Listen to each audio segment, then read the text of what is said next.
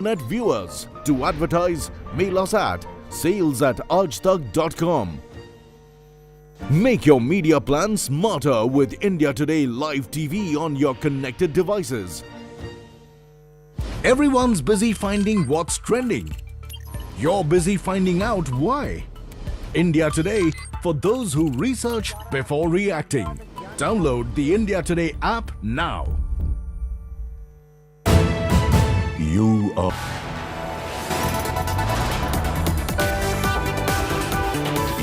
are watching India Today.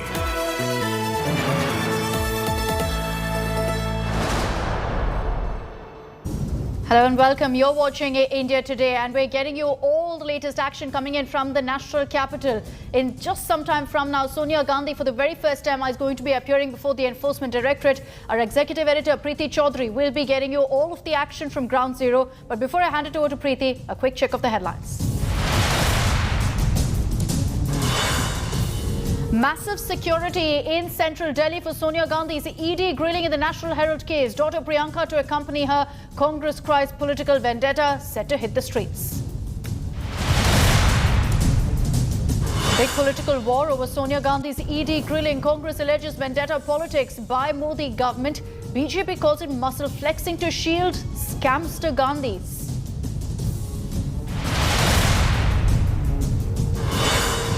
India set to get first tribal woman president. NDA candidate Draupadi Murmu likely to edge past opposition's Yashwant Sinha. Early celebrations break out at Murmu's village. Shocking immolation of seer after protesting against illegal mining at Revered Hills linked to Lord Krishna in Rajasthan. BJP attacks Gehlot government. Bajrang Dal activist stabbed by 13 men allegedly in Madhya Pradesh's Agar for supporting Nupur Sharma. Case of attempt to murder, rioting registered.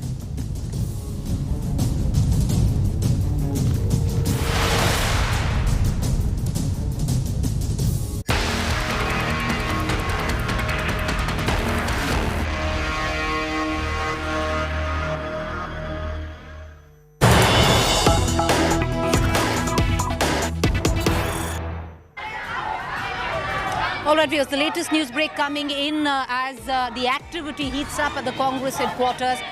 News coming in, Sonia Gandhi has left her residence. There's somebody else also who's just come in, Ambika Soni. Let's try and get in a word from Ambika Soni. We're going to do that in just a minute. But the news break that is filtering in, viewers, is that Sonia Gandhi has left her residence. She has Priyanka Gandhi with her. The news that we are breaking right now on our channel. This is, of course, a month after Rahul Gandhi. Now it is Sonia Gandhi's turn to be interrogated. She is about to leave her residence is what we are getting in.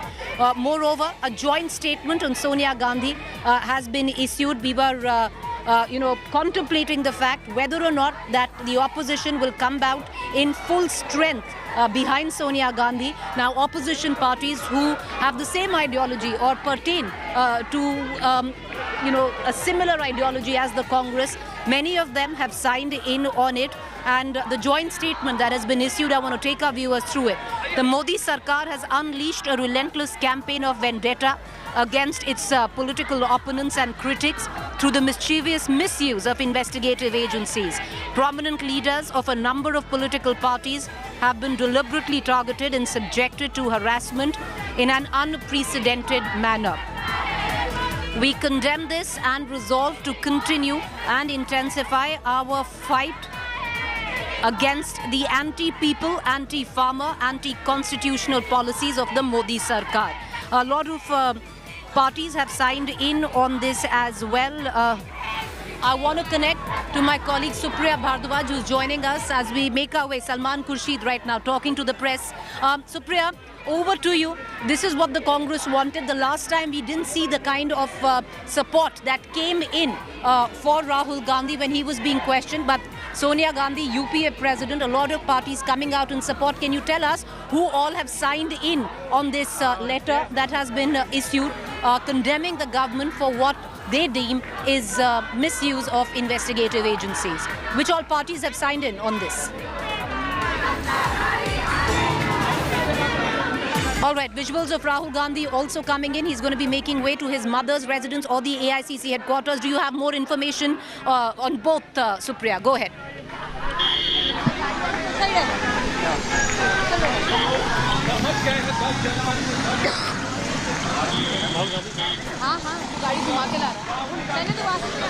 Supriya, can you hear me?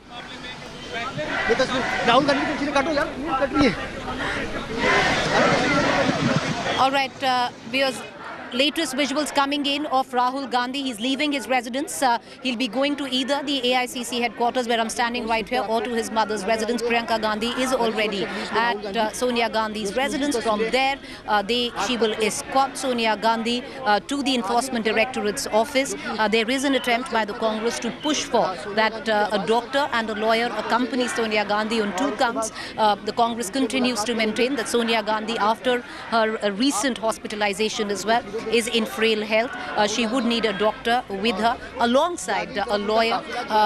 When the ED questions viewers, one of the main reasons that the questioning and the interrogation went on for hours for Rahul Gandhi is Rahul Gandhi had to physically write down his answers. The Congress senior leaders tell us Sonia Gandhi's health might not allow her to write for hours at end on each question. Therefore, there is now an attempt to push forth that she be accompanied by a doctor and a lawyer.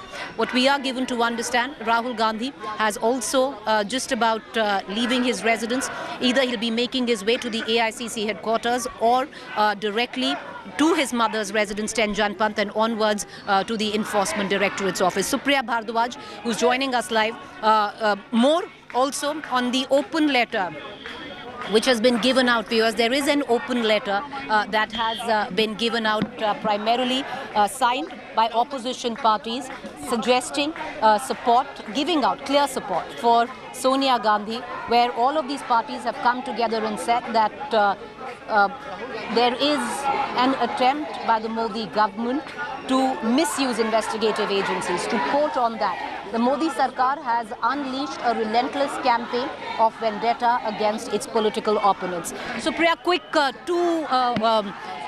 quick check on 2 points. Number one, Rahul Gandhi is leaving his residence. Is he coming to the AICC headquarters, or will he go all the way to his mother's residence and then onwards escorting her to the ED office? Also, the letter of support that is come in by opposition, which all parties have signed in on it? Well, Preeti, first and foremost, Rahul Gandhi is all set to reach here where we are at 10 Janpath. You can see that behind me, security is completely in alert mode. But what has happened here is this Rahul Gandhi's cavalcade left from this very place. We are just expecting that maybe it's because there's a massive traffic over here. They might come back from towards 10 Janpath. He has just passed from 10 Janpath is what I can tell you. Second thing, as far as the support of various leaders of the 12 opposition political parties is concerned, right from DMK to RJD, who's who from the opposition have signed in that letter, and they have said that what is happening is not in accordance with the constitution. The opposition has alleged political vendetta against the central government. They've also said that there is a misuse of security agencies. Well, as far as the Congress party is concerned, where we are at the moment, 10 Janpath, this is the residence of Congress president. There is a security presence over here. Rahul Gandhi is expected to reach here at any given point of time. At the same time, also behind me, the other side is where you are at AICC headquarters. What we are hearing from the sources is that most likely Congress president will be reaching the ED office around 12 noon. And at the same time, also we are hearing that there have been some demands or some which the opposition is going to raise in the Parliament House. They will be saying that we have moved the adjournment motion. A discussion on the misuse of the agencies should take place. I would like to ask Sanjay to pan the camera once again to this entire area. Earlier this was completely cordoned off, but now the traffic has been allowed to move because the Parliament is in session, and this entire area was earlier cordoned off, and now what we are hearing is that soon there will be barricading which will take place. Well, as far as the Congress party is concerned, right from Sansad to Sadak, they have upped the ante. They are saying that they will be asking a discussion in both houses of the Parliament as far as the misuse of agencies and the political vendetta is concerned. Also, Preeti, Congress MPs plan to stage a protest march in the Parliament House itself. They will be moving from both the houses towards the Gurdwara Rakabganj Sahib gate of the Parliament, and from there in buses they will come all the way to AICC headquarters. Now this is what is happening at ground zero. We have seen as to who's who from the Congress party reaching AICC headquarters. Police had earlier cordoned off this entire area, but right now the traffic has been eased out because the Parliament is in session. Around 11 AM the Parliament will start. वो कह रहे हैं कि आप लोग सत्याग्रह नहीं दुराग्रह कर रहे हैं। नहीं, सत्याग्रह क्या होता है वो बता दें, उसके बाद बोलें कि ये दुराग्रह है। पहले बता दें कि सत्याग्रह क्या होता है और वो जानते हैं, समझते हैं। उनके साथी, उनके दोस्त तो ये भी कह रहे हैं कि महात्मा गांधी और वो लोग जिन पर हम मानते हैं वो इस देश की अस्मिता पर एक बड़ा प्रश्न है कि महात्मा गांधी और वो दोनों देशभक्त रहे हैं और उन्होंने दोनों ने देश की सेवा की है। दुनिया महात्मा गांधी को क्या मानती है, ये लोग माने ना माने, लेकिन जो दुनिया महात्मा गांधी को मानती है वही हम मानते हैं। हम उनको राष्ट्रपिता मानते हैं, ये उनको राष्ट्रपिता नहीं मानते। तो ये तो उनमें और हम में ये तो हम उनमें और हमें अलग अलग विचारधारा है।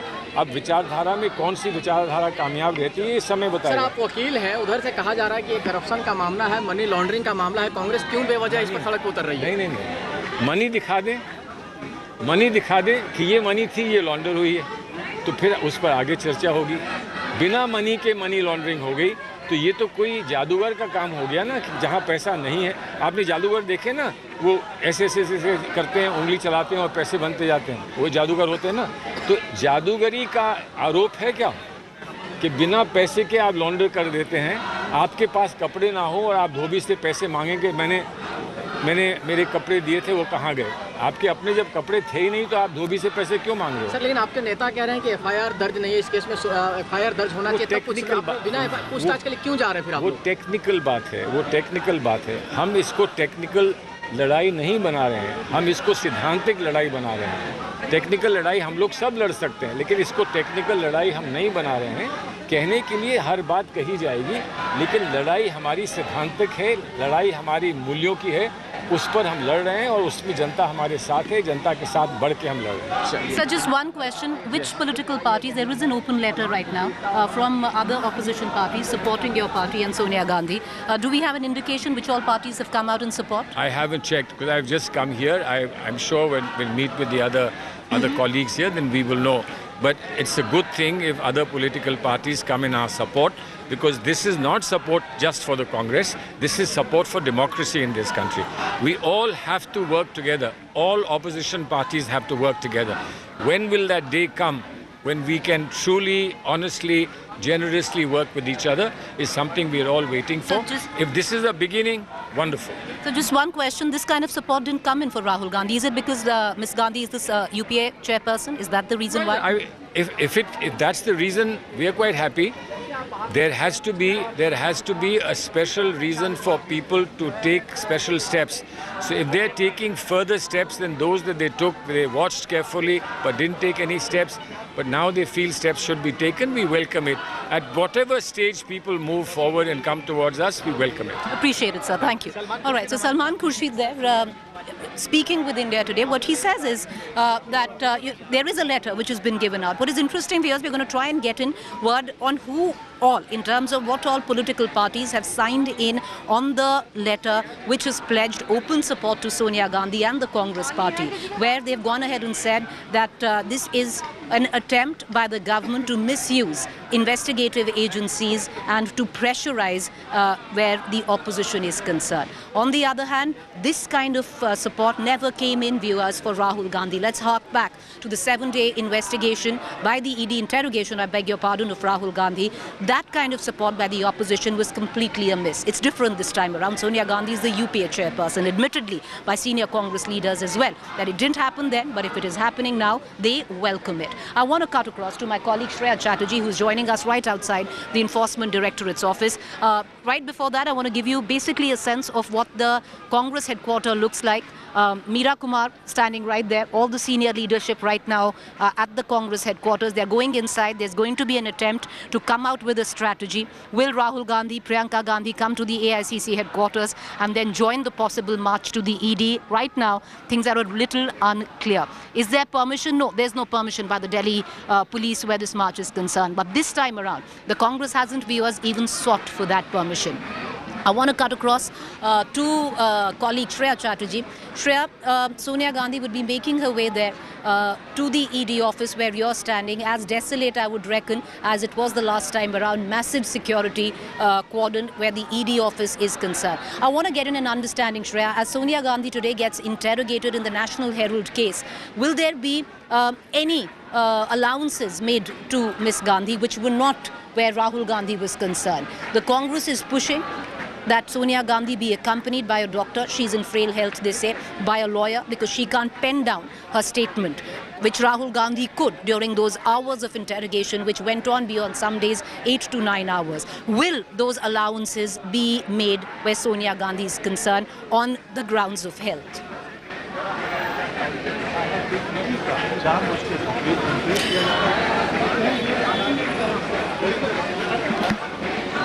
Shreya, can you hear me? Well, Preeti, you know, one thing that is different when it comes to Sonia Gandhi is that she has medical reasons placed before the Enforcement Directorate. One thing, however, is clear that when she will be questioned, there will be no one allowed inside the questioning room. However, there can be a person allowed on standby with her medicines because she has a medical condition that needs to be catered to, and the Enforcement Directorate would also give some relaxation. So long someone will be allowed, but not inside the room that she will be questioned in. On the other hand, Preeti, quickly I want to give you a picture of the Enforcement Directorate. See the kind of deployment that is there outside the ED. We have seen that when Rahul Gandhi came, there was security, but nothing similar to this. This is a fleet of security that's been pulled in by the Delhi police. We see the CRPF, they are standing in queue. We are being told that any time from now, Sonia Gandhi's car will be making way from this very road inside the Enforcement Directorate where she will be questioned. But your question was that whether there will be some relaxations. Yes, a person could be allowed with her medicines given her medical conditions. However, that person wouldn't be allowed inside the questioning room is what we are learning from our sources. All right, we're getting in the latest news break coming in. The Congress will be taking the Sonia's ED war to Parliament. Of course, we are getting an understanding. Anand Sharma right now joining in. Sir, just 1 minute. So one question. Opposition has pledged support. Yes, opposition has a right to speak. No. The other parties. All right. Okay. All right, okay. Anand Sharma in a bit of a hurry. He's come in tad late. Also, to give you the surround sound in all of this, viewers, is the fact that Anand Sharma really not in the very good books where the congressmen here are concerned. The reason why, he had a meeting with JP Nadda, who comes in, what he said was a regular meeting because he comes in from the same state. So the minute he's walked in, you don't see that kind of affection which at least the cadre or, the third or the fourth rung of Congress workers would have shown to, say, other political leadership where the Congress is concerned. Very different. But let's get back to the latest news break that is coming in. Munish, can you get us up to speed with the latest news break? Yeah, well, Preeti, we have been given to understand is that Sonia Gandhi is expected at the ED office around 12. And the questionnaire for Sonia Gandhi is already prepared by the Enforcement Directorate. There is a procedure which the ED follows during questioning of any person who appears before the Enforcement Directorate. No matter if the person is a Congress president or a common person, the questioning is always done by a person who is an assistant director rank officer. That person is also the investigative officer of the question. So the same officer who questioned Rahul Gandhi, the very same officer will be questioning Sonia Gandhi today as well. Now, apart from Rahul Gandhi, apart from Sonia Gandhi and the assistant director, there will be another officer who will be present, and that person's job will be to type the answers which Sonia Gandhi will be giving. So it is going to be a long process. Just to make you understand, or the viewers understand, that how the questioning takes place.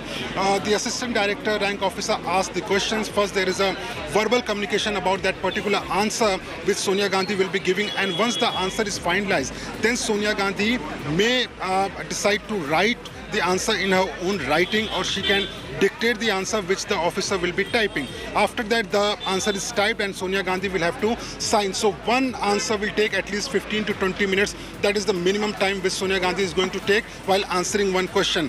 What ED sources have also told India Today that during the questioning, keeping the health condition of Sonia Gandhi in mind, if she complains that she is not feeling very well, she is feeling tired, then she will be allowed to leave the questioning also. That is something which the ED is considering at this point of time. Apart from Sonia Gandhi, no one from the Gandhi family or someone close to Gandhi family or the lawyers will be allowed in the investigation room. So it is going to be an extremely crucial day for not only Gandhi family but also for the ED. And I also spoke to an officer asking that why do you want to question Sonia Gandhi, because Congress has been alleging that she is in ill health. Still, the ED is going ahead and questioning Sonia Gandhi. What the officers have told me that in this particular case, 4 persons have been questioned and there are 5 suspects in the case. Now the 5th person who is left is Sonia Gandhi. So her questioning is going to be very important. Apart from Sonia Gandhi, there was only one person who was left, that was Rahul Gandhi, who was questioned for almost 50 hours by the Enforcement Directorate in 5 days. But as far as Sonia Gandhi is considered, we have been given to understand is that her questioning will not take too much of time because most of the questions have been answered by the certain people, but there are certain portions which are still untouched by the Enforcement Directorate, and Sonia Gandhi will be questioned today, and it may take some time for the Congress President to answer those questions. Manish, I want to ask you a quick question. It's a question that has been raised by every senior leader who's walked in, and that is, will Sonia Gandhi be given allowances that possibly Rahul Gandhi wasn't given? Number one, that she's in frail health, that she be accompanied by a doctor. Number two, she be accompanied by a lawyer, because Rahul Gandhi had written down his answers, and Sonia Gandhi might not be able to do so for the hours that it might take because regarding her health. So these allowances, will they be made at all or not? Yeah, well, Preeti, breaks will be given. For example, if she appears before the Enforcement Directorate around 12 o'clock, what we are learning, then she will be given a lunch break around 2 o'clock. Even in between, if she wants a break from questioning, she will be given that break. Apart from that, if she is not able to write her answers in her own handwriting, the officer may type that answer, and that answer will be shown to Sonia Gandhi. Once she signs the answer, then only it will be finalized. So all those allowances will be given by the Enforcement Directorate to Sonia Gandhi. But what ED is claiming, what ED is claiming at this point of time, Preeti, is that the questioning of Sonia Gandhi is important because she is 38% shareholder of Young Indian Private Limited, and the court in its order has said that prima facie it appears to be a case of corruption, and that is why the investigation is important. And under Section 5 of Prevention of Money Laundering Act, a PMLA case was lodged by the Enforcement Directorate. All those people who are witness or suspect in the case, their statements have been recorded. Sonia Gandhi is the only person left in this case, and that is why her questioning is important. Keeping the health condition in mind, ED has prepared themselves in all possible ways to make sure that if Sonia Gandhi has any complaint, then they will be given the relaxation, whatever Sonia Gandhi wants at that point of time.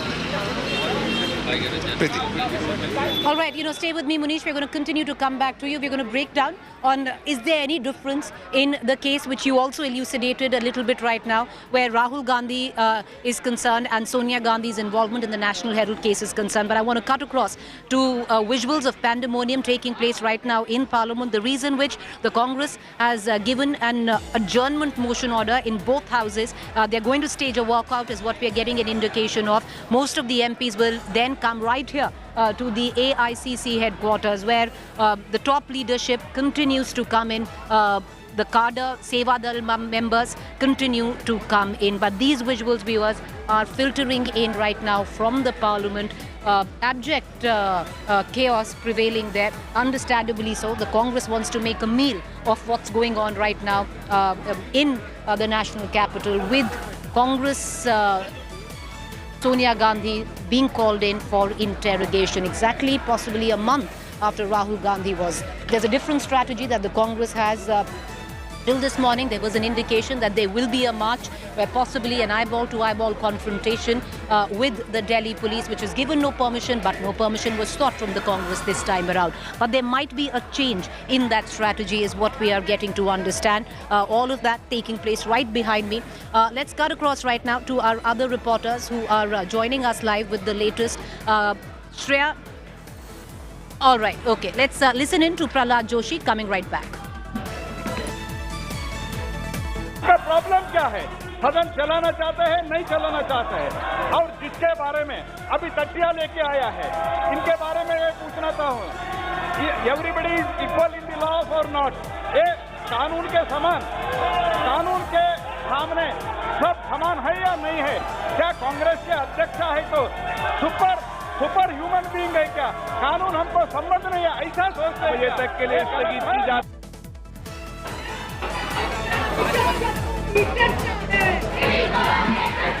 All right, cutting across back to Munish Pandey, who's joining us for more, as well as Shreya Chatterjee, both of them from the Enforcement Directorate. What we're also going to do, viewers, we're going to get you a pan-India perspective of the kind of protests that are taking place. Congress workers hitting the streets, once again, harking back to what the Congress's protest slogan is this time around, Sansad se Sadak Tak.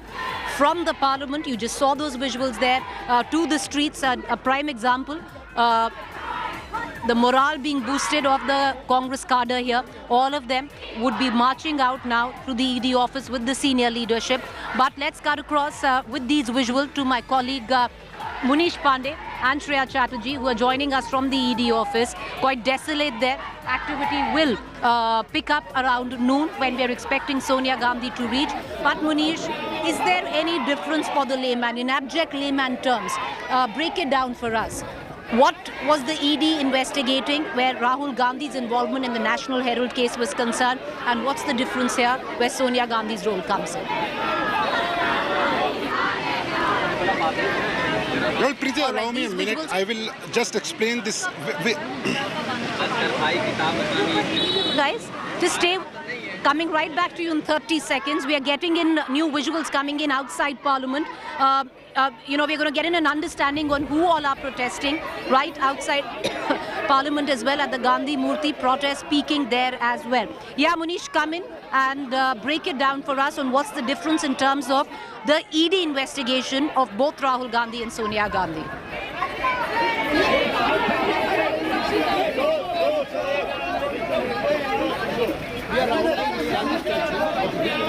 We seem to not have Munish anymore. We're going to cut across to Munish in a short while.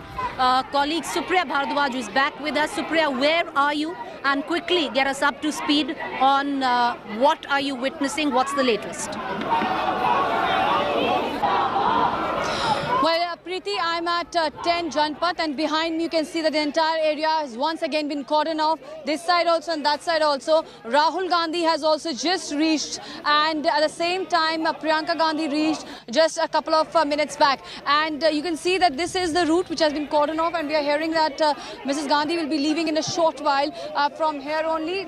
It's not just the Delhi police, but even there is heavy deployment of CRPF. The entire area is once again cordoned off. And on the other hand, at the Aicc headquarters, there's a protest going on. What we are hearing from the sources is at the moment, Preeti, that now because there's a hangama going on in both Lok Sabha as well as Rajya Sabha, the opposition is up in arms, and they are actually going all out and saying that they need a discussion as far as the misuse of agencies and political vendetta against the opposition parties are concerned. This is what they have alleged, and they have stated in that agenda motion of theirs in both the houses. The opposition is demanding that there should be a discussion.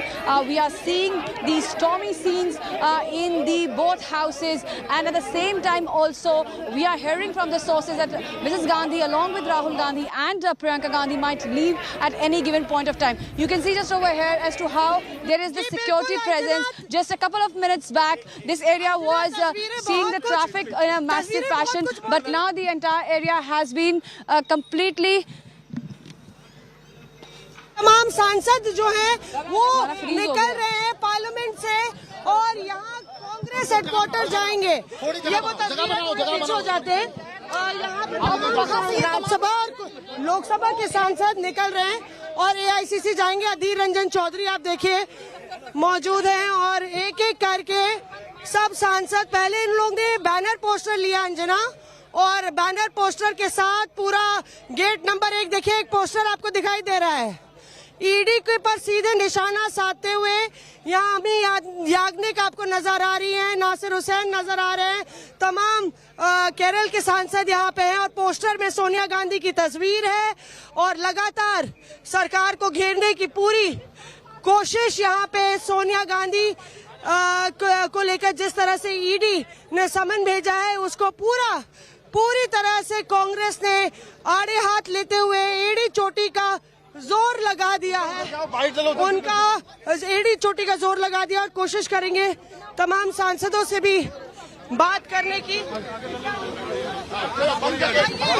फूलों देवी नेताम जी बताइए क्या आपने cylinder उठा लिया था कल? आज सोनिया गांधी के ऊपर ईडी ने समन भेजा। देखिए, हम ये दादागिरी तानाशाही मोदी सरकार में हो रही है, उस पर हम लोग डरने वाले नहीं हैं। सामने खड़ा करना छोड़, दादागिरी नहीं चलेगी और यहाँ पे चलते हैं भीतर तो बाद में तो हम लोग चलेंगे अंदर और कोशिश करेंगे अंदर जाने की। यहाँ पे देखिए नो मीडिया कह रहे हैं, बस सारे कैमरे जो हैं तने हुए हैं। कोशिश पूरी तरह से है कि मीडिया भी इनकी खबर को दिखाए और चलाए भी। यहाँ पे तमाम कांग्रेस एमपीज जो निकल रहे हैं उनसे बात करने की कोशिश करेंगे।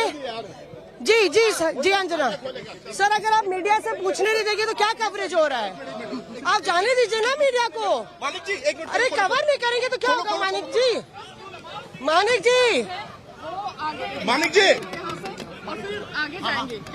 कवर नहीं करने दोगे तो कैसे होगा? मानिक सर करा दीजिए ना, तभी तो विजुअल आएंगे। तो अंजना हम कोशिश करेंगे भीतर जाने की। यहाँ पे कांग्रेस की जो बस है वो बाहर निकली है और एक तरीके से यहाँ पे पवन आ गया हो। All right, okay. So that is right now at the Parliament. The Congress MPs have staged a walkout. Where they are going to come is right here. They're going to come in through these doors, these gates at the Congress headquarters.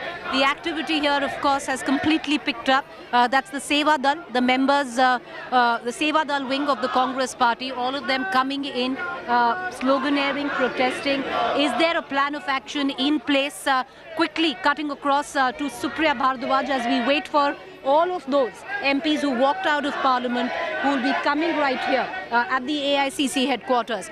Supriya, two questions. Number one, where is Rahul Gandhi? Is he coming to the AICC headquarters or is he going to 10 Janpath to meet his mother and then escort her at about noon to the ED office? Number two, is there going to be a protest march from the AICC headquarters? Because earlier on, of course, there were clear indications it's going to happen. But right now, some suggest there could be a change in strategy. What is that change?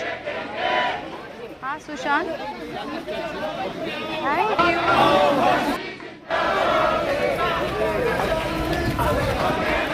All right, we seem to not have Supriya. We're going to try and connect to my colleague Supriya Bhardwaj, who's going to be joining us in a short while. But viewers, let's get you up to speed. Now, things clearly building up close to noon. Noon is when Sonia Gandhi will be making her way to the Enforcement Directorate's office. She's definitely going to be accompanied by Priyanka Gandhi. Will Rahul Gandhi join her is the big question. Or will he come here to the AICC office? We're going to try and get in a word from my colleague Supriya Bhardwaj. But activity तबीयत भी उनकी खराब है। ये देखिए बाहर भी कांग्रेस का प्रदर्शन हो रहा है। सोनिया गांधी की तबीयत भी खराब है, पर रविशंकर प्रसाद कह रहे हैं कि मोदी जब जा सकते हैं पूछताछ के लिए तो सोनिया गांधी क्यों नहीं? That's why she is going. She is going now. But it is very clear that her health is very not well. But this vendetta politics, we will fight it out. वो यही कह रहे हैं कि आप क्यों कह रहे हैं सियासत हो रही है? ईडी अपनी जांच कर रही है। अगर आप इनोसेंट हैं तो आप बताइए आप इनोसेंट हैं। ईडी तो जांच कर रही है ना, पॉलिटिक्स इसमें कुछ नहीं है। That everybody know that the role of ED nowadays politics. ED now become the election department of BJP. They are all doing on political basis, not on neutral basis. अब देखिए totally biased agency. और यहाँ पे बस देखिए आप सियासत के गलियारों से लटियंस दिल्ली से होती हुई अंजना जा रही है। अधीर जी, लगातार कहा जा रहा है कि ईडी जो है एक तरीके से पूरी आप लोग का आरोप है कि पूरी दुश्मनी पूरी कर रही है सरकार की।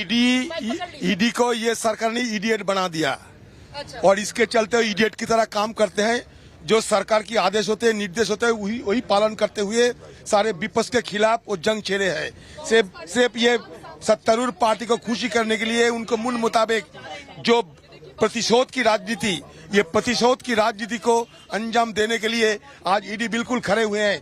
नहीं तो इतने सालों के बाद ये इस तरीके की जांच पड़ताल करने की कोई जरूरत नहीं थी, क्योंकि हिंदुस्तान की कोई आदमी ये कभी यकीन नहीं करेंगे कि जिन पार्टी ने 54 साल हिंदुस्तान की सत्ता में रह चुके, उन पार्टी के तरफ से 90 करोड़ रुपया, सिर्फ 90 करोड़ रुपया हमें घोटाला करने की भी जरूरत पड़ी। नहीं, ये सिर्फ एक सियासत है कांग्रेस पार्टी की छवि को धूमिल करने के लिए। ईडी अब इडियट बन चुके हैं। मैं बड़ी इडियट बन चुके हैं मोदी जी। जनाब सुन रहे हैं, अधीर रंजन चौधरी काफी तीखे प्रहार करने के आदी हैं और जाने जाते हैं। आइए पीछे चलते हैं, पवन आप आगे आइए और यहाँ दीपेंद्र हुड्डा से बात करते हैं। दीपेंद्र जी, तमाम केसेस चल रहे हैं कांग्रेस नेताओं पर ये कहा जा रहा है कि कांग्रेस धरातल पे नहीं है, इसलिए ये मामला भुना रही है।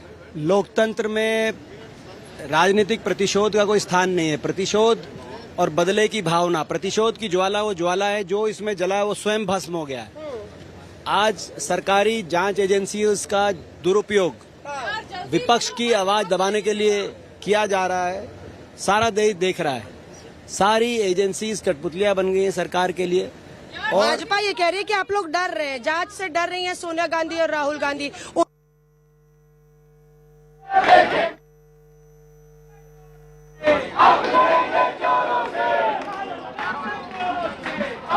All right, viewers, we are going to continue to get in all reactions. Once again, 3 flashpoints in terms of places right here at the Congress headquarters. This is where all the MPs who walked out of Parliament, where the Congress party is concerned, would be coming in. Some of them we can already see who've come in, standing right outside. There's a 5-tier security ring, viewers. We're not, actually, do we have the bandwidth to actually walk up a little bit further? Well, this is as far as we can go. But the Congress headquarters is one location where all developments are going to take place. The other, the Enforcement Directorate, where my colleague Munish and Shreya are standing. And of course, the Parliament, where the Congress MPs have staged a walkout. Aishwarya Paliwal and Supriya Bhardwaj, my colleagues joining me live. Aishwarya, we've been speaking to some senior leaders here. Earlier on, there was a march which was to start from the AICC headquarters to the ED. Is that still on the cards? Number 2, where is Rahul Gandhi going? Is he going to go with his mother to the ED office and drop her? Or is he coming to the AICC office?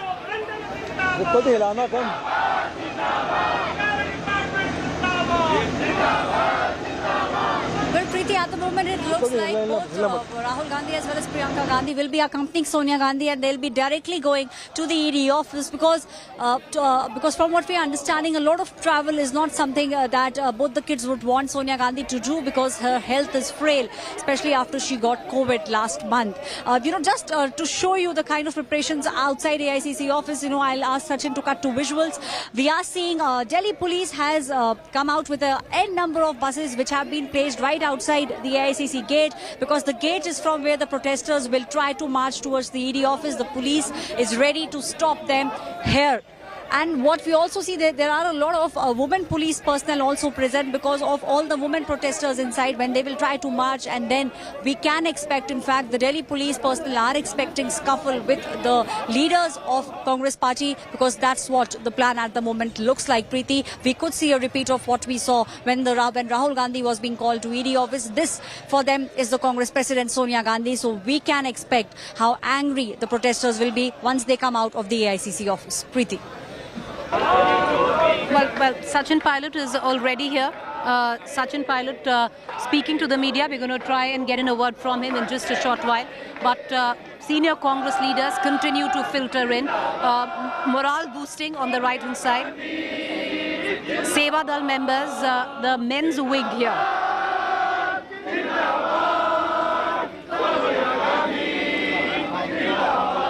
The moot point, viewers, this time around from Sansad se Sadak Tak, from the parliament onto the streets. Is that going to happen is the question.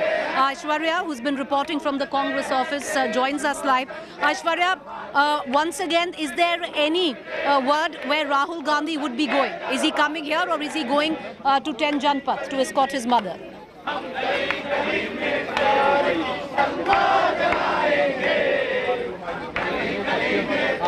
जिस परिवार की इंदिरा गांधी ने देश के लिए बलिदान दिया अपने शरीर का, जिसके पति ने देश की एकता अखंडता के लिए बलिदान दिया, और किस लिए बुला रहे हैं? उस अखबार नेशनल हेराल्ड के लिए जो न होता तो देश की आजादी की लड़ाई में हमारे स्वतंत्रता संग्राम सेनानियों की आवाज न पहुंचे थी। शर्म करो भाजपा, शर्म करो। तुम जो पाप कर रहे हो इसकी कीमत चुकानी ये बताइए, लगातार ये आरोप लगा, सुब्रमण्यम स्वामी ने भी कहा कि कांग्रेस का क्या लेना देना था 90 करोड़ का लोन जो दिया, और क्यों इंटरेस्ट फ्री लोन दिया जब कांग्रेस एक पॉलिटिकल पार्टी है? तो क्या ये आरोप गलत है? ये सीधी सी बात है कि जब देश के आजादी की लड़ाई लड़ रही थी, यही नेशनल हेराल्ड अखबार था जिसने जन जागरण किया था, आजादी की मसाल को जलाया था। आज वहाँ के कर्मचारी, आज वहाँ की वो आवाज जो राष्ट्रीयता से ओतप्रोत थी, ये हर पॉलिटिकल पार्टी का धर्म है कि ऐसी आवाज को बुझने न दे, और हमने इसीलिए दिया है। हमें गर्व है कि हमने ये लोन एक्सटेंड किया है, लेकिन जिस सेक्शन में किया है उसकी एक ईंट भी हम नहीं ले सकते, हम एक पैसा भी नहीं ले सकते। 2000 करोड़ की संपत्ति है, 2000 करोड़ की संपत्ति थी उसकी, जो ट्रांसफर हुई यंग इंडिया लिमिटेड को, और उसी पे पूरा मामला बन गया। कह तो रहा हूँ मैं, ये जो बना है ट्रस्ट, इसमें लॉन्ड्रिंग हो ही नहीं सकती, न बिल्डिंग की लॉन्ड्रिंग हो सकती है, न एक पैसे की लॉन्ड्रिंग हो सकती है। ये वही बात होगी, लगातार रणदीप भी ये कह रहे थे कि ये वो मनी लॉन्ड्रिंग का मामला है जिसमें पैसा इन्वॉल्व नहीं है। राजीव शुक्ला जी, अच्छा आप बोल नहीं रहे हैं। अच्छा, राजीव शुक्ला बैनर पकड़े हुए हैं और यहाँ पे तमाम महिला सांसद है। रजनी जी, किस तरह से देखती है, एक महिला नेता है, महिला अध्यक्ष है, और लगातार क्या जो तमाम आपको लगता है जनता जुड़ेगी, जनता आप लोग सहानुभूति बटोरने की कोशिश कर रहे हैं? देखिए, सोनिया गांधी ये नाम सुन के ही न केवल कांग्रेस ही लेकिन पूरे हिंदुस्तान का हर कोई जानता है कि सोनिया गांधी यानी त्याग, सोनिया गांधी यानी निश्चित त्याग, यही सबको मालूम है। और जो त्याग की इतनी बड़ी मूर्ति है, जिन्होंने उदाहरण सेट किया है पूरे विश्व में, वो क्या चंद पैसों के लिए ये कर सकती है? वो अपने आप में सवालिया निशान है। और किसी सूढ़ भावना के कारण अगर हम हमारे नेता को आप कटघरे में खड़ा करोगे, तो मुझे लगता है इस देश की जनता ने पहले भी देख लिया इंदिरा जी के समय में, और इस बार भी देखेंगे कि इस तरह से कभी मान्यता वो देंगे नहीं। जरा दर्शकों को भी दिखाइए, क्योंकि गोल गोल चक्कर काट रही है ये बस, क्योंकि जिस तरह से ट्रैफिक की व्यवस्था है, बिल्कुल एक तरीके से लटियंस दिल्ली जाम हो गई है। क्या सोनिया गांधी एग्जाम्पशन भी ले सकती थी? उनकी तबीयत खराब है बताया जाए, प्रियंका गांधी जाएंगी। आप ये बताइए फूलो देवी जी, कल आपने सिलेंडर उठाया था अपने हाथ में और वो खबर बनी थी। आज जिस तरह से सोनिया गांधी को बुलाया गया, आप लोग दिन भर धरना देंगे, कल बुलाएंगे तो कल भी सदन में धरना देंगे, कामकाज नहीं चलेगा सदन का? देखिए, जिस तरह से पूरा देश देख रहा है और जान रहा है कि एक महिला को मोदी जी ने ऐसे ईडी के माध्यम से परेशान कर रहा है, अब मैं सोनिया जी के परिवार बलिदान देने वाला, तपस्या करने वाला, और जैसे कि उदाहरण के तौर में विश्व में प्रधानमंत्री पद का ऑफर आया, उसको छोड़ देने वाली, ये छोटी मोटी रकम के लिए ऐसे काम करेंगी क्या? आप इमोशनल हो रही हैं क्या? एक भावनात्मक क्षण भी है कांग्रेस के लिए। एक मिनट दर्शकों को बता दे, देखिए ये राजपथ से गुजरते हुए बस अब अकबर रोड जा रही है। All right, viewers, Congress MP staging a walkout right now from Parliament, continuing to get you all the reactions there. Things heating up at the AICC headquarters as well. Lots of sloganeering going on. Senior Congress leaders are also coming out. I can see Harish Rawat, Sachin Pilot just walked in. The other leaders would be coming in any time. Cutting across immediately to colleague Supriya Bharadwaj, who's joining us live with the latest. Supriya, quickly, where is Rahul Gandhi going to go? You know, that's a question which most senior leaders here themselves cannot answer. Well, we got the information yesterday itself, Preeti, that Rahul Gandhi will be accompanying his mother, Mrs. Sonia Gandhi, who is the Congress president, and along with him will also be Priyanka Gandhi. We at the moment are present at 10 Janpath. The entire area has been cordoned off, and any given point of time, Mrs. Gandhi along with Mr. Gandhi and Priyanka Gandhi will head towards the ED office. Well, the Congress's MPs buses who are heading towards this very point only where this cavalcade will go, and they will in a way meet at the point where the ED office is, where at the moment my colleague Sushant is also present. Well, as far as the Congress party is concerned, they have upped the ante, and the strategy this time was very different from the strategy which was used during the time of questioning of Mr. Rahul Gandhi. Well, today what has happened is that Congress party has launched an all-out war right from Sansad to the Sadak and even on social media. Well, on one hand, the social media, the volunteers, the leaders are reminding people again and again as to what Mrs. Gandhi is for the Congress party as far as the opposition is concerned, and also what all has happened in the country during her tenure as the UPA chairperson. Now, this is very interesting. All videos are surfacing out of her speeches, as well as the photographs are being put out by the Congress leaders. At the same time, when it comes to the street fight, we are hearing that where you are at the moment, the AICC headquarters, there all the leaders are gathering. Even we are hearing that the MPs who have started... All right, so my colleague Supriya Bhardwaj joining us from the Parliament. Sachin, what is the plan from here on? Are you guys going to march to the Enforcement Directorate? We are here to expose the government of India because they have singularly targeted the opposition and muzzling the voice of anybody who speaks against them. Inside Parliament and outside Parliament, issues of corruption, inflation, price rise, joblessness, that's something that's disturbing the entire country. But government of India has decided कि हमें कुछ नहीं करना है, हमें विपक्ष को खत्म करना है, उसकी आवाज़ को दबाना है. That's something that's unacceptable. This case is basically, there's no FIR, there's no transaction. It's a case created just to demoralize the opposition, and that's not acceptable. This blatant misuse cannot go on forever. Just two questions. The government says that you guys are running away, you're scared, and this is... Rahul Gandhi ji answered every single question they asked him. Mrs. Gandhi is going to face the ED. Any inquiry, any probe, we're happy to answer questions. There's no illegality in that. There's no wrongdoing, nothing to hide. But the way every agency is targeting only opposition, only Congress leadership, it tells you that there's something that they can't answer to. The pertinent questions of India's situation today are not being answered.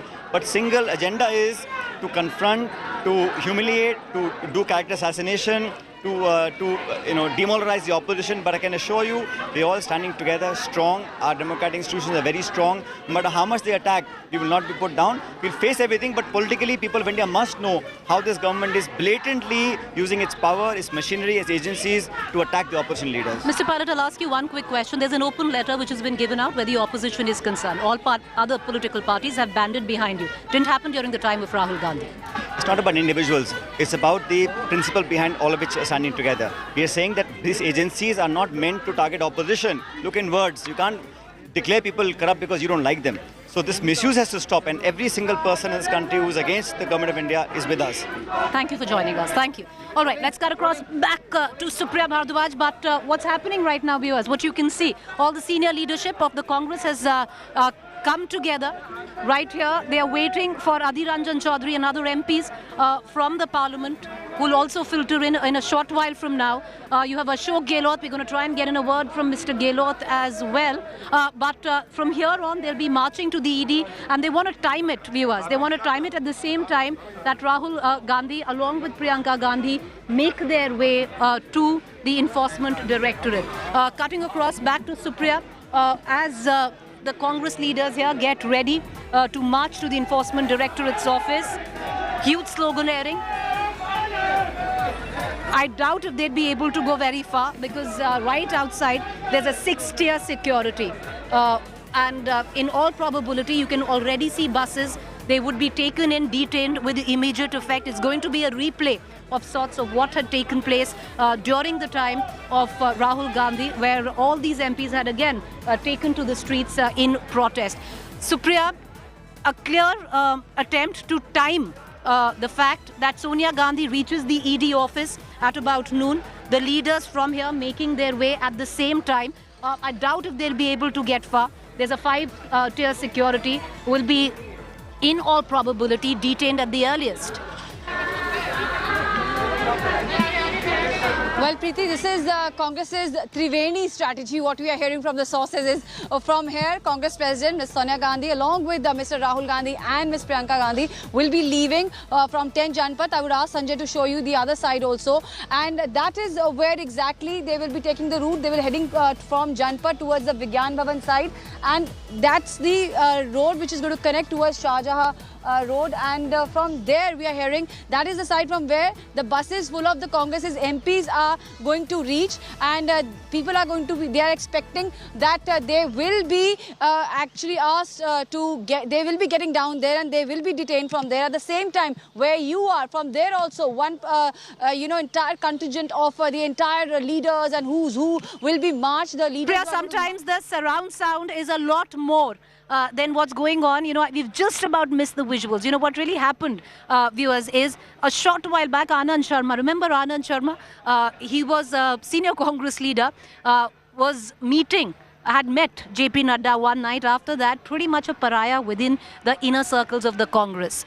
He attempted to join all the senior leaders who are making their way right now to the ED office, and nobody quite spoke with him, so he's just turned around and went back in. You know, this is all politics. All of this happens, but it's interesting because there is so much happening on the sideline. So Anand Sharma, senior Congress leader, is not going to join all the top brass of the Congress marching to the ED. He's decided he's going to stay right put. He walked in, saw nobody speaking with him, went right inside. But all of that, the surround sound of every political event of sort, and this is for the Congress, a day to protest, come out and pour out to the streets of the national capital. My colleague Aishwarya right now is trailing the procession, which one can say clearly, marching away towards the ED office. Aishwarya, I doubt if they'll get far. There are 5 tiers of security and barricades. All right, Sonia Gandhi.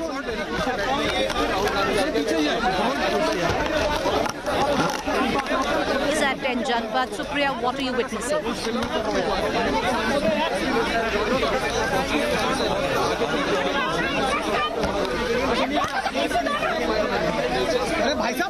All right, Sonia Gandhi, visuals coming on air, viewers. You can see that on your television screen.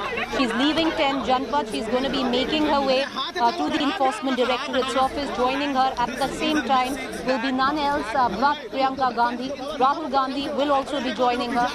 From there on, they'll drop her to the ED office and they'll come and join the protest and the gathering of Congress leaders right behind me, in front of the Congress headquarters, the Aicc office. But these visuals coming in, Sonia Gandhi will now be going to the Enforcement Directorate's office exactly 1 month after, viewers.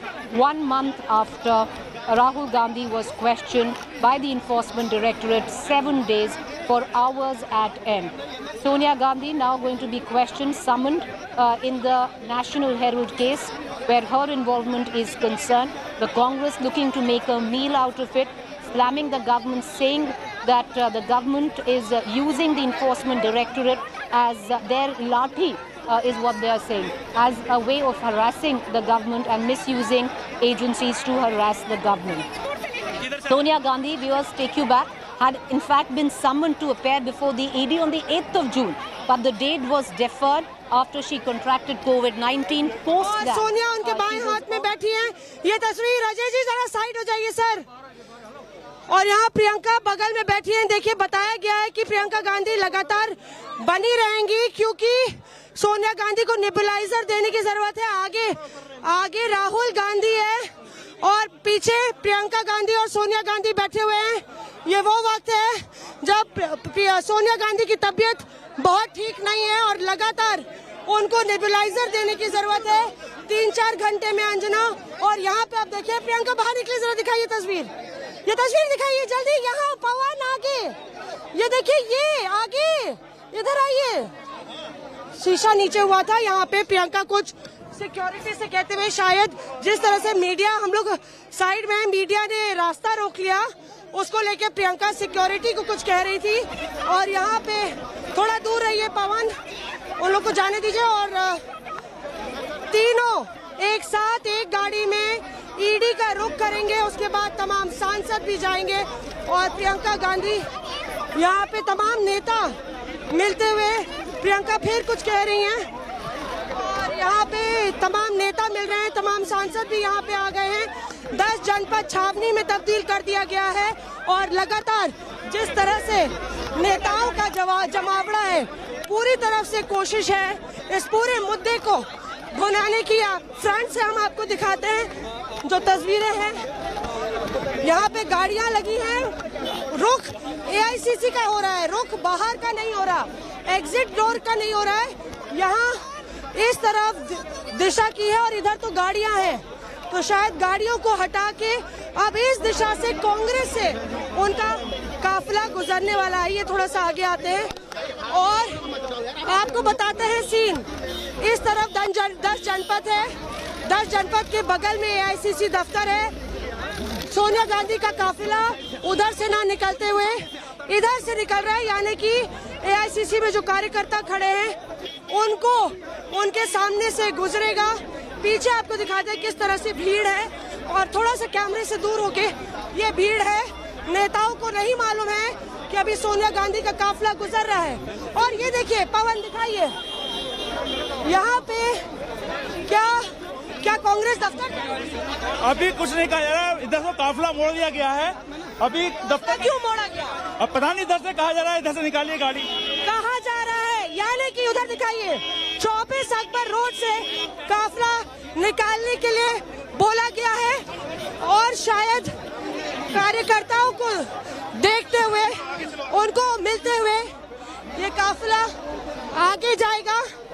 यहाँ पे कांग्रेस कार्यकर्ता सड़कों पर हैं, जमीन पर लेटे हुए हैं, उनको पता नहीं है कि सोनिया गांधी उधर हैं और हाँ, check 1 2 3 4 सोनिया गांधी का काफिला है। You know, we are seeing this is the car of Priyanka Gandhi and Rahul Gandhi's Sonia Gandhi. All of them are now right outside the AICC headquarters. There are cars. The number that you can see here, UP32. This is what we are giving you, the visuals. You know, we can also see the car is having a lot of difficulty in moving inside the vehicle. We have Rahul Gandhi, Sonia Gandhi, Priyanka Gandhi. Their car is now headed towards the Enforcement Directorate office, which is barely 500 meters. They are right now crossing the AICC headquarters. The Congress workers have started running along with the Mahila protesters. In fact, have now come out. They are breaking the barricades and they are wanting to march. The visuals that you can see, the barricades have been broken and protesters have now started running along with the vehicle of Rahul Gandhi, Priyanka Gandhi and Sonia Gandhi. The protesters have now spilled right outside the AICC headquarters. Sonia Gandhi finding it very difficult to move. Priyanka Gandhi by her side. Rahul Gandhi also sitting there. The protesters, in fact, have gherao the car in which Rahul Gandhi, Sonia Gandhi and Priyanka Gandhi are sitting. The car has been gherao by Congress workers. Rahul Gandhi making an appeal, asking them to move so that the vehicle can approach towards the Enforcement Directorate office. Rahul Gandhi now out, Rahul Gandhi coming out and requesting the protesters to make way. We just saw Rahul Gandhi come out of the vehicle and make an appeal to the protesters to make way for the car. Priyanka Gandhi on one side, Sonia Gandhi on the other side. They're trying to move, make their way. They're trying to reach the Enforcement Directorate office. The protesters are trying to stop the vehicle, not letting the vehicle move.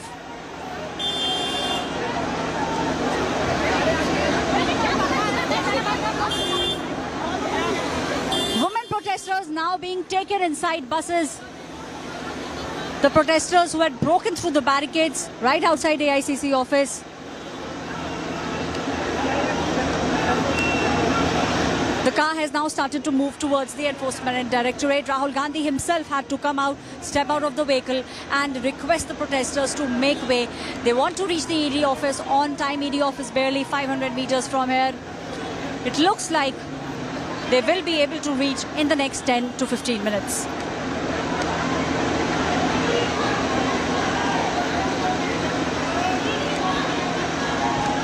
You know, my colleague Aishwarya right now outside the Congress headquarters. Let me get you a ringside view, and you know, if my camera person Prem can actually show you. We have a bit of a limitation where our live resource is concerned, but if you can see, this is the cavalcade of Sonia Gandhi. If you see the string of cars that is moving in front of the AICC headquarters, a lot of Karyakartas sloganeering, standing there, but Rahul Gandhi had to come out, request the Karyakartas to make way for the cavalcade.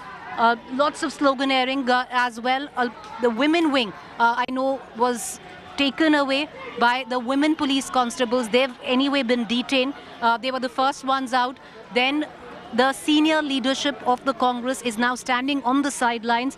The minute the cavalcade passes, they will then be marching towards the Enforcement Directorate's office. One thing, viewers, which cannot be lost here is there was a specific reason why Sonia Gandhi decided to take the route in front of the AICC headquarters. It wasn't, you know, she could have taken multiple routes to go to the Enforcement Directorate. बहुत ये ज्यादा यहाँ पे अंजना बढ़ जाते हैं जब कुछ इस तरह से कांग्रेस दफ्तर के बाहर हमको जाने दीजिए सर, पत्रकार हैं, कह रहे हैं जाने दीजिए हमको जाने दीजिए। तो यहाँ पे देखिए पूरा रास्ता रोक लिया गया है और सोनिया गांधी पीछे काफिला उनका निकल गया है। यहाँ पे तमाम सांसद खड़े हुए हैं। सिक्योरिटी के लिए भी ये एक बहुत बड़ी परेशानी बन गई है। पवन इधर दिखाइए किस तरह से कार्यकर्ताओं को भी मनाही है, मीडिया के साथ अफरा तफरी हो जा रही है ऐसे। और यहाँ पे देखिए तमाम कांग्रेस नेता हैं, उस तरफ सांसद हैं और सोनिया गांधी की गाड़ी अभी निकल चुकी है कांग्रेस दफ्तर से ईडी की तरफ।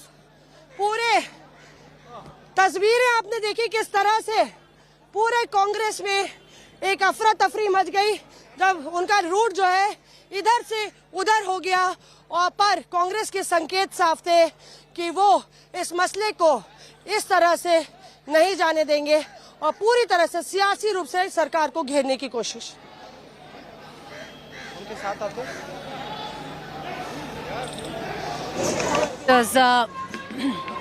You just saw that the cavalcade of Sonia Gandhi making its way right outside the AICC headquarters. The police has now started to detain Congress workers, even certain leaders. Supriya, what are you witnessing? Because what we see here at the AICC headquarters is this gate has become practically, if I may say, the Lakshman Rekha. You go beyond that and immediately there is a thrust by the cops to detain. And you know what they are doing is the Karyakartas, they're going out sloganeering, then coming back inside. Go ahead, Supriya, over to you. Priyanka Gandhi and Sonia Gandhi there. The cavalcade is heading towards the ED office.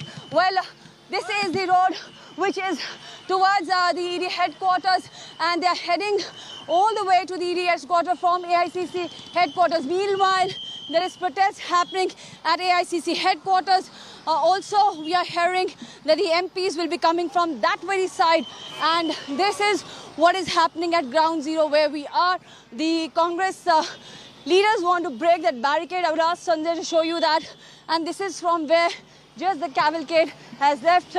Mrs. Sonia Gandhi, Mr. Rahul Gandhi and Miss Priyanka Gandhi, they're all set to reach ED in a short while, and then the questioning will start.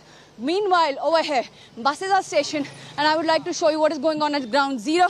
Well, Preeti, the barricades, there is an attempt to break the barricades by the Congress supporters and workers. The buses are stationed here, and the police is present in high level, and they are actually ensuring that nobody moves towards the ED headquarters. This is what is happening at ground zero Would like to show you once again what's going on. Well, the top cops are present here, and there the protest is happening. Well, these are the leaders, the senior leaders, the workers who want to break the barricade and move towards the ED office along with the Congress President, Ms. Sonia Gandhi, but the police has done the barricading over here. All right, stay with me, Supriya. I want to connect right now immediately to Manish Pandey, but I'll tell you, what's going on here. The senior leadership of the Congress, those who haven't gotten detained, are now making their way back to the Congress office. There was an attempt to breach the barricades. Most of the Karyakartas have gotten detained. They've been taken into buses. But the cavalcade of Sonia Gandhi has made its way to the Enforcement Directorate's office, cutting across to colleague Manish Pandey, who's joining us right outside the Enforcement Directorate's office. Manish, anytime, I reckon Sonia Gandhi's cavalcade will pull in Rahul Gandhi and Priyanka Gandhi accompanying her. Yeah, well, Preeti, if you can see the visuals, Sonia Gandhi has arrived at the ED office. You can see the cavalcade of Sonia Gandhi.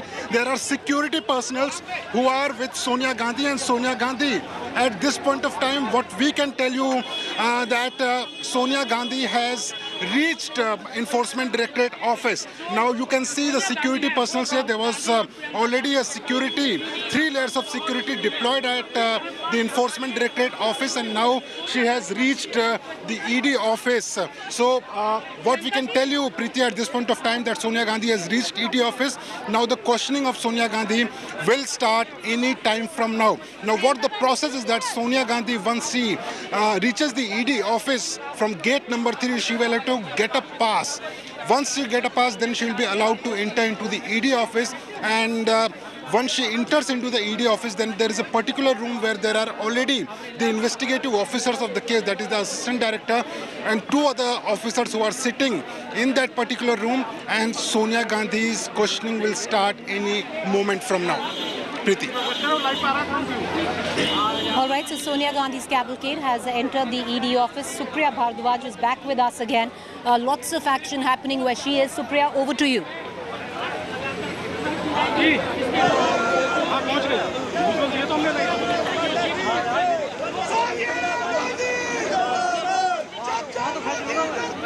All right, a lot of sloganeering where my colleague Supriya is. Munish, as we continue to beam out the live visuals for our viewers, multiple flashpoints. I'm at the Aicc office. From the Aicc office, of course, there is the ED office where Sonia Gandhi's cavalcade is just about pulled in. All of that going on. But Manish, break it down for us. You know, what we were talking about earlier.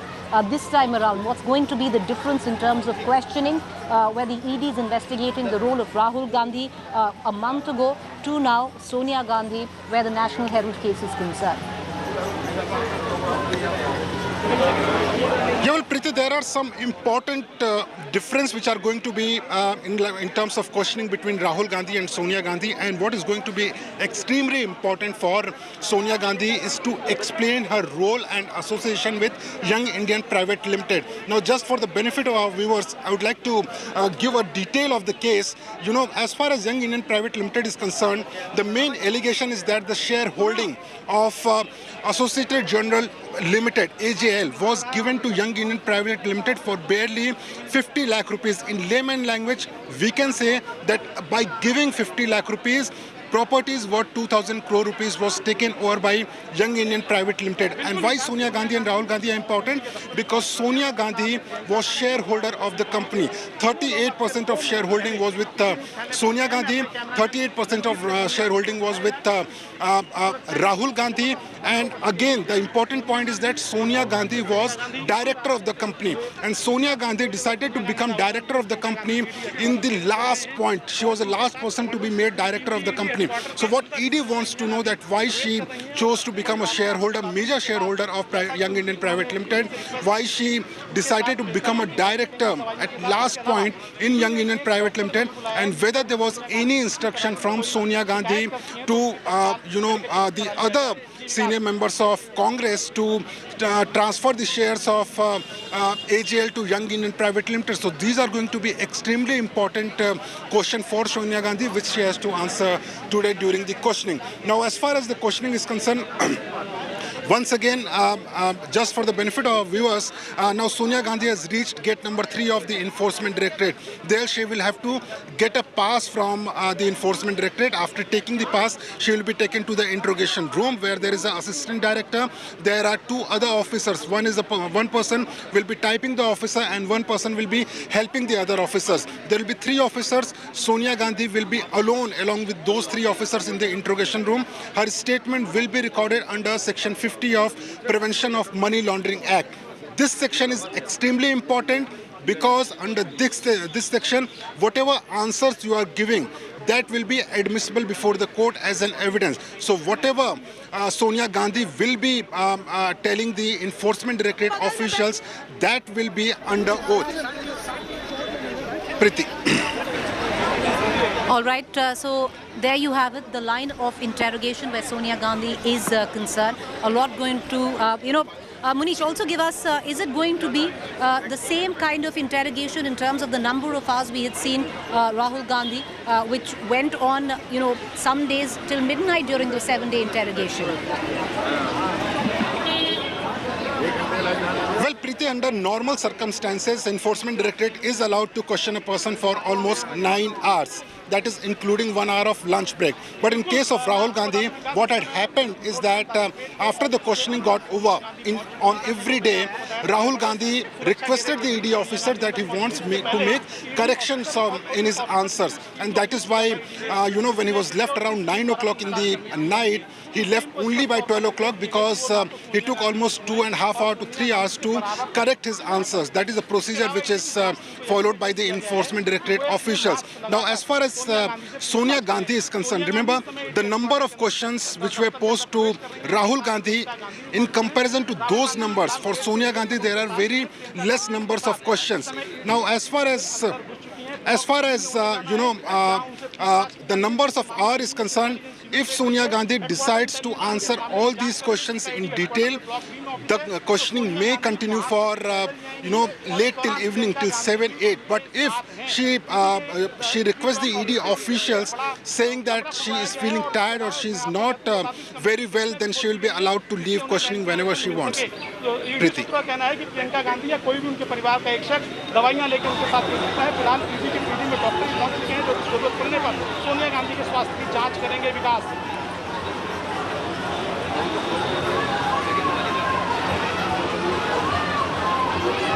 प्रीति। बिल्कुल विकास, मैं आपको बता दूं कि 3 चरणों में सोनिया गांधी से पूछताछ की जाएगी। एडिशनल डायरेक्टर मोनिका शर्मा के नेतृत्व में पूछताछ की जानी है। डिप्टी डायरेक्टर यदुराज सिंह हैं, 2 असिस्टेंट डायरेक्टर हैं, इसके अलावा 2 महिला ऑफिसर भी मौजूद रहेंगी। हर चरण में एक महिला ऑफिसर की मौजूदगी There you have images of Priyanka Gandhi accompanying Sonia Gandhi. Of course, we're looking at the Congress party entirely now backing the Gandhi family unconditionally. A lot of sympathy also being raised. Here we're looking at images of Sonia and Priyanka. बात है, ये भी उन्होंने बताया और सदन में भी ये चीज वो उठाएंगे। वो कह रहे हैं बीजेपी वाले कि सत्याग्रह नहीं है। अरे ये सत्याग्रह उनको मालूम ही नहीं ना। कभी करे सत्याग्रह, वो कभी देश के लिए लड़े, कभी आज़ादी के लिए लड़े, संविधान के लिए उन्होंने कुछ कोशिश की और डेमोक्रेसी बचाने की कोई कोशिश उन्होंने की। उनका काम सिर्फ ये है समाज में फूट डालो, समाज को डिवाइड करो और हुकूमत करो, ये उनका प्रिंसिपल है। तो वो क्या जाने सत्याग्रह। सर, सोनिया जी ना सिर्फ कांग्रेस की अध्यक्ष है बल्कि विपक्ष की सबसे टॉलेस्ट लीडर है, यूपीए की चेयरपर्सन है। क्या मैसेज जा रहा है इससे, क्योंकि बीजेपी जो है दूसरी तरफ कह रहा है कि हमने तो क्वेश्चनिंग के लिए ईडी बुला रही तो क्यों नहीं जा रहे, पर मैसेज क्या है सरकार की तरफ से आप लोगों के हिसाब से? वो कुछ भी बोलने दो। जब हमारे लीडर को आप ईडी ऑफिस को बुला के ये बताना चाहते हैं कि हमने सोनिया गांधी जी को बुला के 10 घंटे बिठाया, राहुल गांधी जी को बुलाकर हमने 56 आवर्स बिठाया, ये संदेश देने के लिए आप कर रहे हैं। अगर कुछ इंक्वायरी है तो सीनियर सिटीजन है, वो घर आकर आप हर प्रश्न पूछ सकते हैं और वो कानून में वो प्रोविजन है, तो वो क्यों नहीं कर रहे आप क्यों लोगों को ऐसा भड़का के टाइम दे के ये भड़काना काम उनका है। तबीयत भी खराब थी, पिछली बार जब बुलाया था जाना चाहती थी, कोविड हो गया। देखो वो तो डरने वाली नहीं, कोविड होने दो, तबीयत खराब होने दो, लड़ने के लिए तैयार है। मैं खुद उनसे परसों पूछा तो वो बोले नहीं, मैं जरूर जाऊंगी इस बार, और जो क्या कुछ कहा पूछते हैं मैं उसका जवाब दूंगी। तो ये थे मल्लिकार्जुन खड़गे जी हमसे बात करते हुए। मैं आपको यहाँ पर पीछे भी दृश्य दिखाना चाहूंगी कि जो बस है उसमें कांग्रेस पार्टी के नेता और कार्यकर्ताओं को जो है यहाँ से डिटेन करके ले जाया जा रहा है। बसें आफ्टर बसें अगर कहा जाए, एक बस क्या दूसरी बस है जिसमें लोगों को भर भर के लेके जाया जा रहा है। और मल्लिकार्जुन खड़गे ने साफ कहा है कि सोनिया जी से उनकी जब परसों बात हुई थी तो उन्होंने क्लियरली कहा कि मैं किसी से नहीं डरती हूँ और मैं जरूर जाऊंगी और सारे प्रश्नों का जवाब दूंगी।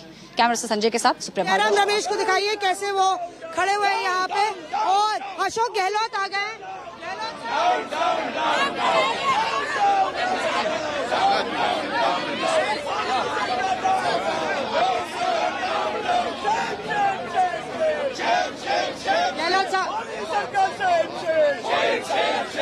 गहलोत साहब, किस तरह से आप लोग यहाँ पे विरोध कर रहे हैं?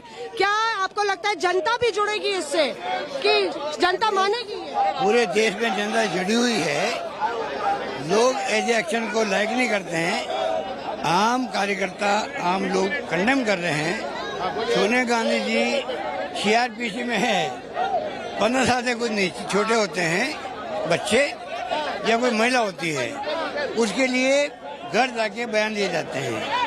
ईडी चाहती तो उनके घर से बयान दे सकती थी, जैसे कई नेताओं ने लिए हैं। तो सोनिया गांधी जी के पीछे क्यों पड़े हुए लोग? बसों में भर भर के ले जा रहे हैं, आप हिरासत देंगे अशोक गहलोत? बसों में भर के जा रहे हैं, आपको हिरासत देंगे?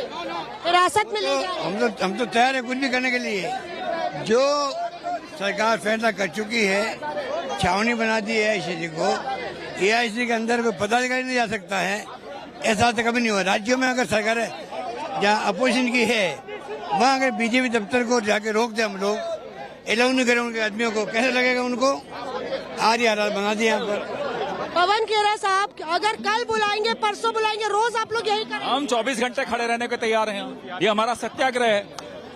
आप हमें चुप कराना चाहते हैं? यहाँ पे हिरासत में लिया जा रहा है आप लोग को, तो हिरासत देंगे आप लोग? जयराम रमेश तैयार हैं। हमने कहा ये शांति प्रिय संघर्ष है, हम बिल्कुल तैयार हैं।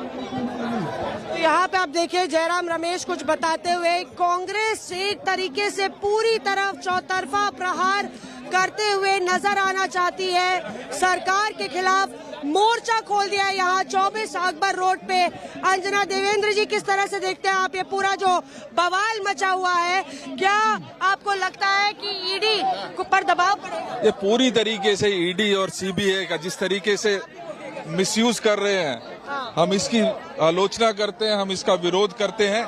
एक शांतिपूर्वक तरीके से हम अपनी बात को रखने की कोशिश कर रहे हैं। और आज सारे जो आप देख रहे हैं कि सभी MPs यहाँ पर मौजूद हैं, हमारे ऑफिस बीयर्स यहाँ पर मौजूद हैं, हम सब इसको विरोध कर रहे हैं। और ईडी को जिस तरीके का मिसयूज भारतीय जनता पार्टी कर रही है, उसकी हम भर्त्सना करते हैं। सर, क्या कहेंगे आप? क्योंकि जिस तरह से सोनिया गांधी के साथ राहुल गांधी और प्रियंका भी गए, तबियत बता रहे ज्यादा ठीक नहीं है। मैं ये कहना चाहता हूँ, वो जितने भी क्वेश्चनिंग है लाइव करवा दे, लाइव करा दो, देश को पता चले। क्योंकि जो मोदी जी हैं वो देश की आवाज दबाना चाहते हैं। सोनिया जी, राहुल जी कैसे हैं? कांग्रेस पार्टी है जो देश की आवाज उठाते हैं। महंगाई कहाँ चला गया, वो बोलते को बोले कोई ना, कोई जवाब नहीं दे रहे कुछ। तो ये आलम है यहाँ पे। आप देखिए अभी जयराम रमेश को बता रहे हैं अंजना, और ये पूरा धरना लगता है सुबह से लेकर शाम तक चलेगा, जब तक सोनिया गांधी वापस नहीं आ जाती। और जितने दिन बुलाया जाएगा उतने दिन जाएंगे।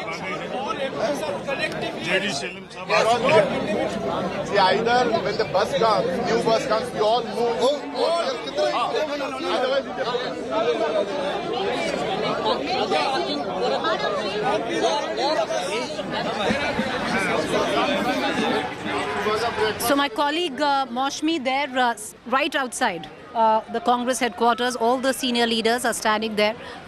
Most of them will be courting detention at least, because what is happening right now, viewers, can you see all those buses? Bus number 1, bus number 2. That one is filled with the cadres there, slowly more of them being taken in. On the other hand, right, this bus that you see in front of me is where some of the senior leaders are being taken in. This time around, what is different, viewers, is if you remember the last time, the Delhi police and the Congress was completely at loggerheads, where the Congress said that the Delhi police tried to enter this gate where I'm standing inside the Congress headquarters. This time, they're not doing anything like that. But what they are doing, viewers, is the minute they step outside, the first barricade itself is where maximum number of police personnel, rapid action force, all of them are stationed.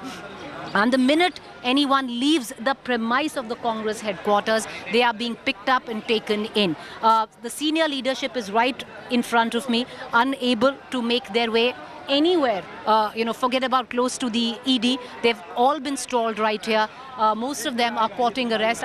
Courting detention is what I can see. They will be taken in to police stations. The Congress party activists and leaders are staging protests in Jammu over the ED of Sonia Gandhi. Here you can see that a large number of Congress party leaders and activists are staging protests. They are raising slogans against the Modi government. They are accusing the Modi government of indulging in vendetta politics.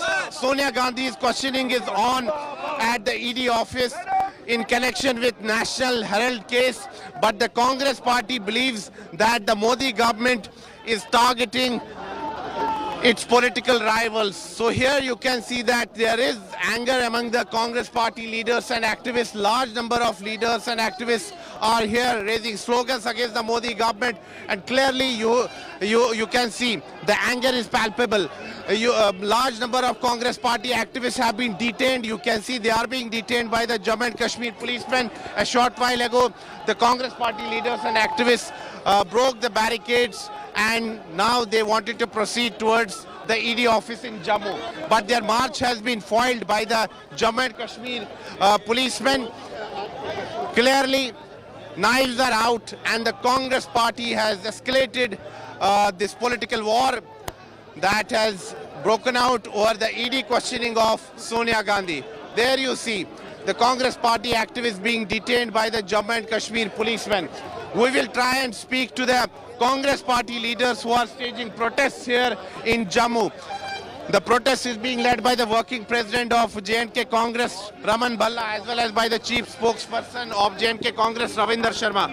Mr. Sharma, the BJP is saying that whenever the BJP leaders have been questioned by the ED or other agencies, they have cooperated with them, but the Congress party is playing politics. We have never seen BJP leaders being questioned by ED or CBI. It is always the opposition, it is always the Congress party, it is always the leaders of the different political parties that they are being framed, harassed in fabricated cases, and Gandhi family. They are afraid of Congress party and Gandhi family.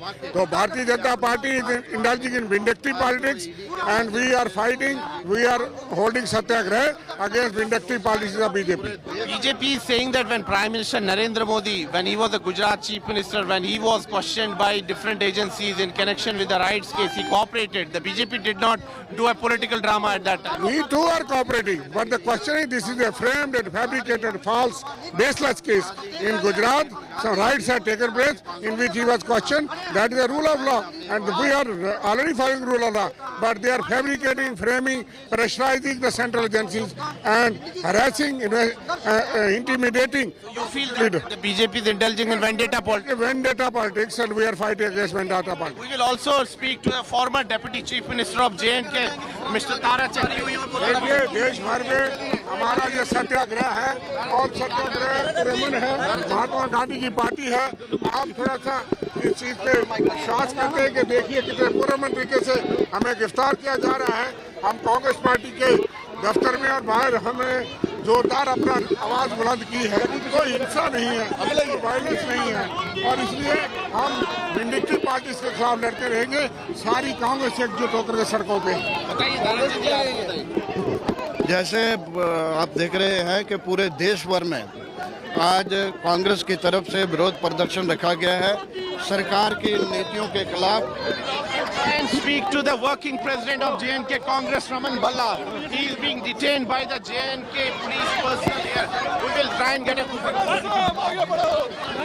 आज कांग्रेस के कार्यकर्ता रोष प्रदर्शन है। दुख है इस बात का कि भाजपा जिस ढंग से विपक्षी आवाज को दबाना चाहती है, जम्मू कश्मीर में एजेंसियों का सहारा लेता है। पहले महंगाई की मार, और वो सोनिया गांधी जिसने प्रधानमंत्री की कुर्सी ठुकरा दी, त्याग की देवी कहा जाता है कांग्रेस के कर्ता, उसके लिए जान देने के लिए तैयार और वहां पर आखिरी तक लड़ाई लड़ेंगे। आज कांग्रेस के कार्यकर्ताओं में गुस्सा कितना है, और मैं समझता हूं कि आज सरकार, आज का प्रशासन विपक्ष की आवाज को दबाने के लिए इन एजेंसीज का सहारा लेता है। हम इसका कड़ा विरोध यहाँ पे करते हैं।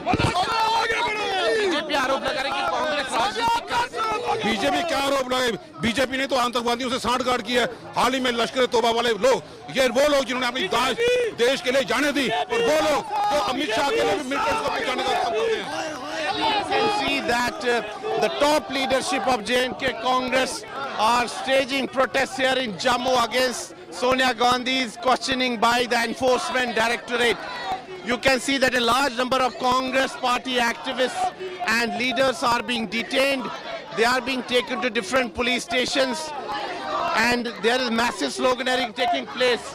The Congress party leaders and activists are staging protests, and they are raising slogans against the Modi government, accusing it of indulging in vendetta politics. So clearly the political war over the ED questioning of the Gandhis has escalated. The Congress party leaders and activists across the country have hit the streets, and here in Jammu also large number of Congress party leaders are protesting and are raising slogans against the Modi government. They are saying that the Congress leadership will cooperate with the agencies, they will cooperate with the Enforcement Directorate, but at the same time they want to send out a message that the BJP government... Those are crores of property which she has been taken. In a no election affidavit it is there. It is just she is the head of a Congress party, and it is a paper which has been started by Jawaharlal Nehru and various leaders. She has sacrificed power. 10 years she could have become the Prime Minister of this country. BJP is afraid of her. BJP is afraid of her leadership. They want to mentally harass the Congress leaders, so they are trying to do this. We are opposing it. Sir, one clean sheet you raised the question about Ishwarappa's clean sheet has been given on. Clean sheet is been given by the Chief Minister, Home Minister and Yediyurappa. It is not the police department. The day one itself they said that he has not done anything wrong. Then what police have done? Police have written in a writing, that's all.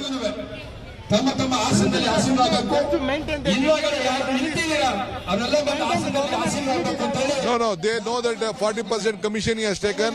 The ministers also have said that work has been done there. BJP worker has suicided. It is the most corrupt state of this country.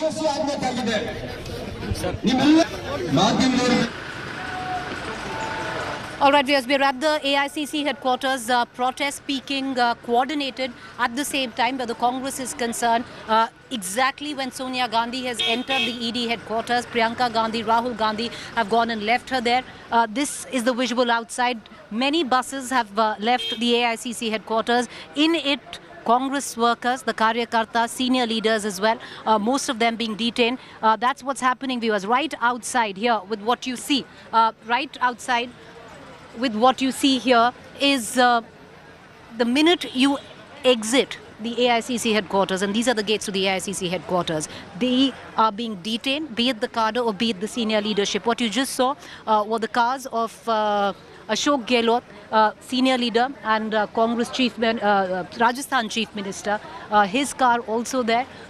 His security refusing the Delhi police to actually detain Ashok Gehlot. His cars have just gone there following him. But in all of the top leadership right now has courted detention. They've been taken into buses because this time around the Delhi police didn't take anything to chance, viewers. What they've done outside the AICC headquarters is the minute you step out, you will be detained. Maximum enforcement right outside at the gates of the AICC headquarters. Aishwarya, my colleague, who's been tracking the protests outside the AICC headquarters, now joining us. Aishwarya, Sonia Gandhi has gone in for her interrogation, and now the protest thinning in front of the AICC headquarters. Most of them who were protesting here have now been detained.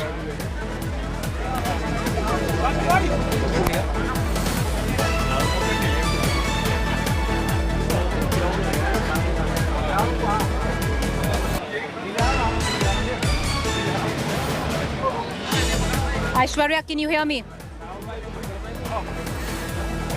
All right, we're going to try and connect to my colleague Aishwarya as well, but these are the visuals that are streaming in outside the Congress headquarters. What is interesting, viewers, we've been talking to a lot of senior leaders of the Congress. There is an attempt this time around to constantly engage with the opposition, tell them to band together behind the Congress. And this time around, it didn't happen during the time of Rahul Gandhi, when he was interrogated for 7 days, for hours at it. But this time around, there is an attempt by the opposition to stand behind the UPA chairperson, and that could be, underline the UPA chairperson. One reason that many parties have now pledged support in an open letter, opposition parties, to the Congress party, saying that there is an attempt by this government to use central agencies to pressurize the opposition or to gag, muzzle the opposition's voice. Having said that, once again, the sloganeering primarily so, senior leaders of the Congress. You can see Pawan Khera continuing to talk to the press, Harish Rawat. Now this is the VIP bus, if I can say, the VIP bus of the Delhi police, because it has Randeep Surjewala, Sachin Pilot, Harish Rawat. I'm just reading out from the windows, Ajay Makan, name it, and they are there. Pawan Khera. So that bus going. What is also interesting, viewers, is because in the Congress party, clearly there was also an attempt of a bit of, show and tell. When the detentions were taking place, some leaders were falling right behind Ajay Makan, who's not feeling too well. But the minute the detention started, you could see some of the leadership make a thrust right there in protest. So at least visually, it looks that they are being detained. But all in all, but that's just the surround sound. All in all, the top Congress leadership up in arms for their chairperson, interim chairperson, Sonia Gandhi, who is right now being detained, interrogated, I beg your pardon, by the Enforcement Directorate. She, alongside Rahul Gandhi and Priyanka Gandhi, went to the ED, where she's entered the offices, her interrogation to start a short while from now. But the gates now being closed where the Congress headquarters is concerned. Everyone who's outside has courted detention. Once again, I'd like to connect to my colleague Aishwarya Paliwal, who's joining us outside the Congress headquarters. But before that, Munish, has the interrogation started? Are any special allowances being made to Sonia Gandhi this time around? There was an appeal that her doctor go with her. Has that been allowed? Javal Preeti, the questioning of Sonia Gandhi will start in next 5 minutes. That is what we have been given to understand by our sources within the Enforcement Directorate. As far as, what the current situation is, what is happening right now is concerned, the formalities are being done because this is a statement of Sonia Gandhi which will be recorded under Section 50 of Prevention of Money Laundering Act, which means that Sonia Gandhi will first take an oath and then under oath this statement will be recorded. But also we have also accessed the line of questioning for Sonia Gandhi and what we have been given to understand is that the ED would ask Sonia Gandhi about her association with Young Indian Private Limited and why they want to ask specifically because she was not only 38% shareholder but also the director of Young Indian Private Limited. Also, it is important to point out that she was the last one to become director of the company and she became director of the company just days after the entire the transaction between AJL and Young Indian Private Limited took place. Apart from that, the ED also wants to know from Sonia Gandhi that whether she was aware of any transaction details between Young Indian Private Limited and AJL. She was aware that what are the properties of AJL and whether those properties are being used for any business purpose or not. So these are the questions which the Enforcement Directorate would like to ask Sonia Gandhi, and the question will start in next 5 minutes. The questioning to start in the next 5 minutes. Right now, regular protocol is being followed. But Munish, give us an indication. So no special allowances for Sonia Gandhi this time around, no doctor to sit beside her, the lawyer also not allowed. Anji. Munish, can you hear me? All right, we seem to have lost my colleague Munish. We're going to try and connect to him again, once again, let you get our viewers up to speed to give you a larger understanding. Suddenly, the Congress headquarters have gone terribly quiet. It went as per script, viewers. There was the Seva Dal, the women's wing, the cadre, all of them have been detained of what the visuals were along with the senior leadership. This is how desolate the Congress headquarters look like right now. All senior leadership of the Congress party, which was here in attendance, has been detained. Ashok Gehlot's team has just gone. There was a bit of resistance where Ashok Gehlot was concerned, where his own security from Rajasthan refused to let the Delhi police or even the Rapid Action Force come in or detain him. But the entire top rung of the leadership has been detained. So have the cadre been. Things extremely quiet at the Congress headquarters. All of these leaders will be detained till Sonia Gandhi is released. So they can expect a long haul from here on where the detention is concerned. In Parliament, of course, massive ruckus, massive furor where the Congress MPs are. They've staged a walkout. All of them have come to the Aicc headquarters. They've courted detention, all taken to nearby police stations. Some, in fact, far-flung police stations as well. And it's going to stay till, of course, Sonia Gandhi is released, where her interrogation is completed, at least on day one. Will she be called for further interrogation? On all likelihood is what we are getting to understand. Imagine, a month ago, Rahul Gandhi was interrogated for 7 days, hours attend, some days over 8 hours of interrogation as well. Maybe not for 7 days, but what we are given to understand that it will be for more than 1 day where Sonia Gandhi's interrogation takes place. In all of this, viewers, a lot is happening today.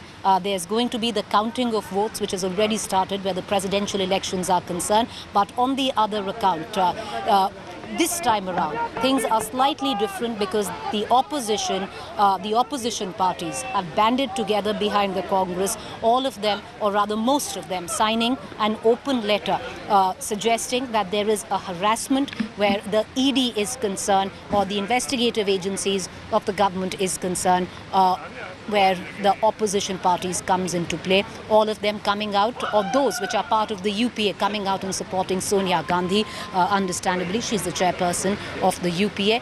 This didn't happen during the time of Rahul Gandhi. If you remember, parties like the TMC openly criticized the Congress for creating such, a blowback or the kind of protest that took place on why was the Congress running scared of the Enforcement Directorate. This was at the time of Rahul Gandhi, but that seems to have changed. When we were having a word with Mallikarjun Kharge ji, he said that she's not scared. And she has gone for the questioning, but she's a senior citizen. ED should have come. What do you have to say, ma'am? I am saying that myself since morning, every television channel which has asked me, I feel that we are not against law taking its due course. It should be the same for everybody. But take care. Here is a president of the Congress party, the leading opposition party, one of the oldest political parties in the country. She has headed it 20 years. She's just recovered from COVID. She has not been well all these years. Instead of getting one office room vacated, security room, and calling her there, you would not have had all this. They want to show the people that Congress does not know how to do a satyagraha, because they don't know how to do a satyagraha. They only know how to put people in jail. They know how to use ED and CBI against people. A young girl on social media, she writes something and she's arrested for 15 days. How long are we going to live like this? No, it's not. Also, ma'am, my final question to you. You have known Mrs. Gandhi for such a long time. There is a video message of her when you were also in the parliament saying that मैं इंदिरा जी की बहू हूँ और किसी से नहीं डरती. What do you have to say about Sonia Gandhi? That is true. उन्होंने पहले दिन जब कोविड से पहले इनको बुलाया गया था, उन्होंने कहा मैं नहीं चाहती कोई मेरे साथ जाए, मैं अकेली जाऊंगी, मुझे ना किसी से डर है क्योंकि मैंने कोई गलत काम नहीं किया और मैं सत्य का साथ देती हूं, तो मुझे घबराने की जरूरत नहीं है. और यही उन्होंने दर्शाया है. जहाँ जहाँ गुजरात में भूचाल आया था, 3 दिन वहाँ तंबू में रही, लोगों से मिली, जहाँ जहाँ हमारे मुल्क में विपदा आई है ये वहाँ पहुँची हैं। इनको सही मायने में डर नहीं है, तभी तो लोग इनकी इज्जत करते हैं। Well, that was the senior leader of the Congress party, Ambika Soni ji, speaking to us, and this is the mood at ground zero at the moment. Inside the headquarters, almost now it's an uneasy calm, but outside there have been the security officials who are present here in large number, and what we are hearing at the moment is that these leaders who have been detained have been taken to various police stations in the nearby area. Right now, Congress leaders have been protesting. Kumari Shelja is also reached here. Ma'am, what do you have to say on this entire matter? Well, you know, this is a very, very poor and cowardly act on part of BJP to try and intimidate our senior leaders. They have no respect for seniority. They have no respect for a lady. Look what they are trying to do. Sonia ji is the senior most. अधिकार है, लेकिन अधिकार को छीना जा रहा है, बल प्रयोग किया जा रहा है, और इस लोकतंत्र में, डेमोक्रेसी में विपक्ष को, उसकी आवाज को कुचलने का काम हो रहा है। उसका विरोध हम लोग कर रहे हैं।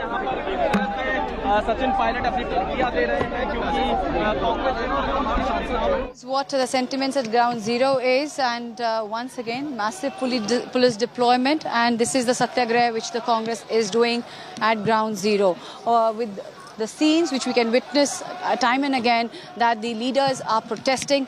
Mrs. Gandhi at the moment is at the ED office where the questioning has started. With the journalist Sanjay, Supriya Bharadwaj for India Today.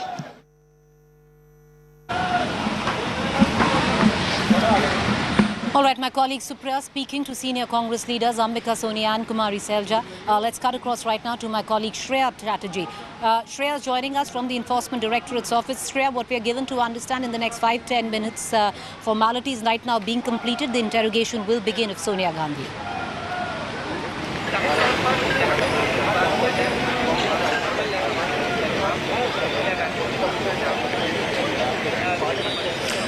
Absolutely so, Preeti. You know, the questioning of Sonia Gandhi will begin in a matter of few minutes, and her statement will be registered under Section 50 of the PMLA Act.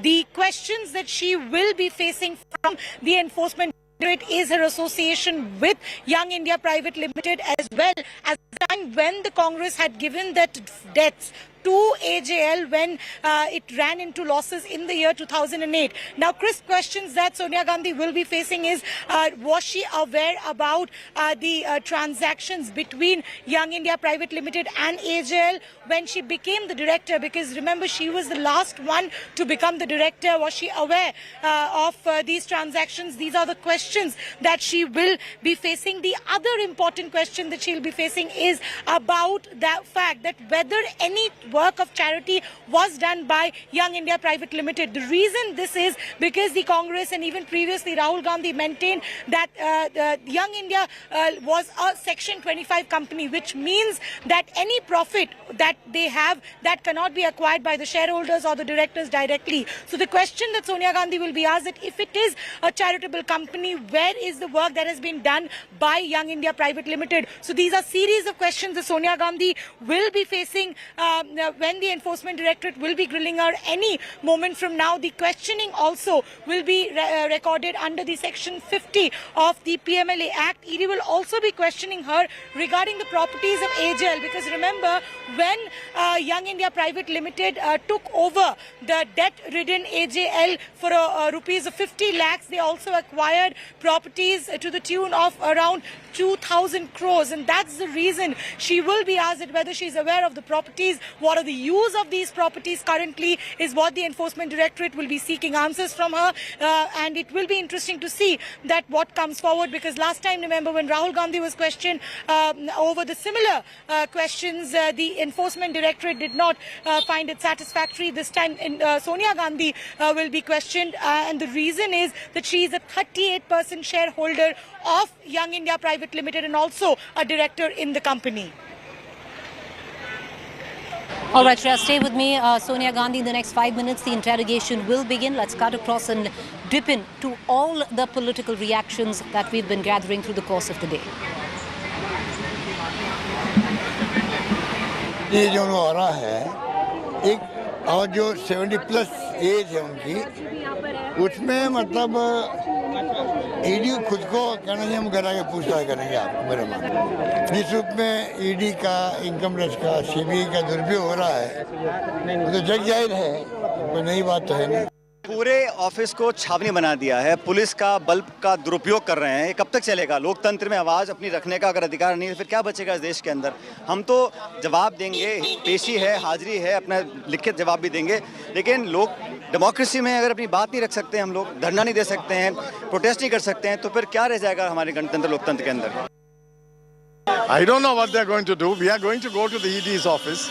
Let us see what they do. What is the strategy? We are protesting. We are protesting. Why is the ED calling Mrs. Gandhi when the case is in the Supreme Court? All the facts are in the records. It is in the income tax return, company return. It is in the balance sheet. So what is it that they want to know, which the Supreme Court will not have? Are they higher than the Supreme Court? ये सत्य की लड़ाई है।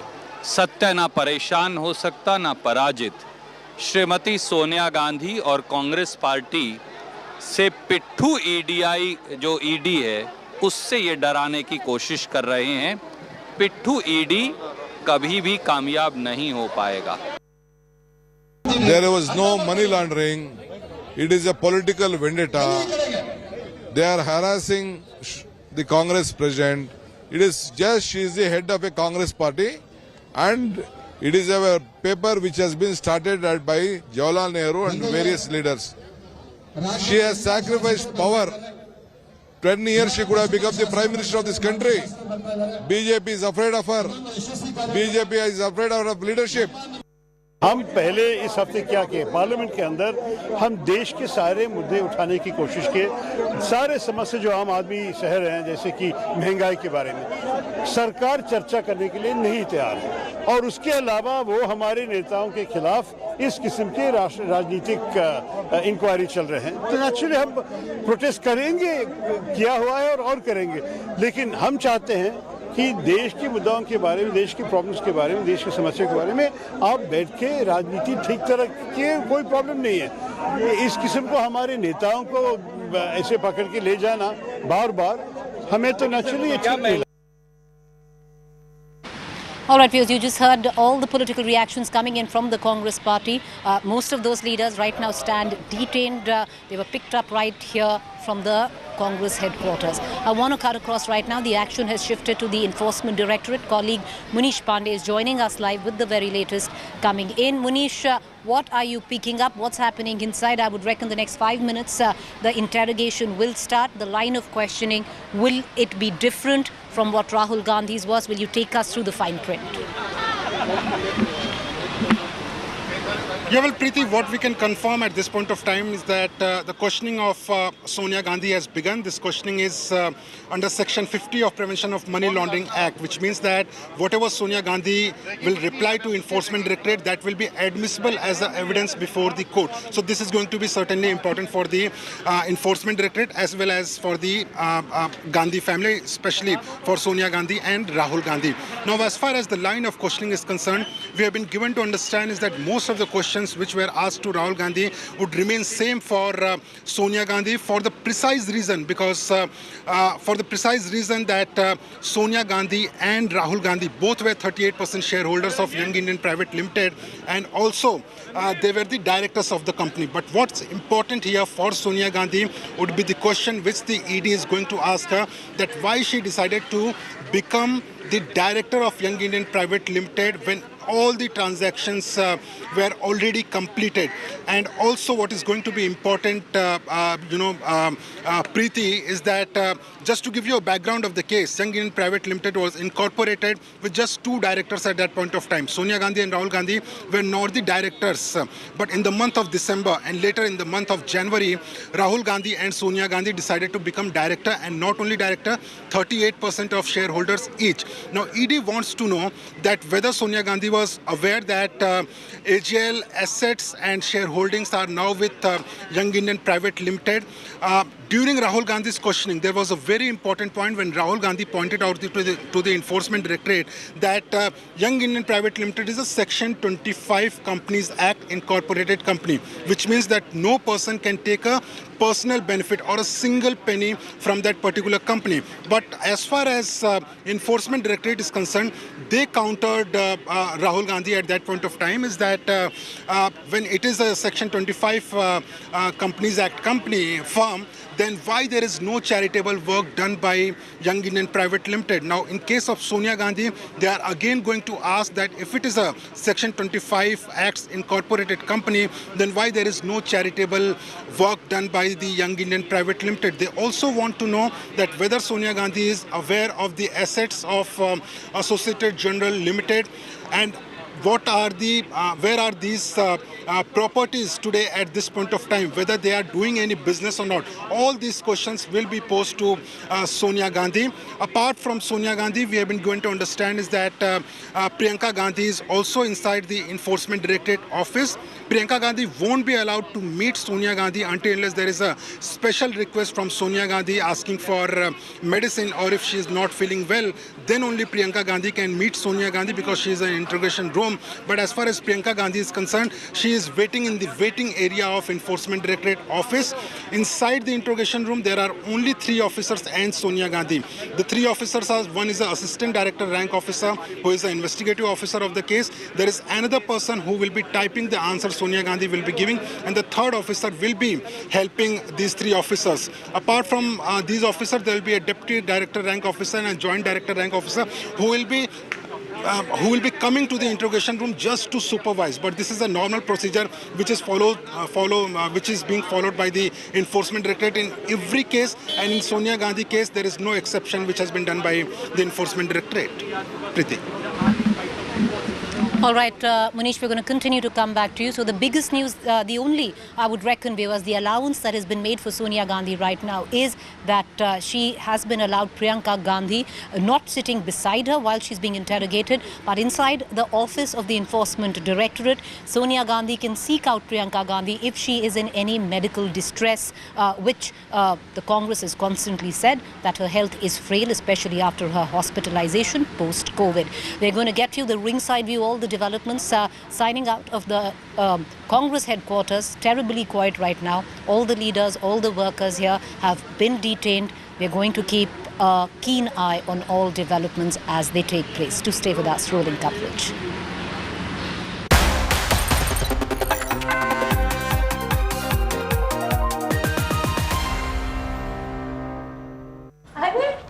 आ गई। कैसा रहा दिन? बहुत अच्छा। कोई वीडियो गेम कवर करने गई थी ना? वीडियो गेम नहीं माँ, ई-स्पोर्ट्स। ई-स्पोर्ट्स? माँ, esports is just like any other competitive sport.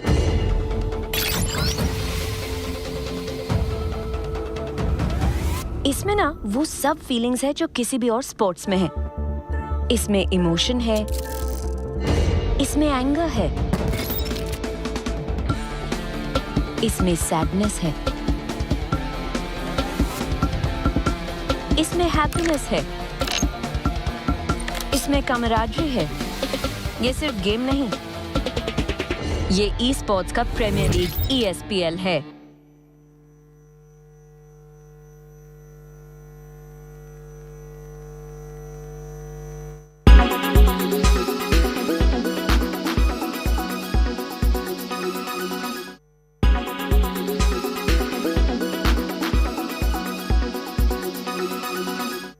Everyone's busy finding what's trending. You're busy finding out why. India Today, for those who research before reacting. Download the India Today app now. Make your media plan smarter with India Today Live TV on your connected devices. You are watching India Today. You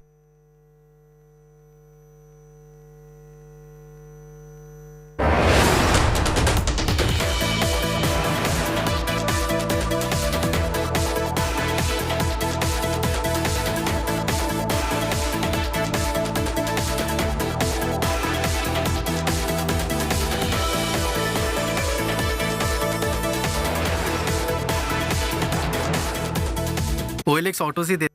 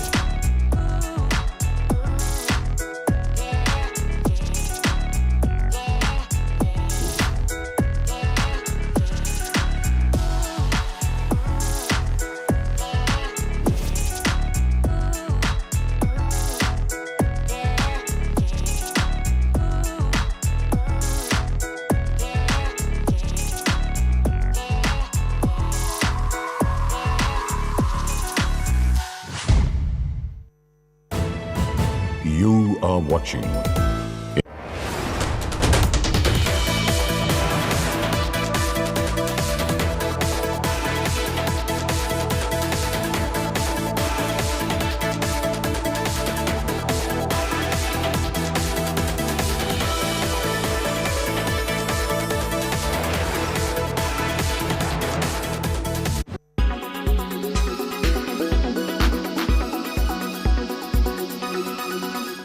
I think if I had about 20 minutes with him, I'd be able to tell him, the things that he needs to do which might help him. I'm not saying it will help him, but it could help him. There you heard it from Mr. Sunil Gavaskar. He was speaking exclusively to India Today. And when asked about Virat Kohli and his struggles in the recent past, Sunil Gavaskar says that allow me 20 minutes with Virat Kohli and I might be able to help him. Now, why do you think that he said something like this? There are a few reasons behind that. One, of course, the entire country is worried based on what, the recent string of failures that Virat Kohli has seen. And clearly there are some sort of technical weaknesses that he may have seen. The other thing, as Sunil Gavaskar points out in that particular interview, is that he's been an opener. And so he's been in that situation where that outside the off-stump line tends to trouble a lot of batsmen. He himself went through a phase like that. So there may have been a few things he must have done. And he would want to share that knowledge with Virat Kohli. And maybe if it helped Sunil Gavaskar, it may help Virat Kohli. And remember, I'm using the word maybe because even in that interview, Sunil Gavaskar points out that the tips I give him may help him. There's no guarantee it will, may help him because those may have been the issues that he himself dealt with and he found a solution to that. So what are those areas? And Mr. Gavaskar gave us some sort of insight. When I spoke to him at length, trying to find out what could be the areas where Virat Kohli is going wrong at the moment, he pointed out a few things. One, of course, his weakness outside the off stump. And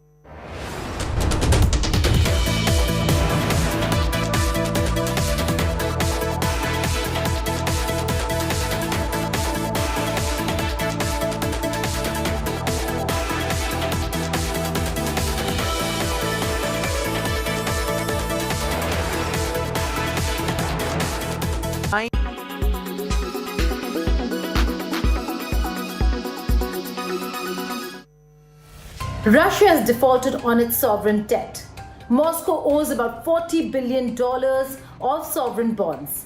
Have the global sanctions now finally caught up? Is Russia in trouble, or does it still have friends when it comes to handling its economy?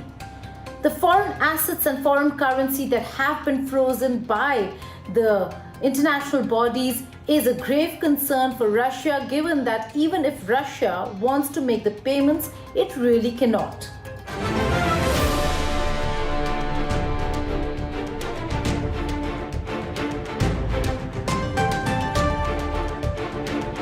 This sanction regime, or the sanctions that have been placed against Russia, with Russia now defaulting, is a grim reminder of the political outcast it once had become and is now on the way to becoming.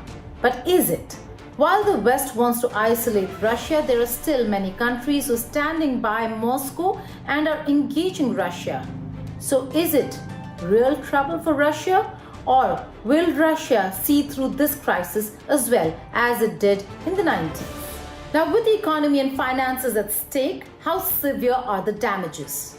Now, Russia had $640 billion in foreign currency and gold reserves held overseas. Russia owes $40 billion in sovereign bonds and half of it to foreigners. That's the part that has been defaulted this year, and it is a historic moment nonetheless. Having said that, the last time Russia defaulted was after the breakup of the Soviet Union. It also defaulted on domestic... Co-powered by The World Comes Together at Sharda University. In association with Green Lamb Laminates, Har Gustakhi Saaf.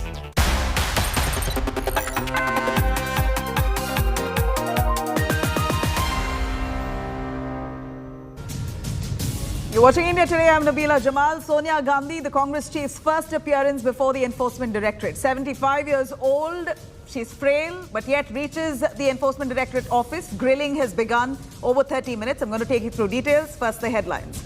Sonia Gandhi's ED grilling in the National Herald case currently underway. Daughter Priyanka and son Rahul Gandhi accompany her. Congress protests from the parliament to the streets. Big political war over Sonia Gandhi's ED grilling. Congress alleges vendetta politics by the Modi government. BJP calls it muscle flexing to shield the scamster Gandhis. India all set to get its first tribal woman president. NDA candidate Draupadi Murmu likely to edge past opposition's Yashwant Sinha. Counting of votes currently underway. Shocking immolation of Sir after protesting against illegal mining at Revered Hills linked to Lord Krishna in Rajasthan. BJP attacks the Gehlot government. Bajrang Dal activist stabbed by 13 men in Madhya Pradesh's Agar for supporting Nupur Sharma. Case of attempt to murder and rioting registered. And businessman Gautam Adani surpasses Microsoft co-founder Bill Gates to become 4th richest person in the world. Mukesh Ambani ranks 10th on the list.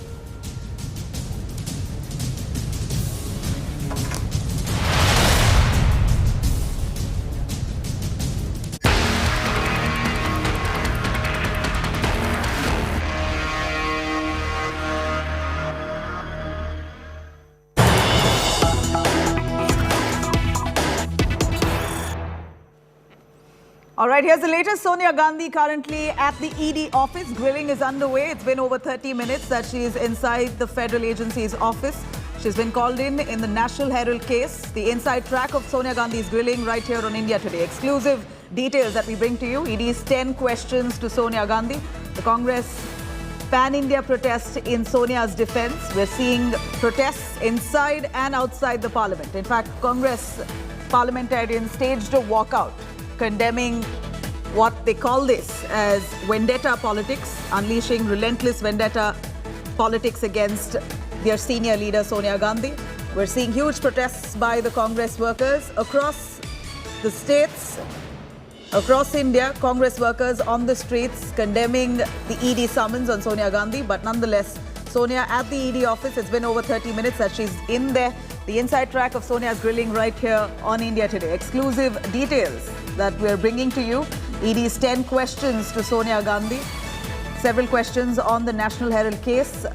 What party did she, what kind of participation she had within the company. Congress's pan-India protests, meanwhile, we bring you snippets of it in Sonia's defense. The entire party now standing in solidarity with Sonia Gandhi, calling this vendetta politics, saying this is an authoritarian regime. This is the BJP's bid to muscle voice of the opposition. Time and again, the opposition accusing the BJP of arm twisting the federal agency, the Enforcement Directorate, to try and implicate leaders of several opposition parties. That's the accusation coming in from the Congress. Sonia Gandhi, who's 75 years old, very recently contracted COVID. She's been unwell for quite a few years now. She's looking frail, but yet wearing a mask, arrives at the ED office, flanked by Priyanka Gandhi. She's also had her son Rahul Gandhi by her side. She insisted on visiting the ED office herself. In fact, she has a doctor as well as a lawyer accompanying her in case she feels unwell. There's someone to cater to her immediately. Sonia Gandhi was escorted by her Z Plus security, the CRPF security, who escorted her all the way to the Enforcement Directorate's office. We know that the Aicc, in fact, the entire Congress party members, the rank and file in Delhi, have arrived at the Aicc office. They also tried to reach the Enforcement Directorate's office to protest in solidarity with Sonia Gandhi, as they also try to lobby support from other opposition parties at the same time, building support from other opposition parties for Sonia Gandhi.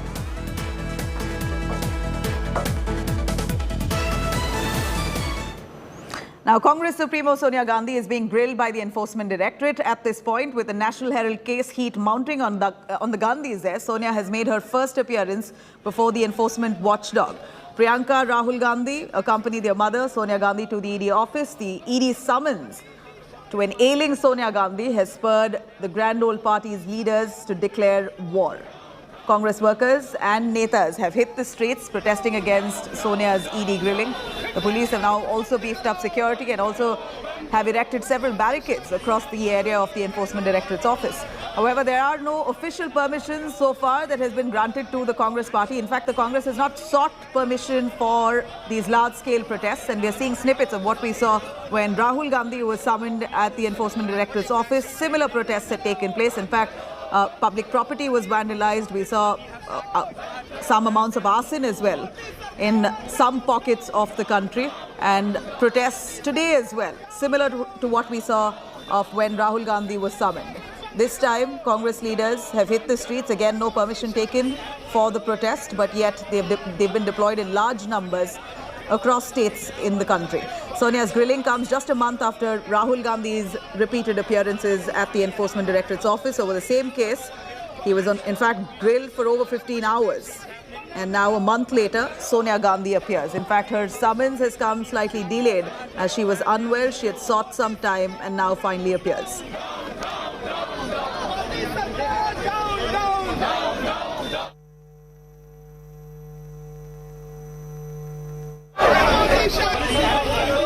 मैं इंदिरा जी की बहू हूँ और किसी से नहीं डरती। मैं इंदिरा जी की बहू हूँ और किसी से नहीं डरती। अधीर जी, लगातार कहा जा रहा है कि ईडी जो है एक तरीके से पूरी, आप लोग का आरोप है कि पूरी दुश्मनी पूरी कर रही है सरकार की। ईडी को ये सरकार ने इडियट बना दिया। अच्छा। और इसके चलते इडियट की तरह काम करते हैं। जो सरकार की आदेश होते हैं, निर्देश होते हैं, वही पालन करते हुए सारे विपक्ष के खिलाफ वो जंग छेड़े हैं। सिर्फ ये सत्तारूढ़ पार्टी को खुशी करने के लिए उनको मूल मुताबिक जो प्रतिशोध की राजनीति, ये प्रतिशोध की राजनीति को अंजाम देने के लिए आज ईडी बिल्कुल खड़े हुए हैं। नहीं तो इतने सालों के बाद ये इस तरीके की जांच पड़ताल करने की कोई जरूरत नहीं थी, क्योंकि हिंदुस्तान की कोई आदमी ये कभी यकीन नहीं करेंगे कि जिन पार्टी ने 54 साल हिंदुस्तान की सत्ता में रह चुके, उन पार्टी के तरफ से 90 करोड़ रुपया, सिर्फ 90 करोड़ रुपया हमें घोटाला करने की भी जरूरत पड़ी। नहीं, ये सिर्फ एक सियासत है कांग्रेस पार्टी की छवि को धूमिल करने के लिए। ईडी अब इडियट बन चुके हैं। मैं बड़ी इडियट बन चुके हैं। कांग्रेस धरातल पे नहीं है, इसलिए ये मामला भुना रही है। लोकतंत्र में राजनीतिक प्रतिशोध का कोई स्थान नहीं है। प्रतिशोध और बदले की भावना, प्रतिशोध की ज्वाला वो ज्वाला है, जो इसमें जला है वो स्वयं भस्म हो गया है। आज सरकारी जांच एजेंसियों का दुरुपयोग विपक्ष की आवाज दबाने के लिए किया जा रहा है। सारा देश देख रहा है। सारी एजेंसीज कठपुतलियां बन गई हैं सरकार के लिए। और भाजपा ये कह रही है कि आप लोग डर रहे हैं, जांच से डर रही हैं सोनिया गांधी और राहुल गांधी। एजेंसियों के निशाने का शिकार हो रहे हैं, लेकिन फिर भी ये हमारे नेतृत्व की ताकत है और उनकी सच्चाई है और ईमानदारी है कि उनकी आवाज, विपक्ष की आवाज, ये सरकार इसके दबा नहीं सकती। इस तरह से टैगोर साहब, आपको लगता है कि ये एक बड़ी अग्नि परीक्षा? हम लोग राज्यसभा और लोकसभा में डिस्कशन चाह रहे थे। 3 दिन से हम लोग प्राइस राइस का बारे में, जीएसटी का बारे में, अग्निपथ का बारे में नोटिस का ऊपर नोटिस दे रहे। ये पार्लियामेंट में डिस्कस करना नहीं चाह रहे। आज हम लोग डिस्कशन चाहते थे ईडी का मिसयूज का बारे में, उसके लिए भी अलाउ नहीं किया। ये पार्लियामेंट का ये लोग एक चीयर लीडर बनना चाह रहे हैं और सिर्फ इनका बारे में वाह वाह बोलने वाली बात ही सुनना चाह रही है सरकार। इसका खिलाफ हम लोगों ने आज बायकॉट किया पार्लियामेंट का और हम लोग सोनिया जी का साथ सॉलिडारिटी दिखाने के लिए कांग्रेस पार्टी ऑफिस में आ रहे हैं। ये सत्य की लड़ाई है। सत्य ना परेशान हो सकता ना पराजित। श्रीमती सोनिया गांधी और कांग्रेस पार्टी से पिट्ठू ईडीआई जो ईडी है उससे ये डराने की कोशिश कर रहे हैं। पिट्ठू ईडी कभी भी कामयाब नहीं हो पाएगा। हम पहले इस हफ्ते क्या किए, पार्लियामेंट के अंदर हम देश के सारे मुद्दे उठाने की कोशिश किए। सारे समस्या जो आम आदमी सह रहे हैं, जैसे कि महंगाई के बारे में, सरकार चर्चा करने के लिए नहीं तैयार है। और उसके अलावा वो हमारे नेताओं के खिलाफ इस किस्म के राजनीतिक इंक्वायरी चल रहे हैं। तो नेचुरली हम प्रोटेस्ट करेंगे, किया हुआ है और करेंगे। लेकिन हम चाहते हैं कि देश के मुद्दों के बारे में, देश की प्रॉब्लम्स के बारे में, देश की समस्या के बारे में आप बैठ के राजनीति ठीक तरह की, कोई प्रॉब्लम नहीं है। इस किस्म को हमारे नेताओं को ऐसे पकड़ के ले जाना बार बार हमें तो नेचुरली अच्छा नहीं लगता। I don't know what they're going to do. We are going to go to the ED's office. Let us see what they do. What is the strategy? We are protesting. We are protesting. Why is the ED calling Mrs. Gandhi when the case is in the Supreme Court? All the facts are in the records. It is in the income tax return, company return. It is in the balance sheet. So what is it that they want to know, which the Supreme Court will not have? Are they higher than the Supreme Court? You have known Mrs. Gandhi for such a long time. There is a video message of her when you were also in the parliament saying that मैं इंदिरा जी की बहू हूँ और किसी से नहीं डरती. What do you have to say about Sonia Gandhi? That is true. उन्होंने पहले दिन जब कोविड से पहले इनको बुलाया गया था, उन्होंने कहा मैं नहीं चाहती कोई मेरे साथ जाए, मैं अकेली जाऊंगी, मुझे ना किसी से डर है क्योंकि मैंने कोई गलत काम नहीं किया और मैं सत्य का साथ देती हूँ, तो मुझे घबराने की जरूरत नहीं है। For us, office bearers are not even being allowed to come in. So we will raise our voice. We will take all the precautions that we have to take given Corona, but we will stand with Sonia Gandhi in every part of the country, including here in Delhi.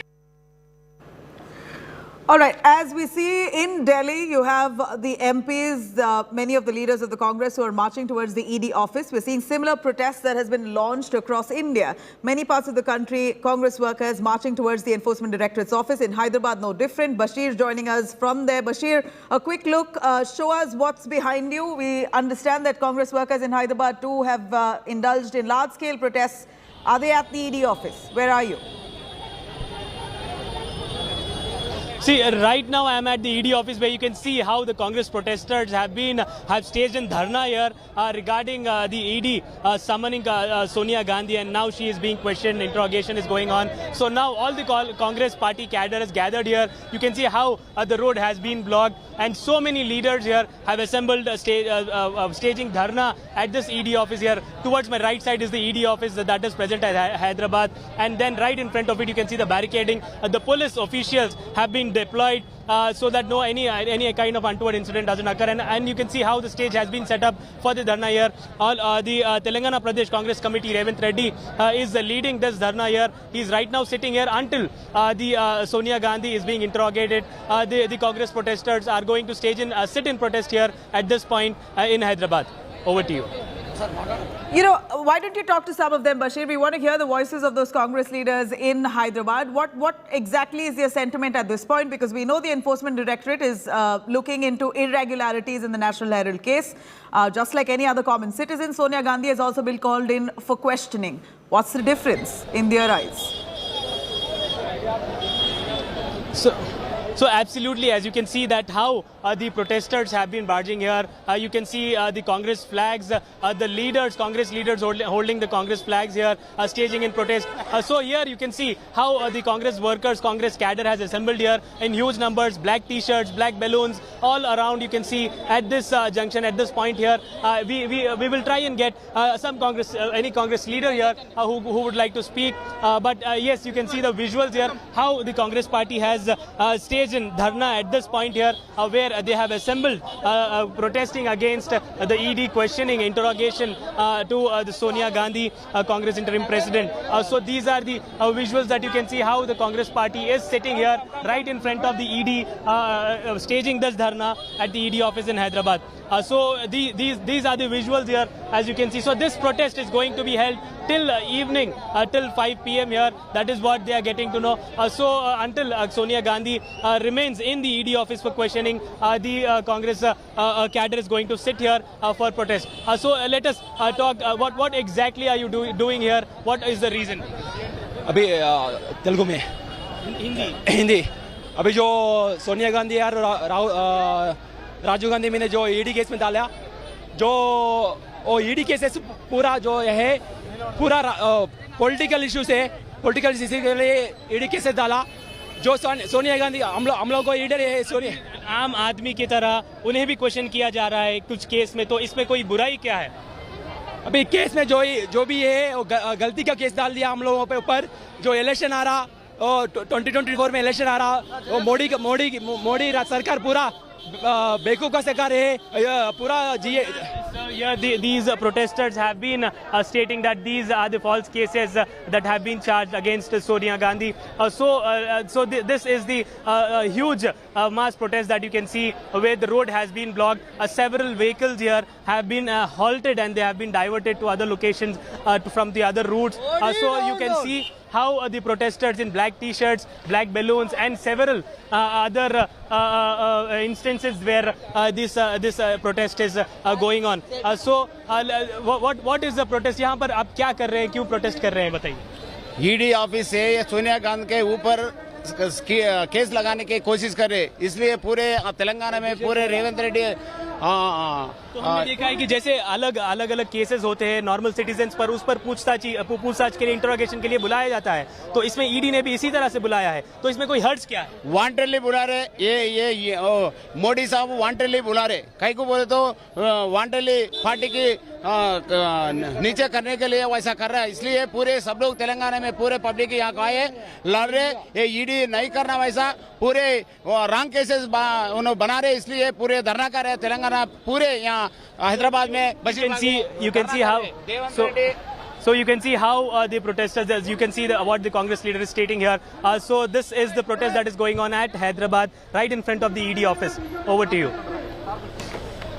Right. You know, at this point, the Enforcement Directorate is currently grilling Sonia Gandhi. We're seeing that at least 5 officers at the Enforcement Directorate office, as we know, are questioning Sonia Gandhi on many levels of her involvement in the company, Young Indian. Of course, at this point, Sonia Gandhi has requested to have her daughter, Priyanka Gandhi, present at the Enforcement Directorate office's building as she keeps her medicines. And if at all she feels tired in the middle, during questioning, she's been asked to be given some rest. A doctor is also on call along with Sonia Gandhi. A lawyer is also there present. In fact, Sonia Gandhi, we believe, has insisted that she goes in person and adheres to the summons of the Enforcement Directorate. While that said, we're seeing the Congress party extensively across the country who've launched a nationwide protest. They're condemning the ED summons, calling this vendetta politics. This is the Congress party repeating exactly what happened a month ago when Rahul Gandhi was summoned.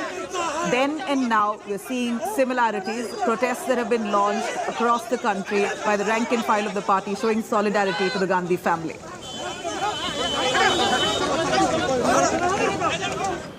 Now, the BJP has come down heavily on Sonia Gandhi as she's been grilled by the Enforcement Directorate, firing salvos at Sonia. BJP has said that Congress is scared and is avoiding questions in the National Herald case. BJP MP Ravi Shankar Prasad has also slammed the Congress for holding protests nationwide over Sonia's ED grilling. Drawing parallels with Prime Minister Modi, Prasad Ravi Shankar Prasad has said that when Modi was Chief Minister of Gujarat and was grilled by the agencies then, BJP netas and workers never took to the streets and protested. Congress has, however, called ED summons as political vendetta, saying that its mischievous misuse of investigative agencies is out in the open. Congress says that prominent leaders are deliberately being targeted.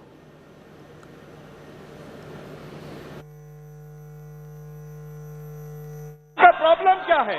सदन चलाना चाहते हैं, नहीं चलाना चाहते हैं, और जिसके बारे में अभी तटिया लेके आया है, इनके बारे में मैं पूछना चाहूँ, everybody is equal in the law और नॉट? ये कानून के समान, कानून के सामने सब समान है या नहीं है? क्या कांग्रेस के अध्यक्ष है तो सुपर ह्यूमन बीइंग है क्या? कानून हमको संबंध नहीं है, ऐसा सोचते हैं? तक के लिए स्थगित। ये तो लोकतंत्र के गहने हैं, धरने हो, प्रदर्शन हो, विरोध प्रकट हो, इसको तो टॉलरेंस पावर हो, ये तो लोकतंत्र में आवश्यक है। आज अगर ये होते हमारी जगह तो आज आग लगा देते, तोड़फोड़ करते। इनकी फितरत ये है। हमारे यहाँ तो बाहर आप देख रहे हो, रघुपति राघव राजा राम, पतित पावन सीताराम के भजन हो रहे हैं। Narendra Modi ji was the Chief Minister of Gujarat. A lot of very vexatious prosecution was started against him. Modi ji appeared before the investigating agency as a sitting Chief Minister, replied their query for 12 hours. Did the Gujarat BJP leaders offer any protest? Was there any protest in Delhi? She should never have been called. I think not for the Congress, not for Sonia Gandhi alone, but for the whole country. There is a clear established truth that in 75 years of Indian independence, and we are celebrating the 75th now, no government, BJP, non-BJP, no government of any political color has exhibited the cheap, petty vendetta which this particular government has. National Herald was born in the freedom movement. Eminent leaders of the Congress party were shareholders, but the paper could not continue, and the entire ownership of the paper was fraudulently, in a surreptitious manner, was converted as the Jagir of the family by creating a Young India platform in which Sonia ji and Rahul Gandhi own 76% of share. Amit Shah और नरेंद्र मोदी की राजनीति का गठबंधन है वो agencies के साथ है, वो बड़ा स्पष्ट दिखता है। जब भी इनकी घेराबंदी हो जाती है, whenever they feel cornered, they misuse agencies. एजेंसियों को सामने कर देते हैं। अगर गांधी परिवार बेदाग है तो अब बेहाल क्यों? अगर गांधी परिवार ने भ्रष्टाचार नहीं किया तो हंगामा क्यों? आखिरकार भारत के नागरिकों से अगर किसी ने भ्रष्टाचार किया हो, उससे पूछताछ करना जांच एजेंसियों का काम है। तो क्या गांधी परिवार के लिए कानून अलग से बने? ये हंगामा किस बात का? तिलमिलाहट क्यों है? घबराहट क्यों है? छटपटाहट क्यों है? ये कहीं ना कहीं दिखाता है कि दाल में कुछ ना कुछ काला है या पूरी दाल ही काली है। During Congress time, how much they used the agencies, how they subverted the constitutional authorities, how they imposed emergency. This is well known to everyone. How Congress party undermined every bit of constitutional authorities. Everybody knows it. So I don't need to explain to them. अब कांग्रेस जानबूझ करके अपने कार्यकर्ताओं को सड़क पर इसलिए उतार रही है कि जिस मामले में ईडी ने बुलाया है उधर से लोगों का ध्यान भटकाया जाए, उधर से ध्यान हटाया जाए, इसलिए कांग्रेस जानबूझ करके जो है प्रदर्शन कर रही है। जबकि कांग्रेस के लोगों को बुला करके खुद सोनिया जी को ये बताना चाहिए था, राहुल जी को बताना चाहिए था कि हमें ईडी ने सम्मन क्यों किया और हमसे क्या पूछताछ की, हमने क्या जवाब दिया। कैसी बातें करते हैं ये लोग, समझ में नहीं आता। हेराल्ड एक इतनी बड़ी संपत्ति पूरे देश में रही है, उनको कम उस इतनी बड़ी बड़ी संपत्तियों को कम दामों में बेच दिया गया। उसके हजारों करोड़ रुपए किराया आ रहा है, रेंट आ रहा है, ये संपत्ति को क्यों कम दामों में बेचा और रेंटल कहाँ जा रहा है, वो किराया कौन ले रहा है, वो हजारों करोड़ में इसको प्राइवेट संपत्ति बनाने की कोशिश क्यों की जा रही है या क्यों की गई। कुछ सवाल होते हैं, उससे उस प्रक्रिया से सबको गुजरना पड़ता है। उसके लिए आप सदन भी आप बंद करवा रहे हो, आप सड़क भी बंद करवा रहे हो, देश का हर जगह से नुकसान कर रहे हो। ये कांग्रेस की मानसिकता हमको समझ में नहीं आती।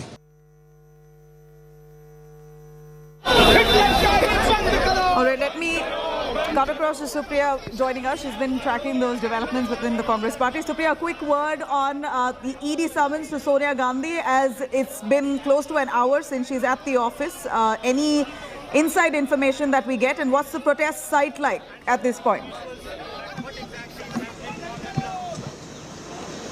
Well, at the moment, we are at Aicc headquarters, where the uneasy calm prevails, because you can see only some of the leaders and the workers are present here. Rest, around 75 MPs were detained and have been taken to Parliament Street Police Station by Delhi Police. At the same time, also, what we are learning from the sources is that Mrs. Sonia Gandhi's questioning has started at ED, and accompanying her is Priyanka Gandhi. She will be staying in that area. She's not where the questioning is taking place, but she's in that area, in the same building, also in the same ED premises, building premises.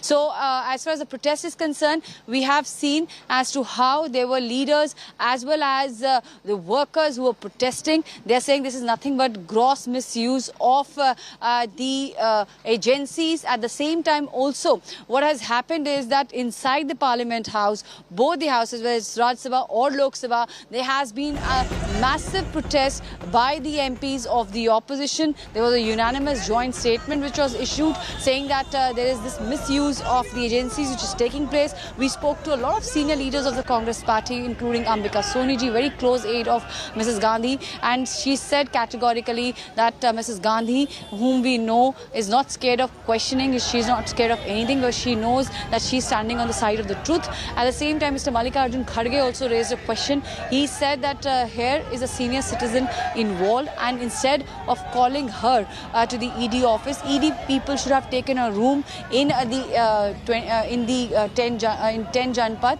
and should have done the questioning at that very premises, because Mrs. Gandhi is not keeping well. Last time when she was given the date, she got COVID, and later on there was some medical procedure which took place, and finally she is again at the moment facing the ED questioning. This is what Mr. Kharge said, and he said that she's very brave, and at the same time he also mentioned that when day before yesterday Ms. Gandhi was in the parliament when the presidential polling was taking place, she categorically told him that she's not scared and she will certainly go as far as the questioning of this case is concerned to the ED office. So latest at the moment is the Congress is protesting across the country. Mrs. Gandhi is facing the questioning at the ED office, and at the same time in Congress headquarters you can see that there's an uneasy calm which prevails. Not many people are here. In the morning there were some stormy scenes which we witnessed both at inside as well as outside the parliament. Right from Sansad to Sadak, we have seen that a massive protest erupted as far as the Congress party and its leader Mrs. Gandhi is concerned. See that, but you know, what's the reason to why the Congress party has not sought permission for their nationwide protest? Was this done deliberately so that they can be booted out by the police and, police to use brute force to move them out of the ED office, and this would be optics for the cameras? Was that a deliberate attempt? Well, when we had a word with a lot of Congress leaders, they said what is the use of it, because last time when they sought permission, they were denied. At last minute, the permissions were cancelled.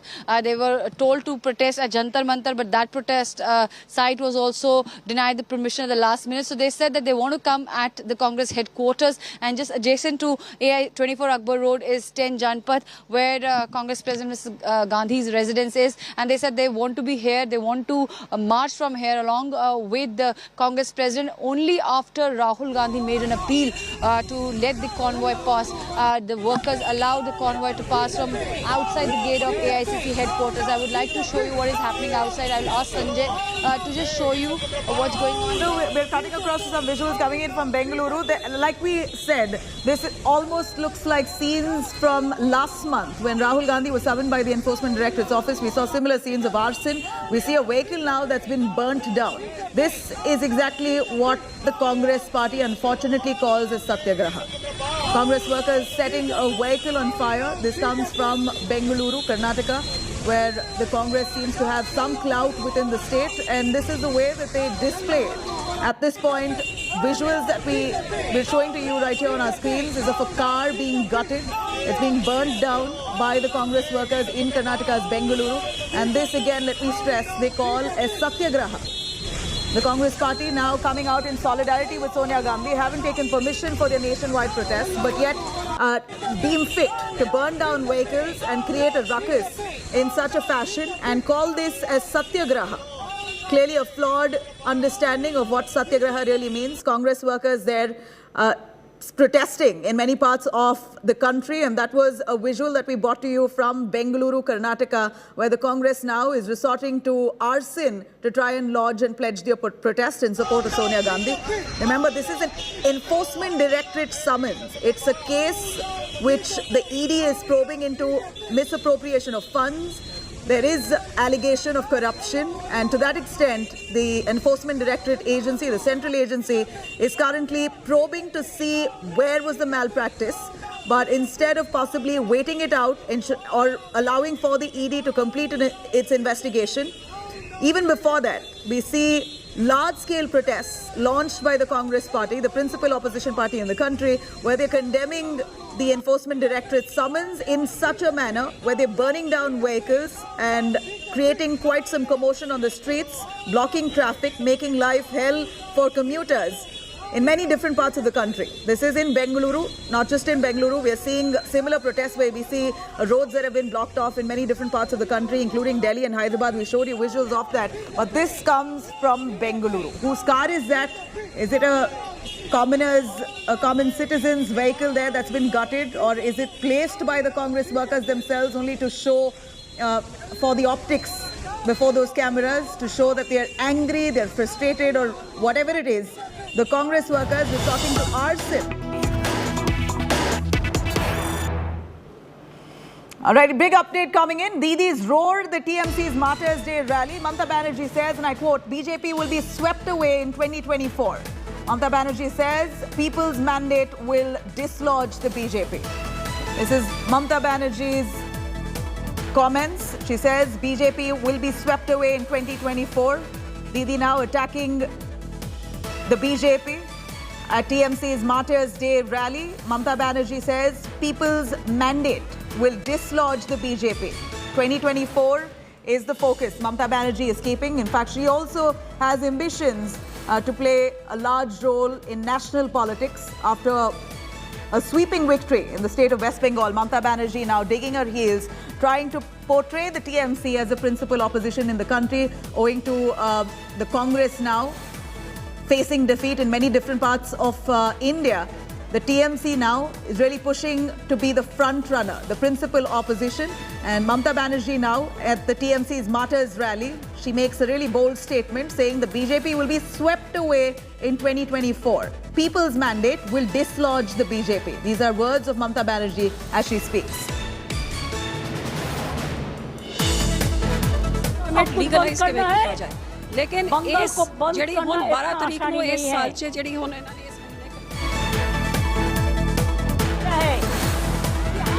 झुकता नहीं है, हम देश पे झुकता है, हम देश का बात पे झुकता है, देश का प्यार पे झुकता है, देश पर काम के झुकता है, देश का कोई बुरा दिन आए तो हम देश का पक्ष में खड़ा रहेगा। लेकिन हमको ईडी से मत डराओ, हमको सीबीआई से मत डराओ, हमको रुपया बंद करने से मत डराओ, ऐसा बात मत करो। हम हिम्मत से लड़ता है,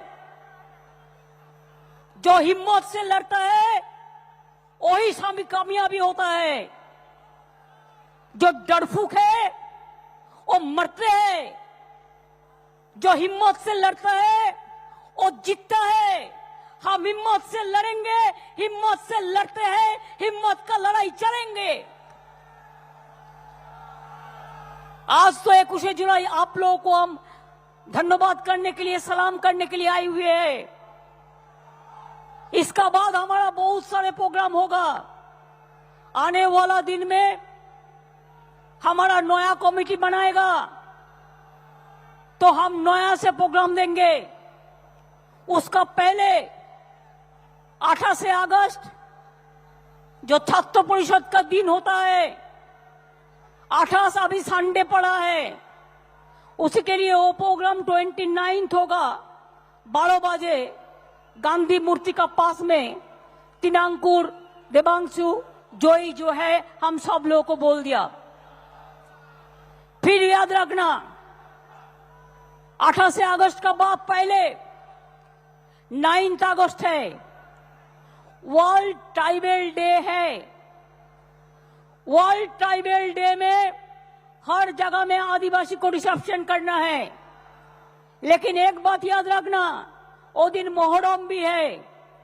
जो भी प्रोग्राम है 10 बजे से 11 बजे का अंदर कर दो, 10 থেকে 11টার মধ্যে করে দাও।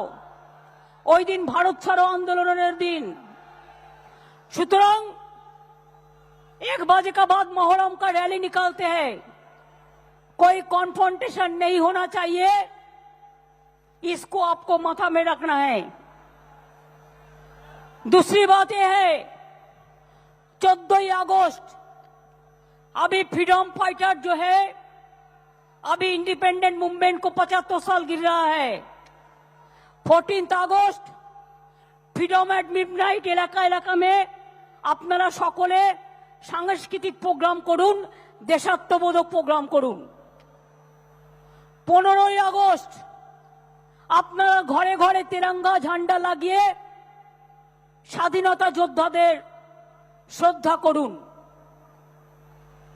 28 আগস্ট হবে না, 29 আগস্ট ছাত্র পরিষদের foundation day.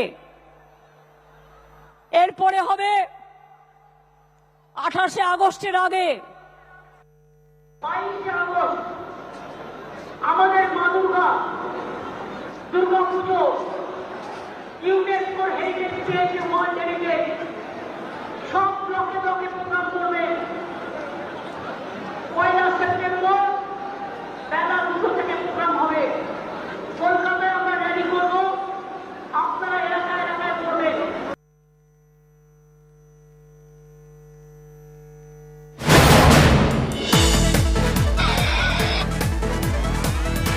Mamata Banerjee addressing a huge rally on TMC's Martyrs Day, where she's making some really bold statements. Mamata Banerjee there, in a direct attack to BJP, says that the BJP will be dislodged. The BJP will be swept away in 2024. Mamata Banerjee says people's mandate will dislodge the BJP from power.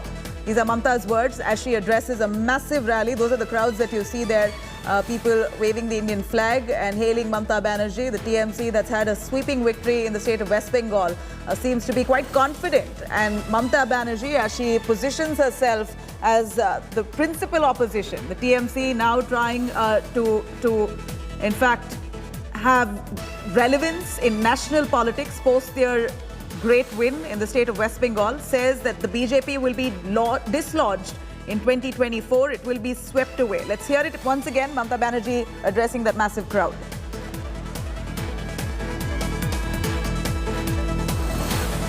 আমাদের লড়বার ক্ষমতা আছে, ওদের লড়বার ক্ষমতা নেই।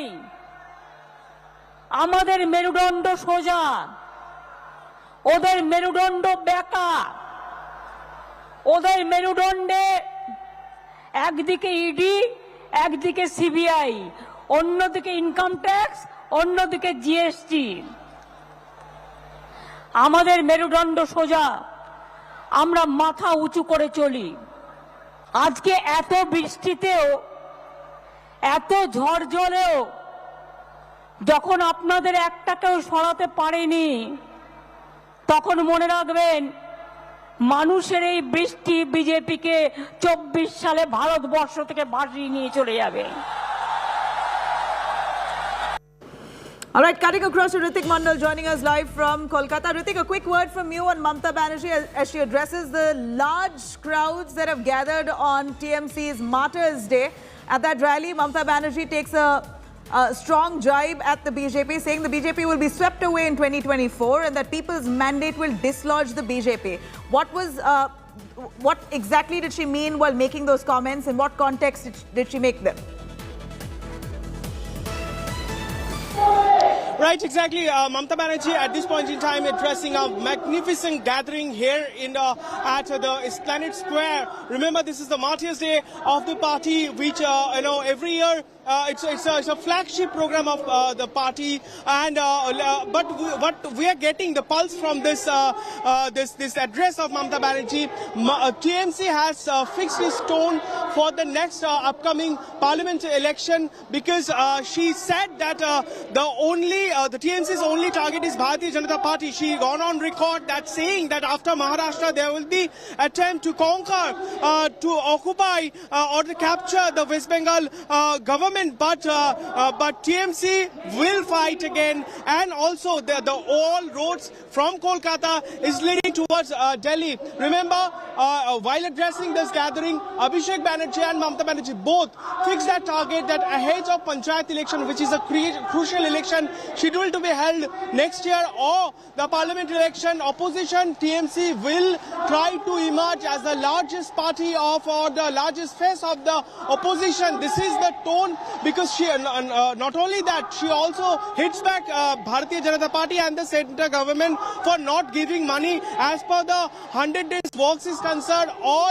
the GST, or even the Agnipath issue. She lashed out on BJP vehemently. But let me cut across the visuals. I would like to ask my cameraperson to pan his camera and show what is a magnificent gathering or a view from the Esplanade Square.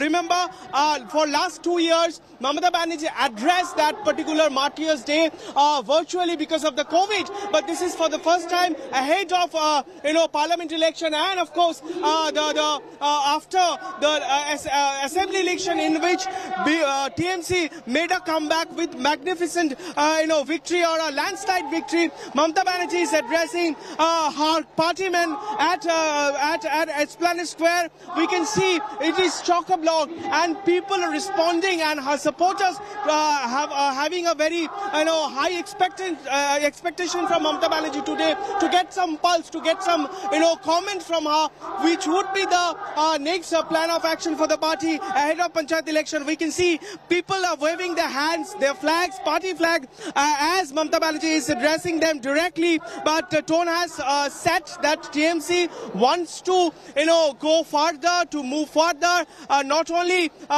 remain as a Stay with us, cutting across to all those protests that has been launched by the Congress party. Here are visuals coming in of the Congress's protest.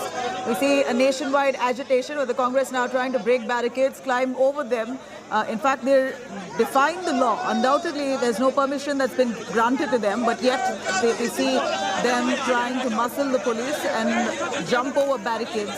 These are visuals coming in of the Congress protests. Unfortunately, this is what they call as satyagraha. These visuals are telling. Clearly, the Congress has a flawed understanding on what exactly satyagraha means. Many of them pushing barricades, despite the police there asking for some calm. These workers, Congress workers, are trying to push over barricades, heckle the police, and move over to the ED office. Across states, we're seeing the Congress workers who have launched an agitation where they're carrying out a march all the way to the Enforcement Directorate's office in condemnation to Sonia Gandhi's ED summons. Remember, this is an Enforcement Directorate summons to the Congress chief Sonia Gandhi. This is a corruption case which is being investigated, but yet it's being treated here or perceived by the Congress party entirely differently. They've been constantly harping that this is vendetta politics. At the same time, they're indulging in acts of arson and violence. These are visuals that we bring to you from Bengaluru on the right-hand side. We're seeing protesters there burning a vehicle. In fact, at this point, Congress workers are being detained in many parts of the country. The police using force. We're seeing water cannons being used on many of those Congress workers.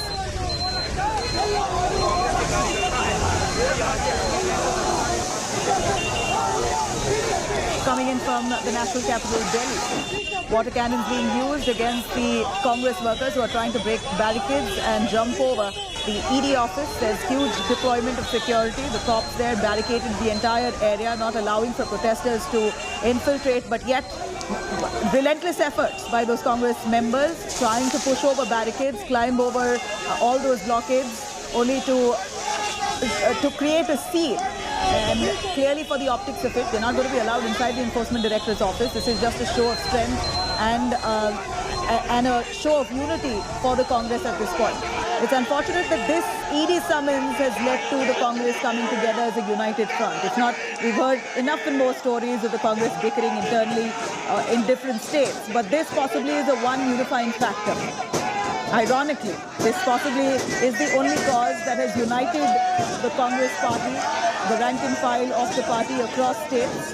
And we see clearly the anger and frustration of the Congress workers as they push over barricades, try to heckle the police and jump over to cross those blockades so that they can reach the Enforcement Directorate's office. Not going to happen, but yet we see relentless efforts of these workers to try and heckle the police department. In fact, the last time, one remembers how many of those Congress workers claimed that they were harassed and beaten and tortured by the police. They claimed that they were bruised and injured. In fact, Kumar Kunal joins us on the phone line, our correspondent, for a little understanding on what this really means. Kumar Kunal, no permission sought by the Congress workers to carry out this large-scale protest. Understandably, we put up barricades there. It's the Enforcement Directorate's office. None are allowed, but yet the Congress workers trying hard to barge into the premises. It's not going to happen, but we see relentless efforts, and then they indulge in arson and violence. Exactly, and this scene we can see all over Delhi and even in other states, that Congress workers are protesting against the questioning of Sonia Gandhi, which is happening right now at Enforcement Directorate office. And in that connection, this protest was organized by Delhi Congress at Delhi's Lieutenant Governor's house at Raj Niwas. And there police has stopped all these workers because there was no permission for this protest. None of the permission was granted to the Congress workers. Still, in a large number, these workers have gathered and they wanted to barge inside towards the Lieutenant Governor's house, and they have been stopped by putting barricades. Even water cannons have been used, and now somehow police has controlled the crowd which was going towards the LG office. So now, although the situation is under control, but still the Congress workers were quite aggressive and they wanted to go towards the LG house. So this thing was obvious, and all the whatever the police intelligence was also aware that such kind of protests can take place. So they were fully prepared for that, and that's why they have stopped the workers before entering the LG premises or going towards the LG house on that road which is leading to LG house. No, from what we saw the last time, the Enforcement Directorate's office were packed with Congress workers who were trying to barge in. They were, in fact, brute force was used against them by the police. They literally resorted to lathi charge at one point. The last time when there were protests over Rahul Gandhi being summoned, and we're seeing almost similar scenes this time as well. The last time there were complaints that the police tried to injure many of those while they were detained, etc. This time, are we seeing the police observing caution? Actually, this time they have kept their strategy in wrap, and they did not disclose many things how they are going to protest. That's why police officials have a few problems, because they have not intimated about their protests. Earlier, when Rahul Gandhi appeared before the Enforcement Directorate, they took permission, and they have written to the police to grant permission for the protest. But this time there is a strategical shift by Congress, and they have not written to police to asking for the permission at various places. So it is the kind of challenge for police as well, to control all these workers, because they don't have much information about all such protests which are going at different places in Delhi and even at other parts of the country, even in other states. So I talked to various Congress leaders, senior leaders, and they accepted that since police was quite prepared last time when they were protesting, no one was allowed to gather at places. So this time they have kept it as a secret, and now they are protesting according to their plans, according to their new strategy. So such kind of protests are happening, which we are witnessing at LG House at Delhi. But although police is quite prepared and they have stopped Congress workers to enter towards LG House, and all the Congress workers who were participating in the protest were detained now. All right, so many of them have been detained, but these are visuals that are coming in. Remember, this is a shot coming from Bengaluru Shantinagar. We're seeing visuals coming in of vehicles being burnt.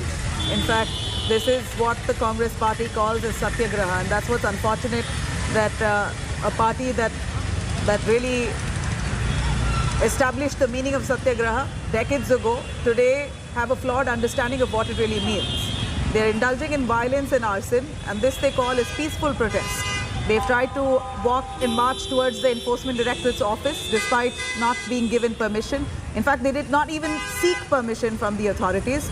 And from what my colleague Supriya had said, that the Congress decided not to seek permission because they felt it was a futile exercise. They wouldn't have been given permission either way. This is a visual coming in from Bengaluru Shantinagar, where we see protesters there holding flags, the Indian flag, of course, the Congress flag there, and yet burning down vehicles, making this quite a problem for commuters, putting a halt to many of them trying to commute. Their daily route has been hampered. This is the Congress party launching a nationwide protest over Enforcement Directorate summons over corruption allegations on their chief. Sonia Gandhi and Rahul Gandhi also was summoned. Her son was summoned a month ago. We saw similar protests that the Congress party had lodged. At that point too, we saw huge arson and violence that were reported in different parts of India. The Congress workers uniting for a cause of this kind, where the ED has summoned to probe misappropriation of funds, to probe allegations of corruption, and possibly, instead of completing allowing the investigations to complete and appearing for summons graciously, here we're looking at the Congress party workers indulging in violence, which the police desperately trying to stop. But they're using all their muscle and might to mow down the police itself. In fact, they're trying to push over barricades. In the process, one can only understand and imagine what kind of struggle the police has to go through time and again when a protest of this nature, such a large-scale protest, is launched. And then you have vehicles being burnt, clearly disrupting traffic and posing a danger to people, commuters on the streets. This is not safe, but yet the Congress has no concern over how this would bother the common man, if this would interfere with daily life, and how would this really hinder the commoners who are on the streets, out on the streets, and probably commuting and traveling. These kind of protests really disrupting traffic and halting normal life. And all this done for a cause which they believe is vendetta. ED summons to their chief Sonia Gandhi for corruption allegations that's currently being probed, a case that's been on for a while now, which the Enforcement Directorate decides to take up. Well, questions could be raised on the timing of it and whether this is misuse of power by the BJP, etc. Whatever said and done, lodging a protest of this nature, where they're indulging in violence and acts of arson, completely takes away from the credibility of their protests altogether. If this was supposed to be a peaceful protest, this is far from it. And that's what we see on our screens here. Visuals coming in from Delhi, from Bengaluru, where Congress workers have resorted to violent protests. So far, right in the morning, when we saw senior leaders of the Congress party attempting to walk towards the Enforcement Directorate's office, they were doing it peacefully. But as the day pans out and progresses, we're seeing acts of arson and violence that many of the Congress workers are indulging in. So we're seeing in Bengaluru, the Youth Congress, in Delhi as well, Youth Congress now coming out to violently protest. They're burning down effigies, burning down vehicles, and really disrupting a common man's life for a cause where ED summons has been issued, a corruption allegation that's being probed. That's their cause to unite the entire rank and file of the party. Let me quickly cut across to images coming in from Hyderabad. Abdul Bashir, who brings us more from there. Over to you, Bashir. We're seeing some visuals of violence and arson in Bengaluru and Delhi. Is that a similar situation in Hyderabad too? See, right now we are in Hyderabad. You can see that protest is going on where the Congress had been staging dharna here right in front of the ED office. To my right is the Shankar Bhavan, which is the ED office in Hyderabad, and Congress has been protesting here. Police had made several arrangements right in front of the gate of this ED Bhavan here. You can see how the barricading has been done, and then police officials are deployed. And then to the other side, you can see how the Congress has been protesting, where several Congress leaders have assembled here, gathered here, protesting against the ED questioning or interrogation to Sonia Gandhi. So you can see how the Congress cadre, led by Telangana Congress Committee President Revant Reddy, is the dharna being staged here. So several Congress leaders, more than half a kilometer of crowd. You can see from the visuals that how the flags, black t-shirts, black shirts have been taken as a sign of protest. Black balloons have been blown up by the Congress party here as a sign of protest. So here in stay with us, Bashir. I'm going to quickly cut across to reactions coming in from the BJP. Gaurav Bhatia from the BJP joins us on the phone line. Mr. Bhatia, we are seeing visuals of arson and violence. This the Congress calls as Satyagraha. We do understand that they have a flawed understanding of the meaning of Satyagraha in the first place. And here, the police also finding it difficult to stop them. They're using water cannons to restrict them from entering. To make it very clear, the country equally applies to every citizen. And corrupt Gandhi Parivar is not up to the constitution of our country. Arson and vandalism will not be tolerated. And these persons... The audio, there seems to be an issue with your audio. I'm going to try and patch you once again. Well, you have visuals there coming in from Delhi where water cannons being used forcefully to push out those protesters. Protesters trying to jump over barricades, use enough force to push the police aside and walk over. That's not going to happen. The police have been deployed in large numbers, but yet we see the courageous attempts made by those Congress workers, knowing very well that they're going to be detained, maybe arrested and taken away, but yet they want to carry out this display of strength and optics that they want to project to show that they're all behind Sonia Gandhi and the Gandhi family and they're united on this cause. But this is a surprise and the irony at the same time that the Congress party, otherwise which is known for internal bickering, has come together, united for a cause like this, where an ED is probing into corruption allegations. This is a cause that they've chosen to come together as a united front. Bashir joining us from Hyderabad. Bashir, over to you. I cut you short. In Hyderabad too, we're seeing visuals of protests and we see large numbers. We're not looking at a small protest. This is a large-scale protest, and I don't remember when was the last that the Congress party launched themselves in such numbers to carry out such a grand protest. Any people's cause that they've taken up with this vigor? See, as far as the protest is concerned, yeah, absolutely. There is a large protest that we can see recently. Now that violence has erupted in Karnataka, but recently in a Congress protest which was held at Raj Bhavan, similar violence had been taken place in the near Raj Bhavan. But now the police has taken several measures to avoid such kind of violence. As you can see how the angry, and you can see the power of this Congress party leaders here, how they have been protesting until Sonia Gandhi moves out of the ED office. So we have a Congress leader here. So we are seeing that violence has erupted in Karnataka. Do we see that a peaceful protest will go on here at Hyderabad in front of ED office? 100% we are having a peaceful protest. You can see large number of our workers have been assembled here in support of our leader Sonia Gandhi ji. from morning 10 o'clock to still now, like thousands of Karyakartas have been gathered here in front of ED in support of our leader Sonia Gandhi ji. You can see as BJP government wantedly, forcibly trying to harass our leaders Sonia Gandhi ji, Rahul Gandhi on the name of ED. Today institutions are totally being misused by BJP government. We are seeing black shirts, black balloons like you are also wearing. So what is this sign called? Unlike the other interrogations that we see, people are called in for interrogation in any kind of irregularities or cases. So similarly, this case is going on, interrogation is going on. So what is wrong in that? What does Congress party see in it? See, as we all know, it is very planned ED attack on our leaders Rahul Gandhi and Sonia Gandhi. The reason we are wearing black theme is in support, is a protest in support of our ED. Today we can see that thousands of Karyakartas are having black shirts in support, saying we are in support. Today, all right, Bashir, I'm going to come back to you. Just give me a moment. I'm cutting across to BJP's Gaurav Bhatia joining back on the phone line. Mr. Bhatia, same question to you. We see bouts of violence and arson in different parts of the country. This they call Satyagraha. Your take on that?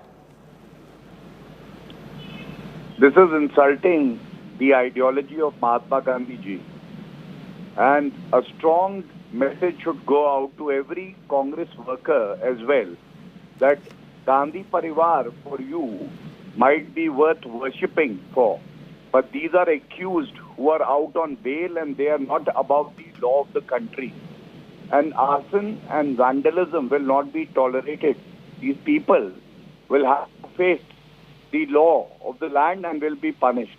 And we must remember how Narendra Modi ji, when he was politically targeted by the then Congress government, like a law-abiding citizen, faced interrogation for 9-10 hours. And he did not resort to any such mean, and he did not even ask the party to resort to such violent means. This is a disgrace to the country, and Sonia Gandhi should also understand that she has to abide with the law of the country if she indulges in any corrupt act. Right. Mr. Bhatia, what the Congress has been harping on, right, from Rahul Gandhi's summons to Sonia Gandhi, is this is vendetta politics. What's the need to call a frail senior citizen, Sonia Gandhi? She's not very well, but yet the ED insists on her appearing before its office to investigate. So do you believe that this would raise sympathy for Sonia Gandhi at this point? Healthy to indulge in acts of corruption when she was to serve the people of the country, but frail to face investigation like any other ordinary citizen. And I must say that if they say this is political vendetta, the Congress party has been using this term very often, but not even a single judgment in their favor from the Honorable Supreme Court or any High Court, which has quashed any proceeding against Sonia Gandhi, Rahul Gandhi, Robert Vadra, P. Chidambaram, Karti Chidambaram, Mr. Huda, and I have heard this term political vendetta on every occasion. At this point, there's also questions being asked as to why couldn't the ED office, I know you can't respond for them, you can't speak for the Enforcement Directorate's office, but just your view on if the Enforcement Directorate possibly could have reached out to Sonia Gandhi at her home, because she is ill, she has been receiving treatment, so this has been tough for her to appear before the federal agency.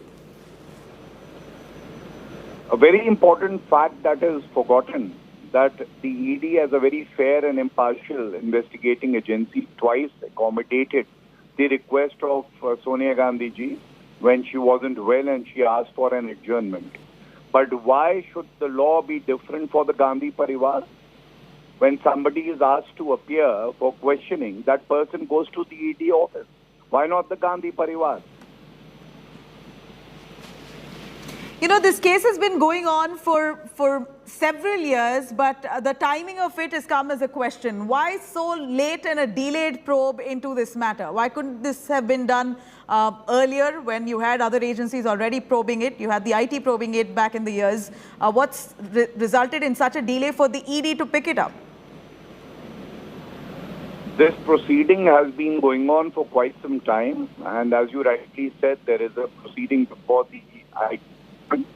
There is a case that the Indian people where so Delhi. Let's not forget that. They had all the time in the world. All right, Mr. Bhatia, thank you very much for joining us. I'm going to cut across to some big news that we're tracking here. Congress workers now stop trains in Delhi. Massive face-off in Delhi over Sonia Gandhi's grilling as the Congress workers now, resulting in acts of violence. This is nothing but absolute violence where they try to disrupt law, try to stop trains in Delhi. This is their pitch and their pledge to Sonia Gandhi. Very unfortunate that this is what they believe is Satyagraha. Congress workers there stopping trains in Delhi. A massive face-off in Delhi over Sonia Gandhi's grilling as the Congress intensifies its stir. It turns violent in parts of Bengaluru. In Delhi, we're seeing trains being blocked, vehicles burnt, torched in Bengaluru by Congress workers. And in Delhi, Congress workers there sitting in dharna at the railway station on the tracks, blocking trains. Remember, we've said this time and again, it's ultimately the common man who faces the brunt. They're the ones who really are affected with this kind of protests lodged, disrupting traffic, halting regular movement, and really hampering normal life. This is exactly what the Congress is doing, and the cause is what is surprising. They've chosen ED summons to Sonia Gandhi over corruption allegations as their cause to unite in such a manner where they're carrying out arson, violence, vandalism, disrupting public life. This is the Congress's way of showing strength and support to Sonia Gandhi. One can only remember the last time that the Congress party came in such large numbers for a people's cause. We've never seen them come with so much enthusiasm and strength to protest on a people's cause, on a common man's cause. But here, over ED summons to Sonia Gandhi and Rahul Gandhi, over corruption allegations which the Enforcement Directorate is probing into. It's just about investigation has begun. ED is just about started to probe the matter. But here the Congress indulges in violence and arson, condemning this as vendetta politics. Even if they have grouse and suspicion over the ED's intentions, is this the way to protest? Is this how one pledges protest in support of their leader? Disrupting normal life, troubling the common man, vandalizing public property, crores of rupees that now will be under loss owing to public property being burnt and literally disrupting public transport there. One can imagine the kind of losses that the railways will be going through. We saw similar scenes even when Rahul Gandhi was summoned, where trains were blocked, huge losses to the railways. We're looking at a dent to the state exchequer, but that is of no concern to the Congress and their workers who are lodging this massive protest, irrespective of what goes wrong and the losses that's incurred owing to this kind of act. They don't care what the common man goes through in the country due to their protests. And we say it time and again, even if they have grouse and are upset with the fact that the ED is summoning a frail and unwell Sonia Gandhi. They're trying to question her while she's been receiving treatment over the last few years. Even if they're upset, even if they feel this is vendetta politics and that this must be stopped, even if they want to attack the BJP, is this the way that a principal opposition party should display their anger? The Congress party, which has really established the meaning of Satyagraha decades ago, has today turned around the meaning of Satyagraha altogether. This is what their understanding of Satyagraha is. Kumar Kunal joining us for more on that. Kumar, railways now infiltrated by Congress workers. They're sitting in dharna on the railway tracks where Congress workers holding placards, stopping trains there, resulting in huge losses to the railways. We saw that happening last month with Rahul Gandhi's summons, this time again over Sonia Gandhi. Is there a stop to this? How did they not realize that this is resulting in enough and more grievances for the common man? It's no one else will be affected here. The BJP couldn't care less at this point with this kind of protest. It's basically the common man who bears the brunt. exactly, and the most affected are men who are traveling on the train, and this can happen. Patch Kumar Kunal, Kumar, your audio seems to be patchy. We'll try and patch you back on the line. But here are visuals coming in from Delhi, where Congress workers, mostly the youth Congress workers is what we believe, who are all assembled at the railway station. They're stopping trains, climbing on those trains there to lodge their protest, which they call as Satyagraha. This is the second time that we're seeing similar scenes after what happened with Rahul Gandhi and the summons that he received by the Enforcement Directorate. He was grilled for over 20 odd hours on multiple days, and this kind of protest we saw on all those days that he appeared before the Enforcement Directorate's office. Now similarly, Sonia Gandhi, Rahul Gandhi's mother and the Congress chief, she's now at the Enforcement Directorate's office. It's been close to 2 hours now that she's been at the federal agency's office being grilled by 5 Enforcement Directorate officials. And while that happens on one hand, parallelly we're seeing the Congress throwing their might behind the Gandhi family. And how? Kumar Kunal joining us for more on that. Kumar, a quick word on what we see here of these protests where trains are being blocked, vehicles being burnt, we're seeing traffic being disrupted. The normal life of a common man has been completely hampered. Exactly, and that's the real problem. Congress is protesting, and they were claiming that they are doing satyagraha all over the country. But now it is hitting the normal life, the common men who are traveling from train and who are traveling through roads.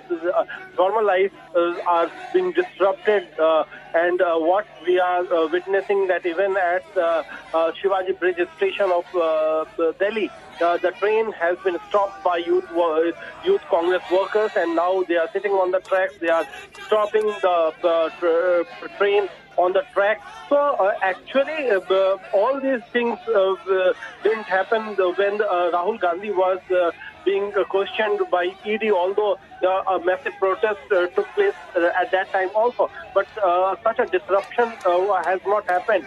Now it is seemingly Congress has strategized that they will be more aggressive this time. A different organization within the Congress have been given different the kind of responsibilities. They are now coming out on roads. So what we have witnessed today, that there was not a massive protest around Aicc or Congress office, which was the scenario during the Rahul Gandhi, when Rahul Gandhi was questioned.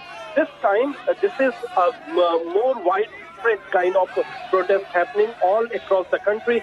Even in Delhi, several protests are happening at different places by different wings of Congress. So this is actually disturbing the normal life of the common man.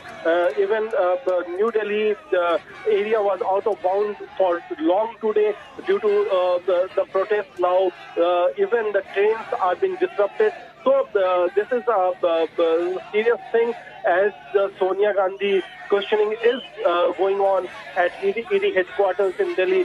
Such pictures are coming from all across the country. These pictures are so telling. While we see the senior Congress leaders are carrying out a rather peaceful march to the ED office, and they were also restricted. Of course, the ED office is sacred. You can't have protests outside, but the senior Congress leaders largely carried out a peaceful protest. But we're seeing the youth Congress workers taking the aggressive approach. Is this the part of their strategy? Would you be able to tell us, Kumar, is this part of the Youth Congress's strategy to take on this cause more aggressively and violently so that attention is showered on them? Exactly. What I found today, that there was not much crowd at Congress headquarters, which was the scenario when Rahul Gandhi was questioned. Most of the wings, be it women Congress or the youth Congress, all the Congress wing leaders were present at the Congress headquarters. But this time they have strategized in such a way that this protest will be more widespread, more aggressive, and in fact they want to, this is the kind of show of strength on the roads and on the tracks that they wanted to create a scene to send a message that actually this is what is happening today is all due to the political vendetta, and that's why these protesters, these Congress workers are fighting it tooth and nail at on the streets. But at the same time, they should consider that this is giving a bad name to the party as well, because common man is suffering a lot. Although they are targeting the government politically, but this is not just a political war. If you are fighting it out on the tracks and on the roads, so normal life is being affected, and that's why this is not a very good way of protesting. You can protest at parliament, you have several other ways to protest, but disrupting normal life can't hold good if you want to create a good perception in public view. So this is what's happening. The protest is quite aggressive, given violent at certain places, and it is likely to continue for the day till the questioning will continue at ED. So it seems like they're very well prepared. The Congress Party workers have been prepared for this long haul. They know very well that this will possibly take a little longer. These are visuals coming in from the streets of Delhi, where we're seeing commandos now coming together to move out protesters, literally lifting them and moving them away, detaining many of them. Let's hear it as they protest, even amid huge police deployment, who are first requesting, and if they don't agree, then they're being moved out physically. Literally, the police there lifting them, moving them aside, detaining them. From what we hear, senior Congress leaders like Sachin Pilot, Adhir Ranjan Chaudhary already been detained. They were all carrying out a protest march towards the Enforcement Directorate's office. At that point too, we also saw the Congress leaders largely were, the senior Congress leaders were carrying out a peaceful march, and now we see the Youth Congress have intensified their agitation more violently. These are visuals coming in from Delhi as the Youth Congress workers indulging in violent protests, and despite all the water cannons being used, they haven't budged, and now we're seeing police officials in large deployment who are dragging out those workers from that spot. They're not allowed to sit there if they don't agree to move. If they're spoken to politely, they've been told time and again, and despite all those warnings, they haven't budged. Now the police using force, they're physically lifting them, moving them aside, detaining them and clearing those areas. In fact, we know the traffic snarls in Delhi right now is a pain owing to these protests. And not just Delhi, let me tell you, all across the country, in different parts of India, including Delhi. We're looking at Odisha, Bhubaneswar, Hyderabad, Bengaluru. Large protests launched by the Congress workers only to intensify and show support to Sonia Gandhi, or rather show solidarity to the Gandhi family over these corruption allegation investigation by the Enforcement Directorate. Kumar Kunal on that. Kumar, you know, at this point, let's hear it from those protesters. अपने सरकारी तंत्रों का प्रयोग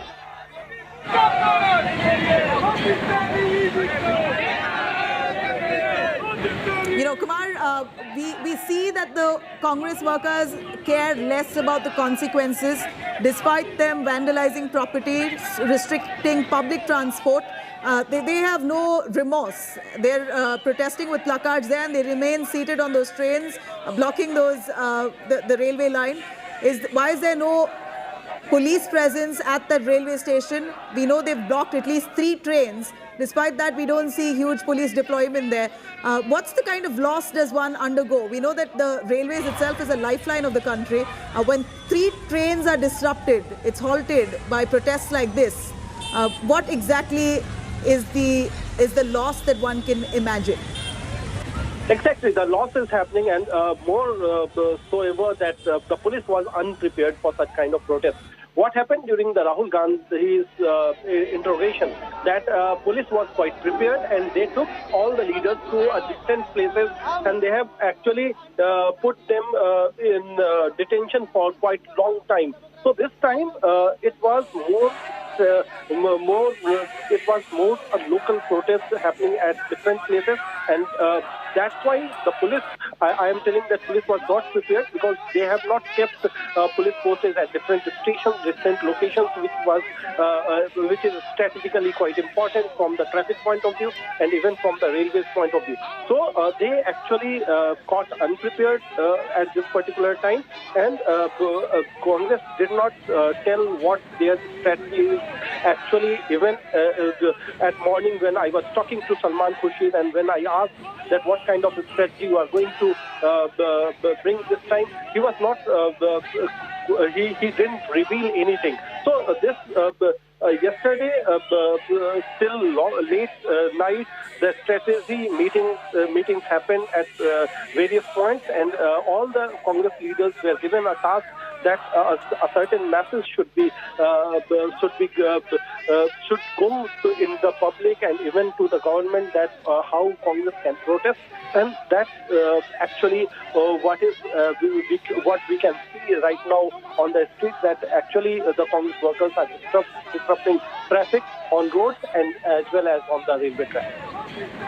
You know, earlier today, we saw Congress MPs who protested even inside the parliament against the central government. They've been blaming the BJP of arm twisting the central agency, of arm twisting the Enforcement Directorate, and to try and suppress the opposition's voice. This is what the parliamentarians of the Congress party had said while they lodged a protest and a walkout from the parliament. It didn't stop there. The protest has intensified ever since. The session, the monsoon session, happened this morning when the Congress leaders walked out, and that since we see the Congress, Youth Congress particularly, who've intensified protests and made it a lot more aggressive and violent at this point. Visuals that we're bringing to you are from different parts of the country, including that of Bhubaneswar, Odisha. The visuals here where trains are being blocked coming from Delhi, the car being burnt coming from Bengaluru. Assam as well has erupted in protest. Hyderabad too, we're seeing large-scale protests that's cropped up. And our reporters bringing you all those angles and those visuals at this minute live. India Today, of course, on this story, getting you all the angles to this story. The Congress largely has called this vendetta politics. They believe that this is the BJP's tactic to muscle the voice of the opposition.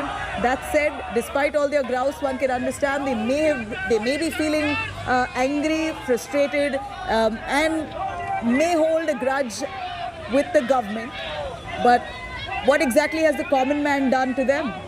The common man has to bear the brunt of this kind of violence. It's the common man eventually who has to be stuck in traffic, who has no respite from these kind of protests, at least for the next 5 hours. That's what the Congress plans, to protest vehemently until Sonia Gandhi is out, and it could be slightly long. And they've already planned this out. Until 5 p.m. they're going to be intensifying their protests. So it means that the common man and his life is disrupted for the next 5 hours. Trains being blocked, roads being blocked off, cars burning, causing hazard to the people moving past. In fact, this is shameful. The Congress party calls this as satyagraha. If they have a grouse with the Enforcement Directorate, if they have a problem with the BJP government, or they're accusing the government of vendetta politics, there is a manner in which protest can be lodged. But coming out to the streets and blocking streets and throwing normal life out of gear is certainly not coming off the grand old party. Here, they've like our reporter just said, could be bringing bad name to the party at large. But it appears that this is collectively a decision of the Congress party, from the senior leaders to those workers in the cadre on ground. This is Hyderabad visuals coming in, where we're seeing at least slightly more peaceful protests here in Hyderabad, where they're all seated with placards there, holding flags and are giving out speeches. This is the visual coming in from Delhi, where trains have been blocked. Sonia Gandhi right now at the Enforcement Directorate office. It's been close to 2 hours that she's been there. She's been grilled by about 5 ED officials, including a woman official also, who is currently part of that grilling, who's speaking with Sonia Gandhi. In fact, India Today has the inside details, about 10 questions that's being posed to her on her role and her participation in Young Indian. These are visuals coming in, again, of women workers of the Congress who are protesting. Let's hear it from them. Let's try and get some voices there on our screens. In fact, India Today on this coverage relentlessly showing you the kind of violence and arson that the Youth Congress has launched pan-India.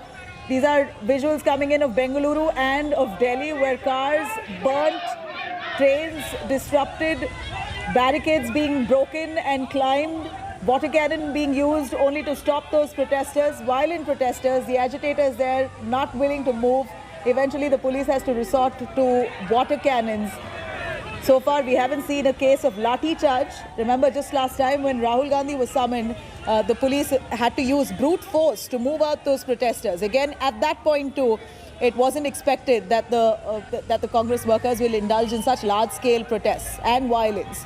As Kumar Kunal said, that this time also the police seem to have been caught off guard. And it appears this was a similar situation even the last time when Rahul Gandhi was called in. The police was indeed caught off guard.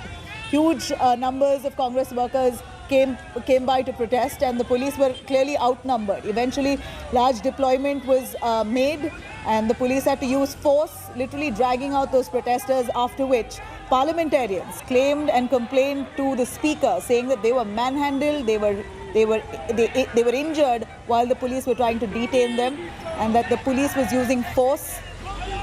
And this was unfair and illegal. That's what the parliamentarians said from the Congress party as they pledged their protest and complaint with the speaker. But a month later, we're seeing exactly similar scenes where it doesn't seem like the Congress has gone back on their decision to intensify their protests. In fact, they further intensified it, made it violent in different parts. Despite claiming this to be a peaceful agitation and calling this satyagraha, Congress now launching a violent, intense protest, bouts of arson that we see in some parts of the country, where the police now forced to use water cannons to push them away. The police now coming down to using force because in many places it appears that they've been outnumbered. It seems like the police, on the other hand, are currently using enough force to push them away, and they're the ones who are struggling to maintain law and order. Let me cut across to those reactions coming in from the Congress party as they show solidarity to Sonia Gandhi and come together united for this cause. I don't know what they're going to do. We are going to go to the ED's office. Let us see what they do. What is the strategy? We are protesting. We are protesting. Why is the ED calling Mrs. Gandhi when the case is in the Supreme Court? All the facts are in the records. It is in the income tax return, company return. It is in the balance sheet. So what is it that they want to know, which the Supreme Court will not have? Are they higher than the Supreme Court? ये सत्य की लड़ाई है।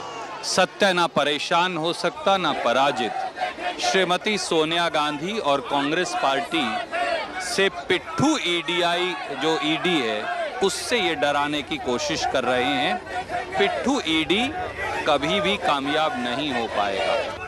उनकी personality जो हो रहा है एक और जो 70+ एज है उनकी उसमें मतलब ईडी खुद को कहना चाहिए हम करा के पूछताछ करेंगे आपको मेरे मान जिस रूप में ईडी का इनकम टैक्स का सीबीआई का दुरुपयोग हो रहा है तो जग जाहिर है कोई नई बात तो है नहीं।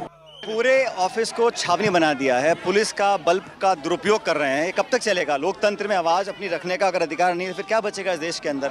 हम तो जवाब देंगे, पेशी है, हाजिरी है, अपना लिखित जवाब भी देंगे, लेकिन लोग डेमोक्रेसी में अगर अपनी बात नहीं रख सकते, हम लोग धरना नहीं दे सकते हैं, प्रोटेस्ट नहीं कर सकते हैं, तो फिर क्या रह जाएगा हमारे गणतंत्र लोकतंत्र के अंदर? हम पहले इस हफ्ते क्या किए, पार्लियामेंट के अंदर हम देश के सारे मुद्दे उठाने की कोशिश किए। सारे समस्या जो आम आदमी सह रहे हैं, जैसे कि महंगाई के बारे में सरकार चर्चा करने के लिए नहीं तैयार है, और उसके अलावा वो हमारे नेताओं के खिलाफ इस किस्म के राजनीतिक इंक्वायरी चल रहे हैं। तो नेचुरली हम प्रोटेस्ट करेंगे, किया हुआ है और करेंगे, लेकिन हम चाहते हैं कि देश के मुद्दाओं के बारे में, देश की प्रॉब्लम्स के बारे में, देश की समस्या के बारे में आप बैठ के राजनीति ठीक तरह की कोई प्रॉब्लम नहीं है। इस किस्म को हमारे नेताओं को ऐसे पकड़ के ले जाना बार बार हमें तो नेचुरली अच्छा नहीं लगता। There was no question of summoning Srimati Sonia Gandhi. They are harassing us. Where is the money which has been laundered? Everything is there in black and white. It is not her property, it is not Rahul Gandhi's property. It is not Mrs. Sonia Gandhi's property. It is the property of the Congress party. She is the head of the Congress party. She is the trustee of the Congress party. She is the chairman. She has a shares. It is a common man, congressman. So where is the money laundering? Where is the cash? Where is that this one thing? Simply they are just trying to create a false documentation and they are trying to harass the entire Congress party. The Congress leader, senior Congress leader speaking, saying what was the need to call Sonia Gandhi? Why such a delay for years of this investigation that's going on? ED to pick up the case now. This is nothing but vendetta politics. The timing has been questioned. These are multiple cities that we bring to you. Visuals live of Congress protests intensified in various parts of the country where cars being burnt, trains being restricted and normal life completely disrupted as many roads have been blocked off owing to this large-scale Congress protests. India Today on a relentless coverage right here showing you all those images from various parts says Sonia Gandhi at this minute still at the Enforcement Directorate's office. She's being grilled by 5 officials. In fact, we're seeing the Congress now wanting to protest until Sonia Gandhi is out. We're going to continue tracking those details. Stay with us.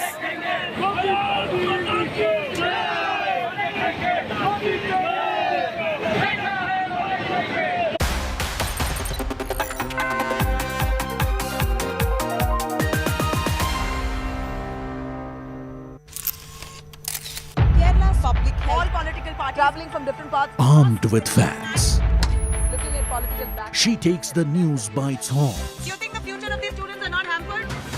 Fierce, bold, and direct, setting the tone for the biggest stories from every corner and every angle.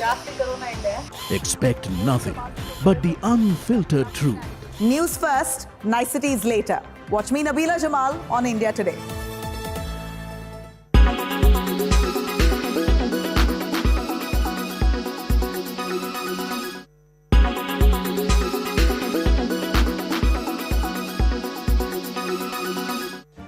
Make your media plan smarter with India Today Live TV on your connected devices. Amplify your brand with 100 million smart internet viewers. To advertise, mail us at sales@aajtak.com. Make your media plan smarter with India Today Live TV on your connected devices. Everyone's busy finding what's trending. You're busy finding out why. India Today, for those who research before reacting. Download the India Today app now. You are watching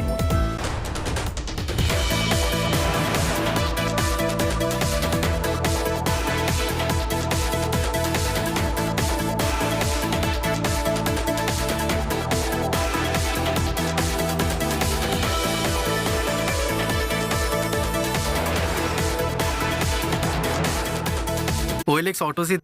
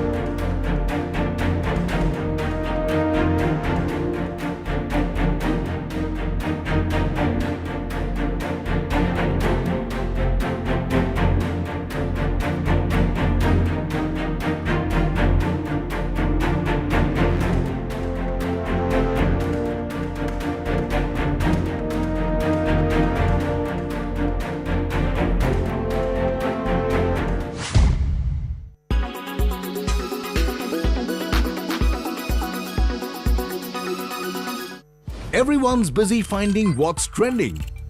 You're busy finding out why. India Today, for those who research before reacting. Download the India Today app now. You are watching India Today.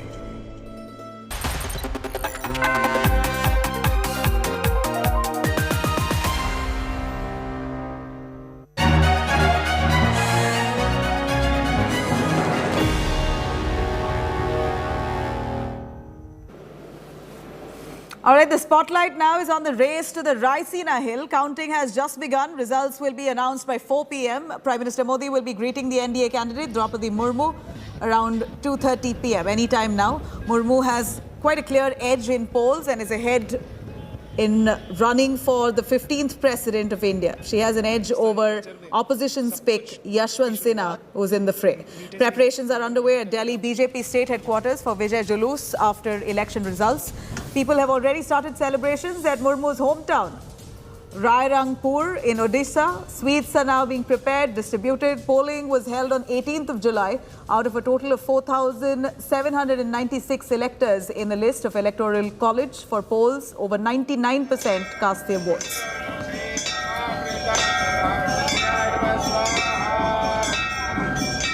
These posters and banners are hung on the gates of Draupadi Murmu's school over here in Rairangpur, where she was a teacher. And right now, if you look at the visuals, the kids over here, they are rejoicing, they are dancing to tribal music, as Draupadi Murmu might be the country's first tribal president.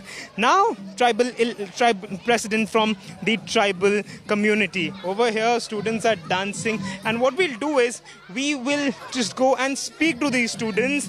कि आप लोगों को पता है द्रौपदी मुर्मू कौन है? हाँ, पता है. हमारे स्कूल में वो बड़ा टीचर है. अच्छा, और वो प्रेसिडेंट बनेगी? हाँ. और आप लोग क्या उसी लिए डांस कर रहे हो? हाँ. So these kids know that who Draupadi Murmu is and what is the essence of this particular day over here in Rairangpur. We'll ask Mr. Patnaik, who's the administrator over here. Sir, ये plan क्या आप लोगों का था कि students का था? Students का स्पॉन्टेनियस रिएक्शन था. जो एक टीचर थे मैडम द्रौपदी मुर्मू, आज जो प्रेसिडेंट बन गए देश के, वो इसीलिए वो खुश में वो जो मना रहे हैं. The administrators, the teachers, the kids are extremely happy that Draupadi Murmu was a part of their school at one point of time, and they're more happier because she might just become the next president of this country. With camera person Kiranji, this is Reacting for India Today, Rairangpur, Odisha. All right, that was really interesting to see. Many of the students are rejoicing for Draupadi Murmu. It appears that Draupadi Murmu is already now going to be announced in due course. She has a clear edge over Yashwant Sinha. Milan Sharma tracking those developments live. Milan, we see that Murmu's hometown has already erupted in joy. Sweets being distributed. At this point, counting is still on to determine who's going to be the next president of India. What's the result likely to be?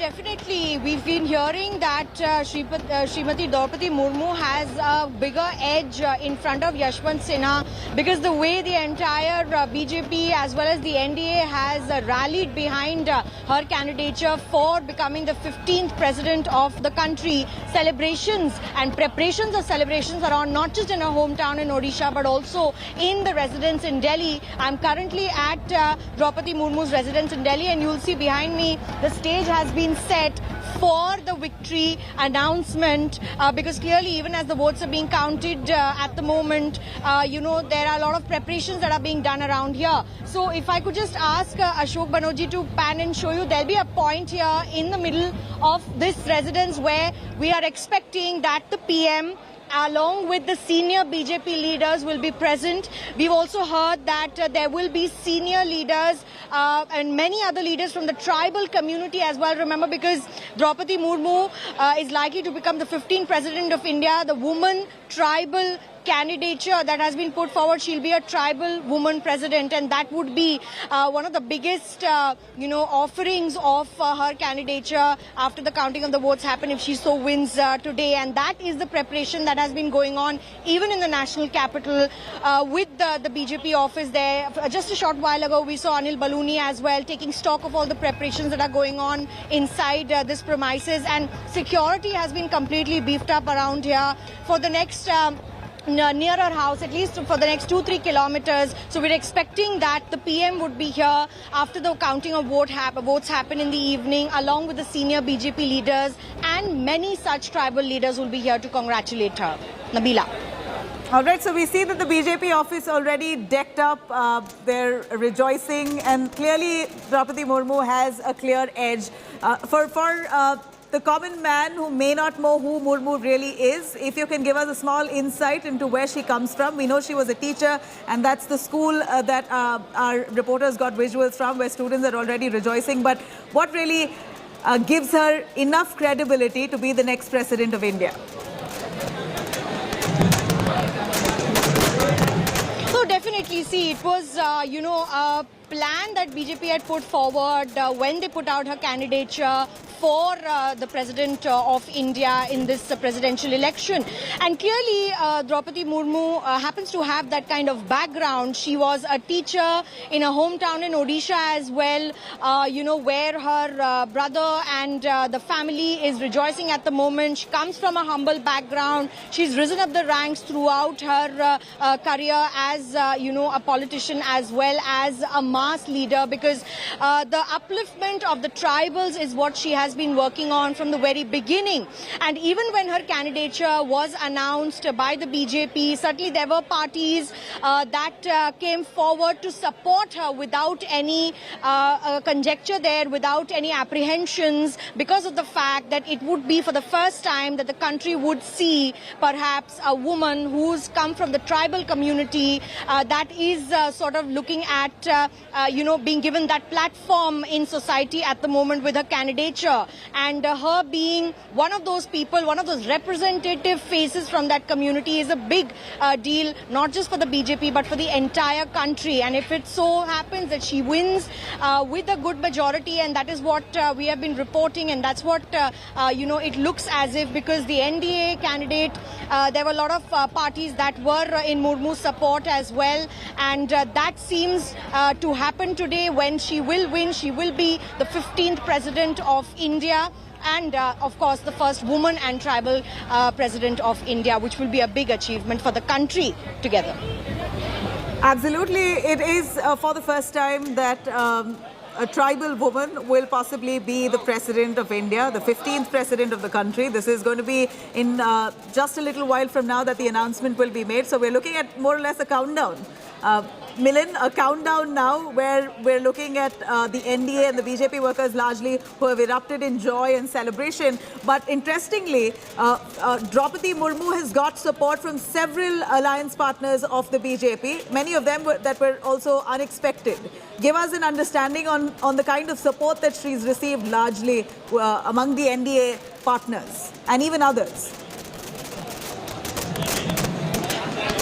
Yes, definitely. In fact, from the very beginning, we saw, Naveen Patnaik come forward and express his support for Draupadi Murmu because, the Odisha factor was in play. We also saw Jagan Reddy, who was in support from the very beginning. We have seen many such, opposition leaders who are not really allied with the NDA have also come out to support Draupadi Murmu. But there are several parties that have not supported. Of course, Yashwant Sinha happens to be the opposition candidate as well. And he also campaigned in various places. He also has garnered support from the opposition parties there.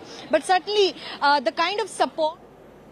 चाहे भले सांसद ने अपने संसद भवन में vote किया हो या स्टेट असेंबलीज में वोट किया है, सारे मेंबर्स ऑफ पार्लियामेंट के वोट की गिनती मैंने आपको बताई है अभी। सर हिंदी में तो आपको बताया था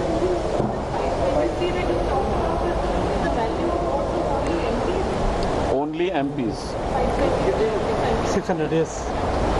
टोटल वैलिड वोटों की संख्या है 748,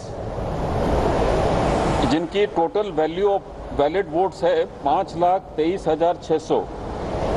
इसमें से श्रीमती द्रौपदी मुर्मू को 540 वोट मिले, जिनकी वैल्यू है 3,78,000, और श्री यशवंत सिन्हा को मिले 208 वोट, जिनकी वैल्यू है 1,45,600। ये अभी तक की स्थिति है, बाकी फिर आपको सूचित करेंगे। 15 वोट इनवैलिड हुए हैं। जैसे ही हो जाता है तुरंत बताते हैं। All right, so we know that the counting is still underway, and this is more or less a countdown that we're seeing of the presidential election, where results will be announced in just moments from now. Let me cut across to Sonia Gandhi, who is right now at the village of Draupadi Murmu. It's a clear numerical advantage that Murmu has with the NDA alliance partners collectively supporting the tribal candidate. Let's hear it from our reporter.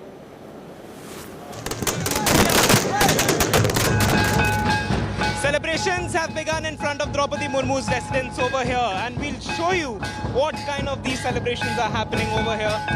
Drum beats, these are quintessential Adivasi drum beats which are being played over here. People are extremely happy. This is the MLA of Rairangpur. We'll ask him, Dada, abhi se shuruaat ho gaya jashan ka? देखिए और कुछ समय देर result निकलेगा। हम लोग को मालूम है दीदी बहुत वोट से जीतेगी, इसीलिए हम उनका घर के सामने ये जो परंपरा है ड्रेस पहने हैं, हम लोग का आदिवासी का डांस जो है हम लोग खुशहाली मना रहा है। Supporters and people who have joined over here, they are dancing over here. These are the traditional Adivasi dances which are happening in front of the NDA candidate Draupadi Murmu's residence over here at Rairangpur. With camera person Kiranjit, this is Suryagni Roy for India Today, Rairangpur, Orissa. Confidence है कि वो जीत के है करके, खाली हम लोग को रिजल्ट डिक्लेयर होने के लिए थोड़ा इंतजार करते हैं। सेलिब्रेशन तो हम लोग तैयारी में है, लड्डू वड्डू बटाया जाएगा और नाच उच भी होगा ट्रेडिशनल का। अगर जीत जाती है तो हम तो जरूर उसका ये मैं आऊँगा औत में। Not only tribals, it is not only the tribals, but everyone in the country is having a sense of pride for the likelihood of having the first woman tribal president of the country. Draupadi Murmu का जीतना निश्चित है और उनका राष्ट्रपति के पद पर निर्वाचित होना भी निश्चित है। केवल काउंटिंग होनी है और काउंटिंग होकर के माननीय श्रीमती द्रौपदी मुर्मू जी चुनाव जीतेंगी और 25 जुलाई को शपथ लेने का काम भी करेंगी और महामहिम राष्ट्रपति के पद पर बैठेंगी। With the results of the president's election being announced today, India is going to be scripting history because for the first time ever, a woman who's a tribal and who has a very long administrative and public life experience, a very political committed leader, is going to be occupying the highest position, the highest office in the country, and it's certainly a positive sign for India's democracy. यहाँ 140 packet 140 packet total 20,000 Laddu सारे के सारे देसी घी सारे देसी घी के। अच्छा, और कुछ खाने का कुछ प्रोग्राम नहीं बना क्या है? 1000 कार्यकर्ताओं का खाना बन रहा है। क्या खाने में क्या होगा? चावल, दाल, पुलाव, मिक्स वेजिटेबल। आप लोग मिले हैं कभी द्रौपदी जी से? मैं उनके साथ काउंसिलर के साथ से आज तक हूँ। अच्छा। उनके जब पहला वो चुनाव लड़ा एमएलए का, मैं उनका प्रोपोजर था। अच्छा, और तब की द्रौपदी मुर्मू और आज की द्रौपदी मुर्मू में कोई अंतर दिखाई देता? अंतर नहीं, कल भी हमारे लिए जो थी आज भी वही है। आज राष्ट्रपति जो है बनने वाला है वो आदिवासी है। ये आदिवासी का ड्रेस है, ये आदिवासी का ट्रेडिशनल नाच है। हम लोग खुशी से आज सुबह से नाच रहा है, वो उत्सव मना रहा है। श्योर दीदी तो जीतेगी, बहुत वोट से जीतेगी। All right, that's the visual coming in from Murmu's hometown, her village in Odisha. Of course, people there ecstatic that one of their own, a tribal woman, for the first time in independent India, will be assuming the highest office in the country. It's really a matter of pride. Milan Sharma joining us live from Murmu's Delhi residence. Milan, we know that the BJP office is already decked up. They're waiting. It's a countdown now that's already begun before the announcement actually takes place. But Murmu, as the governor of Jharkhand, has really made a mark in that state, because we know that JMM, otherwise were on the verge to support Yashwant Sinha, the opposition candidate, came about to support Murmu indeed. And Milan, show us what's behind you. You're absolutely right there. Yes, definitely. You're absolutely right there, Nabila. In fact, JMM was the one who supported Murmu, along with, as we were saying, Naveen Patnaik as well. And there have been many parties that may not have agreed with the NDA, but they did come out to give their support to Draupadi Murmu. I'll just show you around.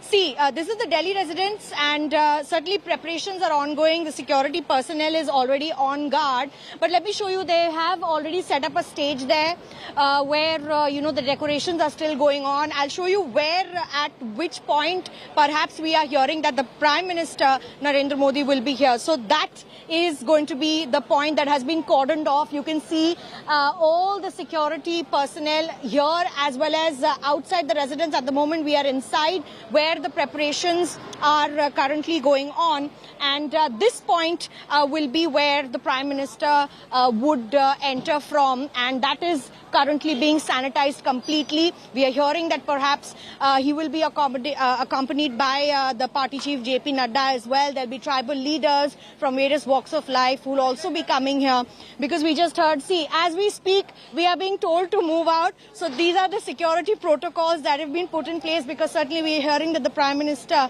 could be here, and definitely this entire area sanitized for that very reason. And this has perhaps been made the media enclosure at the moment.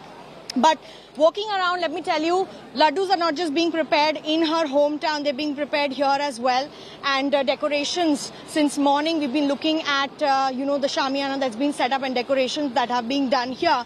But definitely it's going to be wait and watch, because we've already seen the MP votes that have been counted, and Draupadi Murmu clearly has an edge there. So it's only a matter of time as the countdown comes to a close towards the evening that this place will be completely decked up and filled with victory signs, and perhaps for the BJP a masterstroke where for the first time a president will be elected who will be a woman tribal president of the country. Back to you. You know, as much as we are celebrating the move of the NDA nominating a tribal woman for the first time in independent India, we see that the opposition had enough and more to say about Draupadi Murmu. There were many insults that were leveled against her. In fact, Yashwant Sinha himself, who was also in the race for the highest office, called her a rubber stamp of a candidate. At this point, knowing whatever we know of Draupadi Murmu, she's been a lady, to mince no words, has been forthright and forthcoming on various issues. And this possibly should have been welcomed wholeheartedly, because she comes from the tribal community, and they really need a statement like this to feel included. No, well, of course, perhaps being from the opposition and with a candidate like Yashwant Sinha, whose name was mooted in that very crucial opposition meeting that was held before the selection of the presidential candidate, definitely there were talks about who would it be. Names other than Yashwant Sinha were also being raised, but right now it's Yashwant Sinha versus Draupadi Murmu. And yes, allegations on Draupadi Murmu were of the fact that because she's an NDA candidate, she would perhaps be a rubber stamp president, and she would not so uphold democracy in a sense. And there are many allegations that have been leveled by the opposition because we are looking at the current situation wherein today even Sonia Gandhi is being questioned. The Congress party is protesting throughout the country on inflation, price rise, GST, etc. And when we spoke to Yashwant Sinha, his only idea was that the president must uphold the highest office's honor, which is also upholding democracy. But certainly the kind of lineage, the kind of legacy that she comes from, a community that has been uplifted in the country, that has now been put on the front of the map, because the tribal community, the Adivasi community, often left behind in a lot of sense, is getting a front stage in her name. So certainly the tribal leaders, the community members, even Dalit leaders are extremely happy at the fact that she was the prime choice for a candidate for the NDA. And certainly, even as the votes are being counted, she clearly has an edge, because the members of the parliament, whether it's Lok Sabha or Rajya Sabha, and even the vote count of the MLAs that will happen, have entrusted their support to her. Right. So we're going to see that it's going to be a point of victory where the Prime Minister is also expected to come here at this venue, and we just showed you how the entire area is being sanitized. This perhaps happens to be the media enclosure, and the stage there. Just I'll ask Ashok Banot to just briefly pan and show you. There's a chair that's been placed there. That's only one chair at the moment, but we'll perhaps see by the end of the day that more and more people will join in the celebrations that are about to happen over here. Nabila, back to you in the studio. Milind, thank you very much for that. We do know that Draupadi Murmu reached out to opposition parties. She did, of course, ask for support to nominate her or elect her as the President of India. She's got support from several opposition parties, including the YSRCP, the TDP, the BJD, and in the latest, even Karnataka's JDS has decided to pledge support for Draupadi Murmu, the NDA candidate. Let me cut across to our reporters who is right now tracking all that excitement and enthusiasm, the joy that's erupted in Draupadi Murmu's hometown. Let's have a look at this report. To know about the life and stories of Draupadi Murmu, India Today arrived at Rairangpur in Orissa. We met several people who told us various stories about this particular lady who was once the governor of Jharkhand. Now, be it her friends, her family members, her former colleagues, even people who worked under her when she was a teacher had various stories to share about her. Rairangpur in Mayurbhanj district of Odisha is proud to be the town that witnessed the rise of Draupadi Murmu. She worked here as a teacher before becoming a councillor, an MLA, a minister, and then governor. More than 280 kilometers from the capital of Odisha, this is where she built her life after her elder daughter passed away. She is a lady with a heart. On the one side, she is an iron lady. She would like to take strong action in one hand. In other, she would talk very politely and very compassionately with the public. Draupadi Murmu's brother Tarini Sen Tudu lives in her house in Rairangpur while the rest of the family keeps visiting. वो like any other mother, कभी-कभी strict भी है, कभी-कभी soft भी है, और she is like any other mother. In the school where she worked as a teacher between 1994 and 1997, she is remembered fondly as Didi, or elder sister. Rule regulation भी करूथिले आ समस्तनकर सहित भलो संपर्क भी रहउतिला आ छोटे छोटे छुआ मन को भी भलो व्यवहार भी करूथिले समस्त स्टाफ मान का सहित भी भलो सब संपर्क रहितला लोक मान कर सहित भी भलो सब संपर्क रहितला. The school premises that we see over here is also testimony to the fact that before 1997, before she became an elected representative, she was a teacher. And the school is still here, students are here. The school has expanded, its classes are still on. However, what is not over here is Draupadi Murmu, who was a teacher, and she used to teach all these subjects in this middle school. Nearly half an hour drive away is the village where Draupadi Murmu was born. Uparbeda village has changed since her childhood. The school she studied in has grown to become a high school with smart classes. Back in the 60s, it was only a primary school. Draupadi Murmu had to leave the village of Uparbeda. The reason was that the school that she went to in this particular village was a primary one. That means it was there till class 5. And that is the reason why she had to leave for Bhubaneswar for further studies. In 2022, things have completely changed over here in this particular village of Uparbeda. Draupadi Murmu's native house is a well-constructed one compared to the kacha house of the neighborhood. और रात में उन लोग phone किए थे तो मेरा हो रहा है राष्ट्रपति तो हम लोग को बहुत खुश महसूस हुआ. Draupadi Murmu is the second scheduled tribe candidate and the first tribal woman to have been nominated for the post of President of India. This remote village in Odisha waits to celebrate her journey to the President's house. With Suryagni Roy, Bureau Report, India Today. Suryagni joining us live from Rairangpur, Odisha, where Draupadi Murmu hails from. Suryagni, you know, what a humble background that Draupadi Murmu comes from. It's so heartwarming to see the family members, relatives and friends all rejoicing to see that their own, one of their own, is going to be assuming the highest office in the country. It's such a matter of pride for them at this point. What sentiments did you capture? Well, you know, Nabila, the family is extremely humble. We have spoken to her family friends, we have spoken to her daughter, her brother Tarani. They stay in this particular house behind us. You can just look at this house. This house is, the next president might come from this particular house, so you can understand how humble these people are. And there's a huge gathering over here since morning. People were dancing. We have been showing you visuals. People were dancing, singing, playing the Adivasi drums, what not. These people are pretty confident that Draupadi Murmu is going to have a landslide victory, and she's going to be the next president of the country.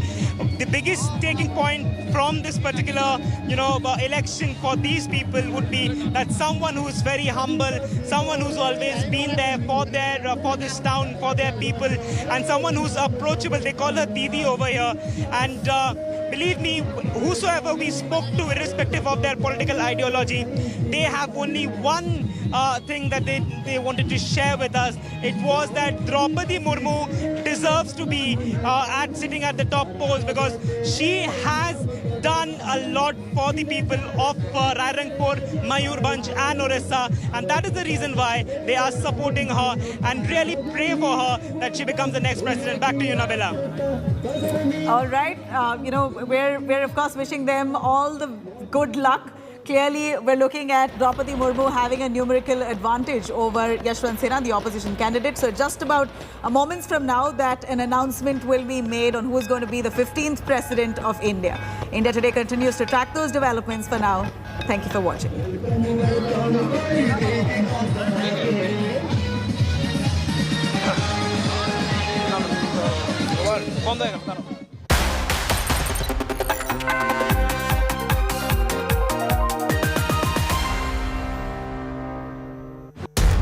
इस समय पूरी दुनिया में लोग confused हैं। वो समझ नहीं पा रहे हैं क्या सही है, क्या गलत है, क्या सच है, क्या झूठ है। और ये स्पष्टता हम आपको अपने इस नए शो में देंगे। सब कुछ ब्लैक एंड व्हाइट में बताएंगे। इस शो में मेरे बालों के अलावा कुछ ग्रे नहीं होगा। हर खबर ब्लैक एंड व्हाइट की तरह बिल्कुल स्पष्ट होगी।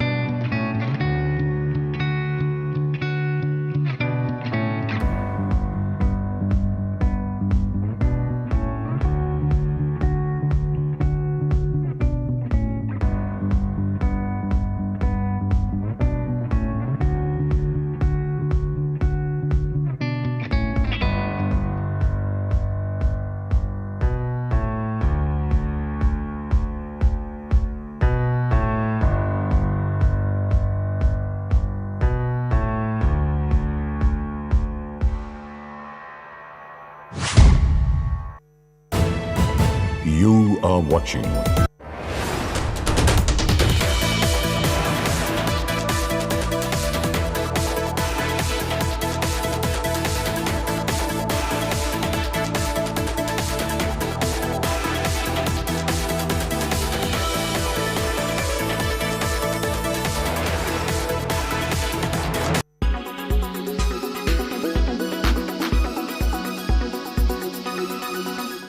I think if I had about 20 minutes with him, I'd be able to tell him, the things that he needs to do, which might help him. I'm not saying it will help him, but it could help him. There you heard it from Mr. Sunil Gavaskar. He was speaking exclusively to India Today. And when asked about Virat Kohli and his struggles in the recent past, Sunil Gavaskar says that allow me 20 minutes with Virat Kohli and I might be able to help him. Now, why do you think that he said something like this? There are a few reasons behind that. One, of course, the entire country is worried based on what, the recent string of failures that Virat Kohli has seen. And clearly, there are some sort of technical weaknesses that he may have seen. The other thing, as Sunil Gavaskar points out in that particular interview, is that he's been an opener. And so he's been in that situation where that outside the off-stump line tends to trouble a lot of batsmen. He himself went through a phase like that. So there may have been a few things he must have done, and he would want to share that knowledge with Virat Kohli. And maybe if it helped Sunil Gavaskar, it may help Virat Kohli. And remember, I'm using the word maybe because even in that interview, Sunil Gavaskar points out that the tips I give him may help him. There's no guarantee it will, may help him because those may have been the issues that he himself dealt with, and he found a solution to that. So what are those areas? And Mr. Gavaskar gave us some sort of insight. When I spoke to him at length,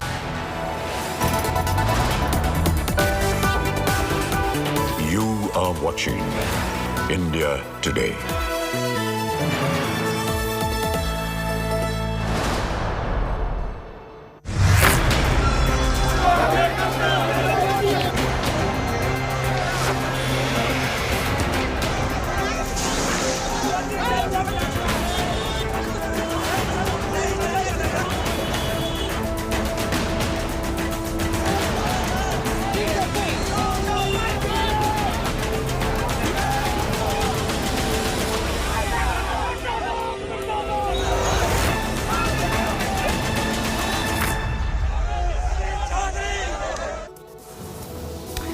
Hello and welcome. You're with us here on India Today. I'm Abha Bakaya. Breaking news for you on your screen.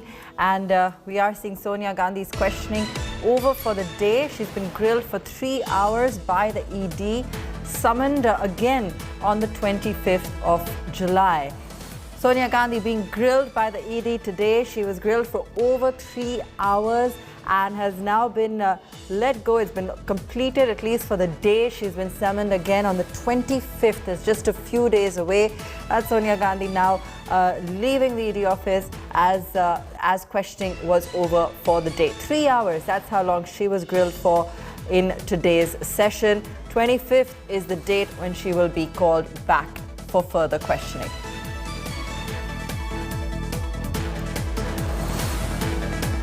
That's Sonia Gandhi for you in the news today. We've been tracking closely for you the fact that she has had to appear for questioning.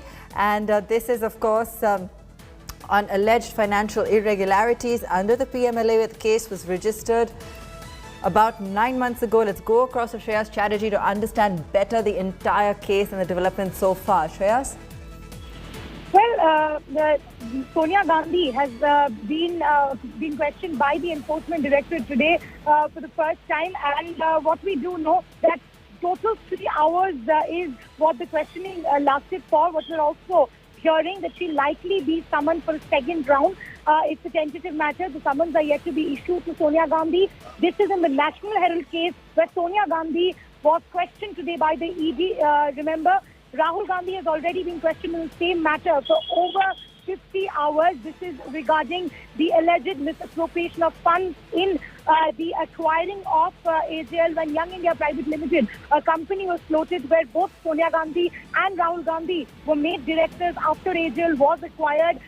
What we also do know that her questioning was recorded under Section 50 of the PMLA Act, which is admissible before the court. She was questioned about her involvement in the transactions between AJL and Young India Private Limited, and also whether that she knew about the fact when AJL was acquired by YL, when she was made a director. The other thing that she was questioned about are the properties of AJL that was also acquired by Young India Private Limited, and that whether she is aware of the total number of properties that Young India Private Limited acquired from AJL. We also do know that the Congress has maintained during the time of questioning of Rahul Gandhi that Young India Private Limited is a Section 25 company, which means that it cannot run office of profit. It's a charitable company. Any money that is earned from the company cannot be taken by the directors or the owners of the company. So she was asked whether there was any charitable work done by Young India ever since it acquired AJL. So these were the questions that Sonia Gandhi faced. Total 3 hours of questioning on the first day. What we're learning, that there's a possibility that she will be called for the second day. The summons, however, are yet to be issued. You know, Rahul was called 5 times and grilled for 10 to 12 hours, Shreya. Sonia grilled for 3 hours today. She hasn't been feeling well. Any concession you feel that they've given her on account of her health? Well, this could very well be the reason. Even the fact that Sonia Gandhi first, she was called earlier, remember. She was called on the 23rd of June, and then she was not well, is why today's time was given. We also do know that Priyanka Gandhi Vavra also accompanied Sonia Gandhi with medical papers, and she was asked to stay in the waiting area. However, Sonia Gandhi was in the questioning room. That kind of leeway was given to Sonia Gandhi. If at any given point she did not feel well, she could raise the matter with the officers who were questioning him. Remember, an assistant director rank officer questioned Sonia Gandhi. There were other 2 officers also present, and the joint director rank official was actually overlooking the entire questioning. So that leeway will definitely be given to Sonia Gandhi, given that she has health issues, and the matter was also earlier raked up by Sonia Gandhi's family before the Enforcement Directorate. That's the reason probably that we see that she's been left after 3 hours of questioning. But what we're also picking up is a possibility of a second round of questioning, and Sonia Gandhi might just be summoned again. Any idea, any insight, Shreya, into the kind of answers she may have provided? Any inkling from our sources or people close to the matter in terms of any light that she shed on the matter? Well, one thing, Abha, what we're sure about is that the questioning that Enforcement Directorate asked Sonia Gandhi revolved around her shareholdings. She owns 38% share of Young India Private Limited. She's also a director of Young India Private Limited. So the questions revolved around the transaction. Not only did the Enforcement Directorate question Sonia Gandhi about the transaction made by Young India Private Limited when it acquired AJL, but she was also asked about those loans that were given by the Congress party when AJL ran into the loss. This was about the year 2008, when there were loans given to, interest-free loans given to AJL to revive the company, and then the debt mounted to around 90 crores. In the year 2010, Young India Limited was floated when they acquired AJL. So the questionings ran into the transactions between Young India and AJL, whether she was aware about that, and when she was made the director, was it a decision taken by her? These were the questions that were asked by the ED. We're yet to get a reason on what exactly transpired, but the line of questioning revolved around the fact of that she was a shareholder in Young India Private Limited, and that she was also a director in the company. Okay, any clue as to where she's going now? Will it be to Aicc? Will it be to 10 Janpath? Where is Sonia Gandhi headed after her questioning has been completed for the day? Well, in all likelihood, she should head back to her home, given the fact that she's not been keeping well, is what the Gandhi family has also maintained, and the sources inside the Congress office, because of the reason which we also saw Priyanka Gandhi Vavra accompanying Sonia Gandhi for today's questioning in the Enforcement Directorate. And there was also questions that whether a doctor would be taken in, but we do know that it was only Priyanka Gandhi who was allowed inside, and she was in the waiting room when Sonia Gandhi was questioned by the Enforcement Directorate, and it was a brief questioning, we can say, only 3 hours. It's rarely do we see Enforcement Directorate or any other investigative agencies conduct such short questioning as well when such important personalities have appeared before them. We can say that Sonia Gandhi was probably an exception, and the reason that is because we do know that she was not keeping well, and it was also something that we learned from our sources inside the Enforcement Directorate, that leeway was given to her, that at any given point she didn't feel well, she had the right to say that, and she would allow to pass that question. All right, stay with us, Shreya. We'll come back to you in a moment. That's the Big story we're tracking for you at this hour. And India Today has a mega scoop on the ED's line of questioning for Sonia Gandhi. The ED asked Sonia Gandhi about her association with Young Indian Private Limited. That's the company that she holds 38% in. The ED wanted to know why Sonia Gandhi decided to become a shareholder of Young Indian Private Limited. They've also questioned Sonia Gandhi regarding the transactions between Congress to AJL. Sources tell India Today that Congress president faced the ED alone and no person was allowed inside with her, including her lawyer. However, a person with medicine was available in the ED office for Sonia Gandhi as she recently recovered from COVID. She was also allowed to leave questioning at any given point of time if she felt unwell. Sonia was interrogated by an assistant director rank officer who is also an investigative officer of the case. The questioning was supervised by the joint director rank officer. That's the big scoop that we have for you at this hour. More interesting details emerging about the line of questioning that the ED has taken with Sonia Gandhi with regards to her shareholding in Young Indian Private Limited. In fact, a reaction coming in from Shehzad Poonawala. Let's listen in. क्या Sonia Gandhi queen है किसी जगह की कि उनसे सवाल जवाब नहीं किए जा सकते? ऑल इंडिया करप्ट कमेटी को बचाने के लिए परिवार जो भ्रष्टाचार में 2000 करोड़ से ज्यादा की संपत्ति में लिप्त है, उसको बचाने के लिए आज एजेंसियों पर दबाव डालने के लिए ये सारा का सारा ये तमाशा किया जा रहा है। और इसीलिए ये महात्मा गांधी का सत्याग्रह नहीं, ये सोनिया गांधी का, राहुल गांधी का भ्रष्टाचार बचाने वाला दुराग्रह और स्कैमाग्रह है।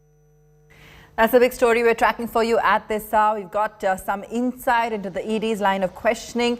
Questions around her shareholding, Sonia Gandhi's shareholding in Young Indian Private Limited with regards to certain transfers from the Congress to AJL and queries around this particular shareholding and entity. Sonia Gandhi has been unwell. She's only recovered recently post-COVID, so there was a medical assistance nearby. She was allowed to leave in case she wasn't feeling well. However, no one else was allowed inside the room during questioning. She was questioned for about 3 hours. Remember, Rahul Gandhi was called about 5 times and questioned for 10-11 hours. Lots of questions being asked to Sonia Gandhi, as you can see on your screen. Why was there no charity work being done by said entity? Why did you choose to become a director on the board of this entity? What is Congress's role in Young Indian Limited, in the deals that the company has been doing? Did you know that Young Indian Limited has been acquiring AJL shares? These were the questions asked to Sonia Gandhi. Why were properties of AJL used as well? This is the line of questioning that took place, probing the connection here between Congress and AJL, and Sonia's lawyer was not allowed inside during the grilling. She has been called again and summoned again for questioning on the 25th. Remember, she wasn't previously able to attend when she was called due to ill health. She did appear today and has now been asked to return on the 25th. Meanwhile, Rahul Gandhi, as you know, was also called about 5 to 10 times and 5 times and grilled for about 10 to 12 hours. So some amount of accommodation for her ill health clearly, but an epic show of strength, as you can see, afoot for Sonia, with protests from Congress supporters across the country, as you can see there on your screen, and they have come out in full force at the fact that she has been summoned at this point of time. Opposition protests over summoning her for questioning, and huge protests taking place across the country on this front.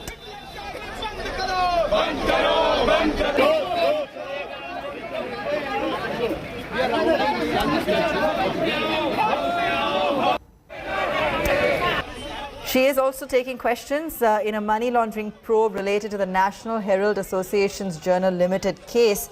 So a lot of different questions that are being aimed at the Congress president. We've seen protesters raising slogans at the party office in support of Sonia Gandhi. And if we just take you back, the petitioners had approached courts alleging that the assets of Associate Journals Limited, AJL, which published the National Herald newspaper, were fraudulently acquired and transferred to Young Indian Private Limited, in which Sonia Gandhi and her son own 38% shares each.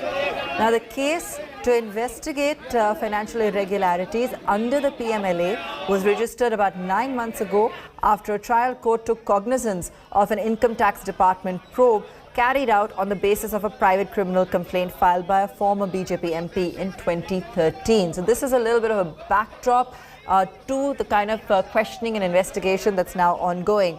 Sonia Gandhi couldn't appear for questioning in 2 previous occasions. She's also been hospitalized for COVID and developed mild fever even early in June. And after her discharge from hospital, she had asked for more time to appear before the agency. Lots of protests taking place across the country, both on the price rise issue, of course, as well as ED summons to Sonia Gandhi. And she was questioned for about 3 hours today.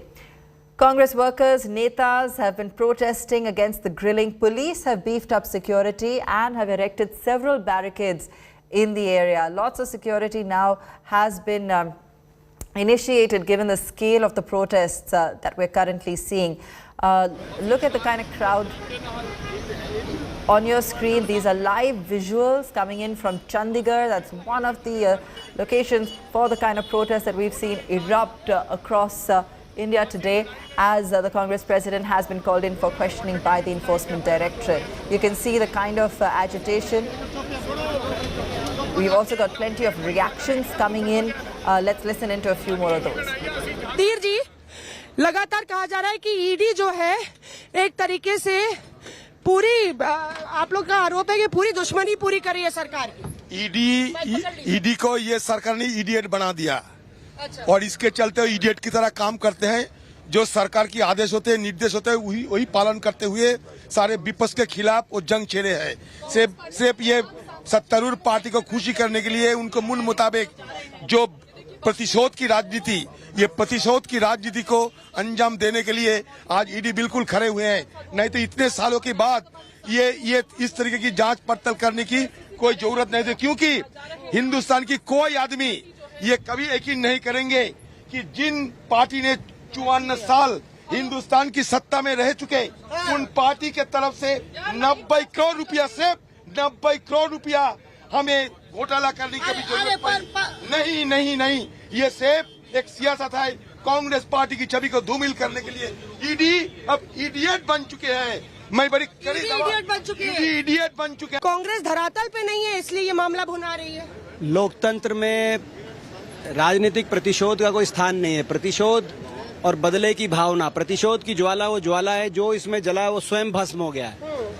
आज सरकारी जांच एजेंसियों का दुरुपयोग विपक्ष की आवाज दबाने के लिए किया जा रहा है। सारा देश देख रहा है।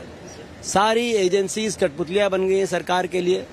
और भाजपा ये कह रही है कि आप लोग डर रहे हैं, जांच से डर रही हैं सोनिया गांधी और राहुल गांधी। एजेंसियों के निशाने का शिकार हो रहे हैं, लेकिन फिर भी ये हमारे नेतृत्व की ताकत है और उनकी सच्चाई है और ईमानदारी है कि उनकी आवाज, विपक्ष की आवाज, ये सरकार इसके दबा नहीं सकती। इस तरह से टैगोर साहब, आपको लगता है कि ये एक बड़ी अग्नि परीक्षा? हम लोग राज्यसभा और लोकसभा में डिस्कशन चाह रहे थे। 3 दिन से हम लोग प्राइस राइज का बारे में, जीएसटी का बारे में, अग्निपथ का बारे में नोटिस का ऊपर नोटिस दे रहे। ये पार्लियामेंट में डिस्कस करना नहीं चाह रहे।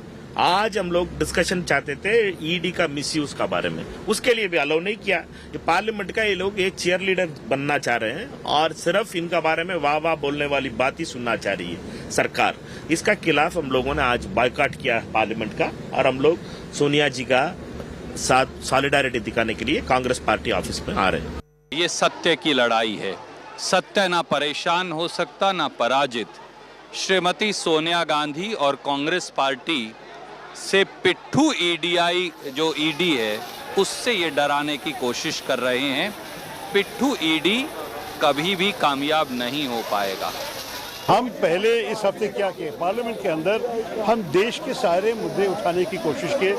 सारे समस्या जो आम आदमी सह रहे हैं, जैसे कि महंगाई के बारे में, सरकार चर्चा करने के लिए नहीं तैयार है। और उसके अलावा वो हमारे नेताओं के खिलाफ इस किस्म के राजनीतिक इंक्वायरी चल रहे हैं। तो एक्चुअली हम प्रोटेस्ट करेंगे, किया हुआ है और करेंगे। लेकिन हम चाहते हैं कि देश के मुद्दाओं के बारे में, देश के प्रॉब्लम्स के बारे में, देश की समस्या के बारे में आप बैठ के राजनीति ठीक तरह के कोई प्रॉब्लम नहीं है। इस किस्म को हमारे नेताओं को ऐसे पकड़ के ले जाना बार बार हमें तो नेचुरली ठीक नहीं। उनको बुलाना ही बार बार गलत, एक ही केस के लिए परिवार के 2 लोगों को बुलाना, ये कहाँ का न्याय। अभी राहुल जी को 4-5 दफ़ा बुलाया, वही केस के लिए उनको माँ को बुलाने के लिए कोई ज़रूरत नहीं थी। एजिटेशन करना तो हमारा अधिकार है, पूरी आज़ादी तो इसी एजिटेशन से मिली, तो वो भी उचित नहीं। Sir, you have known Mrs. Gandhi for such a long time. There is a video message of her when you were also in the parliament saying that मैं इंदिरा जी की बहू हूँ और किसी से नहीं डरती. What do you have to say about Sonia Gandhi? That is true. उन्होंने पहले दिन जब कोविड से पहले इनको बुलाया गया था, उन्होंने कहा मैं नहीं चाहती कोई मेरे साथ जाए, मैं अकेली जाऊंगी, मुझे ना किसी से डर है क्योंकि मैंने कोई गलत काम नहीं किया और मैं सत्य का साथ देती हूँ, तो मुझे कोई घबराने की जरूरत नहीं है। Except for us, office bearers are not even being allowed to come in. So we will raise our voice, we will take all the precautions that we have to take given Corona, but we will stand with Sonia Gandhi in every part of the country, including here in Delhi. Continue to get you live visuals across the country, crowds, being mollified there, as you can see by the, by these sprays coming in terms of trying to cool them down and get the protesters to ease off.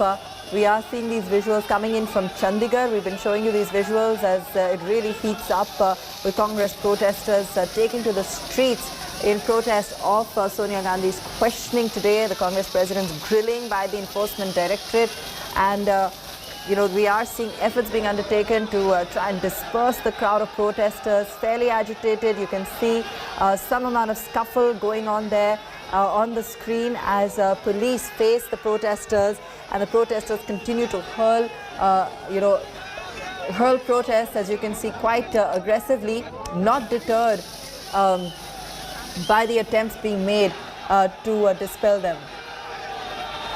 BJP came down heavily on Sonia Gandhi as she's being grilled today by the Enforcement Directorate. Firing salvos at Sonia, BJP said the Congress is scared and is avoiding questions in the National Herald case. BJP MP Ravi Shankar Prasad also slammed Congress for holding protests nationwide over Sonia's ED grilling. Drawing parallel with Prime Minister Modi, Prasad said that when Modi was Chief Minister of Gujarat and was grilled by agencies, BJP netas and workers never took to the streets and protested. Congress has, however, called the ED summon a political vendetta, saying it's mischievous misuse of investigative agencies. Congress says that prominent leaders are deliberately targeted. The scene in Chandigarh on your screen gets messier as we watch, just in a matter of a few moments, live visuals coming in, and we can see how it's even more crowded, police doing what they can to try and pacify, deter, cool off some of those protesters, try and dispel the crowds, but clearly they're not letting up so easy and are continuing to gather. Let's go across to Ashutosh live for more on this story as it continues to develop. Ashutosh, take us through all the latest.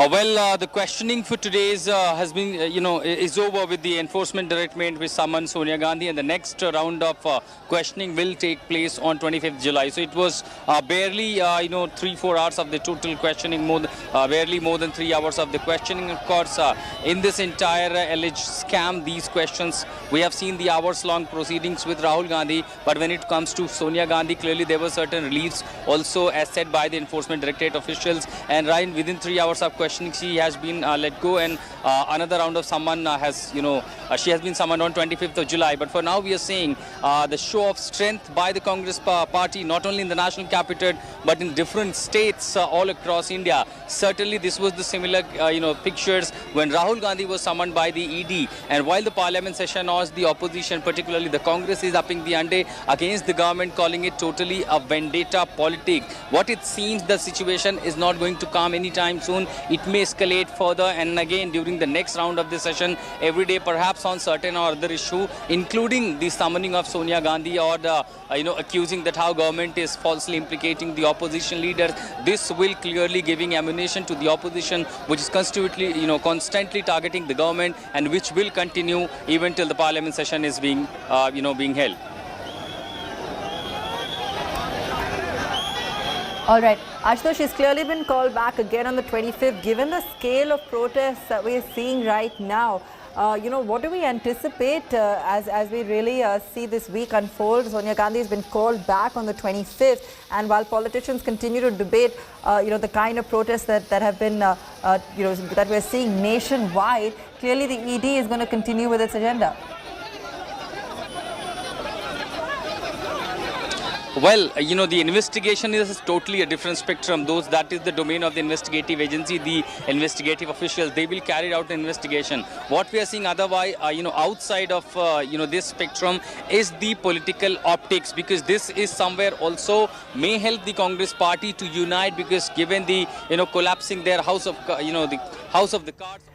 All right, just give us a second, Ashutosh.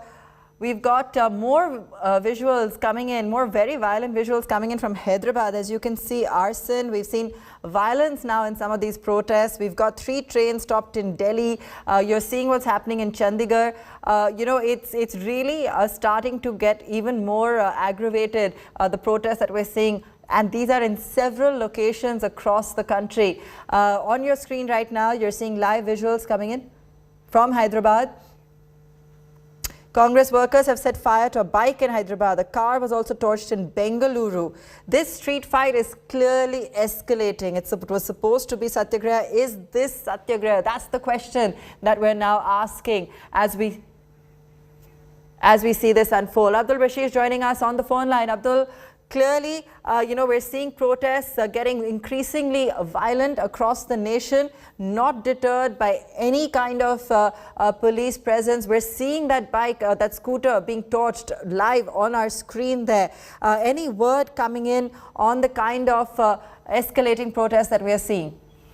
Yeah, absolutely. As we have seen that Congress had been protesting regarding the ED summoning and interrogation to Sonia Gandhi, and the spot where the bike was vandalized is exactly close to the ED office in Hyderabad, where the Congress president, Revanth Reddy, was staging dharna. At this point, very near, around 100 meters away from that spot, this bike was bought by a Congress worker, allegedly, according to reports, and they have said and vandalized this vehicle, Scooty Activa, that has been vandalized. So, marking their protest at the ED office in Hyderabad, the Congress had vandalized this vehicle in protest against the ED, questioning Sonia Gandhi. Yes. We've seen these water cannons that have been trying to propel high streams of water to push back the crowds. We are seeing fires being set. On your screen, that scooter arson clearly taking place as protesters start to get violent. We've seen trains stopped in Delhi. So clearly this situation, look at the kind of crowds on your screen. I mean, it's really only growing by the minute. Even though Sonia Gandhi's questioning is over, she's on her way home. She's been suffering ill health. But clearly protesters are now in the thick of it and will continue to sort of set forth on their agenda as they are very aggressively protesting why she was called in the first place. Tell us what else you're seeing on the ground, Ashutosh, in terms of really how this is playing out and the kind of, the kind of animosity that you're, seeing unfold before you. Adul, if you could take us through really what you're seeing on the streets and the kind of action unfolding there, the kind of animosity you're seeing rolling out in front of you. Yeah, as far as we have seen since morning, a Padayatra was held where a huge crowd had marched from Indira Gandhi statue that is at Aicc Rotary till the ED office in Hyderabad, where a huge number of protesters have moved on the streets of Hyderabad, and then after reaching the ED office for hours together, for more than 3 to 4 hours, the Congress had been staging protests. But immediately after, during quite a while before the release of before Sonia Gandhi was moved out of ED interrogation. The youth Congress leaders in Hyderabad had set and vandalized this vehicle. However, police has made strict arrangements, as we have seen from the gate. The barricading was done, heavy police deployment was there, and also when the vehicle was vandalized, the police officials immediately moved towards it and tried to doze off the fire. So these visuals that we see have taken place right near to the ED office in Hyderabad, where the youth Congress protesters have been vandalizing this vehicle. Reportedly, this vehicle was bought by the Youth Congress worker itself. It did not belong to any people or public. That is what we are getting to know. And to march their protest, they have set this vehicle on fire. Okay, let me also go across to Shehzad Poonawala. He's on the phone line. Shehzad, what is happening? It was supposed to be Satyagraha, and is this Satyagraha that we're looking at, the kind of protests that are unfolding across the country? This is not Satyagraha. This is Mahatma Gandhi के सिद्धांतों का हत्याग्रह. This is Rahul Gandhi and Sonia Gandhi का भ्रष्टाचार का दुराग्रह and scamagrah. This is All India Congress Committee becoming All India Corrupt Bachao Committee and All India Confrontation Committee confronting with the law. Satyagraha by Mahatma Gandhi ji was on non-violence and against injustice. This is full of violence. You've seen what is happening in Bangalore. You're seeing what's happening in Assam. Last time also, ED, when it called Rahul Gandhi, he was silent and Congress workers were violent. They held collars of cops. They were punching policemen in Assam. They were spitting on police people. So this is the violent mindset only because how can you ask questions of the first family of corruption for the crimes and the crimes of corruption that have been committed by them? Now, this is being done by the ED on the Adesh of the court. The court has come out with a conclusion. It is also the income tax order which was challenged in High Court and Supreme Court. No relief was got.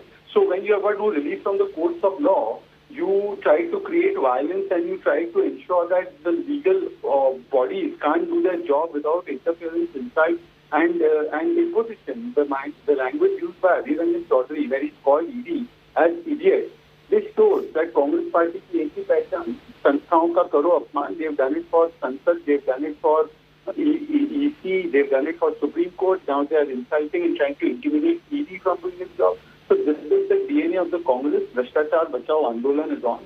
This is not Shakti Pradarshan. This is Bhrashtachar ka Bhakti Pradarshan. Sure. Understand your point, Shehzad. What is the next course of action? Will there be, further steps taken to control what's happening here? Because we're seeing arson, we're seeing violence, we're seeing intense agitation across states. You see, I'm sure the state police forces are competent in dealing with this kind of situation. So I'm sure in respective places, wherever they are engaging in arson and violence, the state police forces will take appropriate action. But having said that, the larger question is that wasn't Mr. Jairam Ramesh, Sonia Gandhi and Rahul Gandhi telling us that they believe in principles of Mahatma Gandhi? Now, I hope Mr. Ramesh and the other spokespersons of Congress can tell us if burning bikes, if causing inconvenience to ambulances, if punching and trying to have scuffle with police officers, are these all part of Mahatma Gandhi's Satyagraha? Is it part of Mahatma Gandhi's Satyagraha to call ED an institution made by the law as idiot? Is it part of Mahatma Gandhi's Satyagraha to come out and defend on the street those who indulged in acts of corruption? Is it Mahatma Gandhi's Satyagraha to engage in violence and hinsa and to hold hostage city after city because you don't want accountability of law to touch the first family of corruption? Is it Mahatma Gandhi's Satyagraha to spit at cops or to hold collars of the cops? So I hope they would answer this question. This is not Mahatma Gandhi's Satyagraha. This is Rahul Gandhi's Duragraha. Shehzad, thanks so much for joining us and taking us through your view on the kind of scene unfolding in front of us this afternoon. We continue to stay on top of this story for you right here in India Today. We're going to take a very quick break. When we come back, India also set to get its first tribal woman president. NDA candidate Draupadi Murmu likely to edge past the opposition's Yashwant Sinha. Counting of votes underway.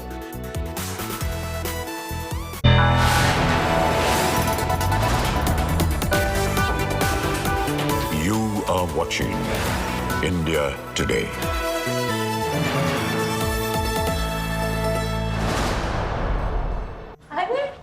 आ गई? कैसा रहा दिन? बहुत अच्छा। कोई video game cover करने गई थी ना? वीडियो गेम नहीं माँ, e sports. esports? Ma, esports is just like any other competitive sport.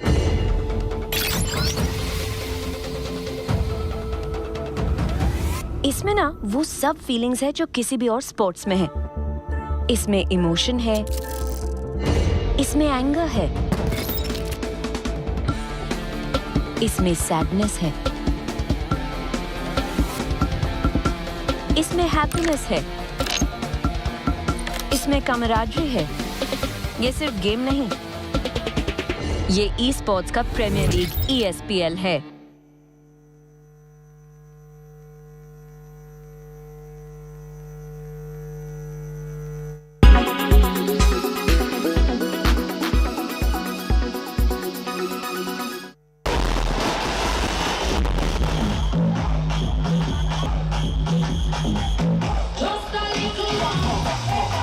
Well, for us, it's really a normal festival because we have no restrictions at all.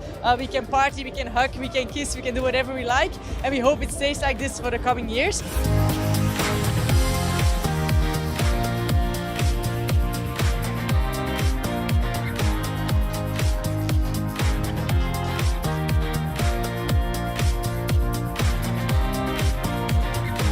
So I'm from Perth in Australia, so the west coast of Australia.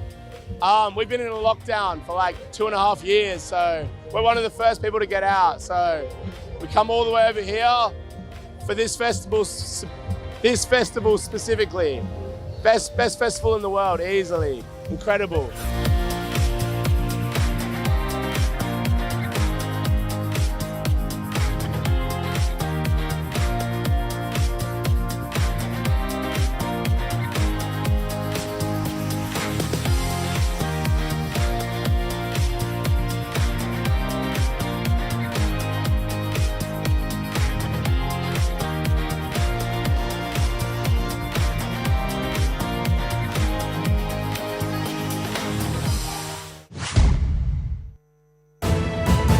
You are watching India.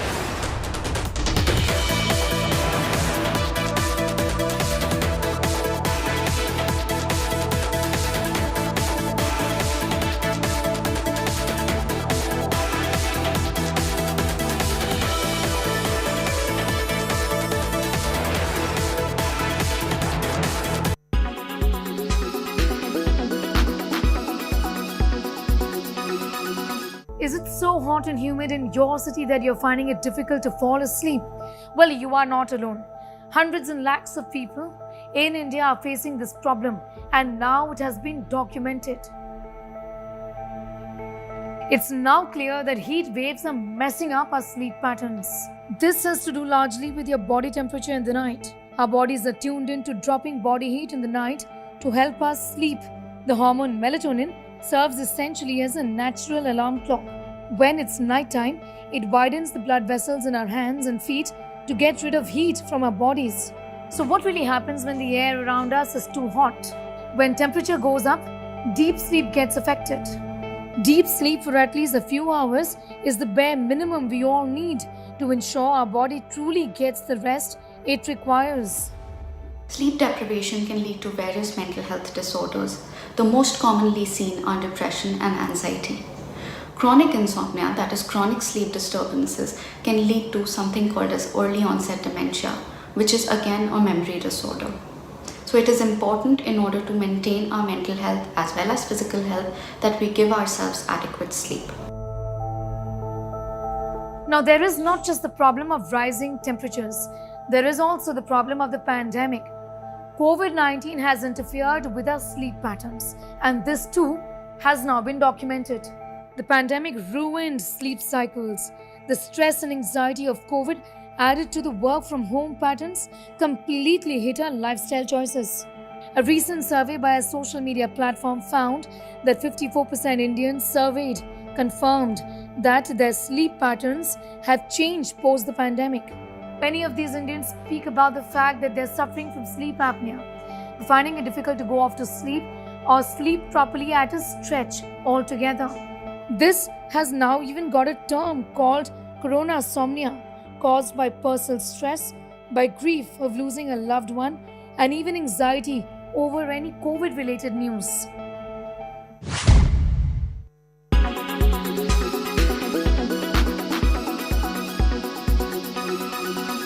Make your media plan smarter with India Today Live TV on your connected devices. You are watching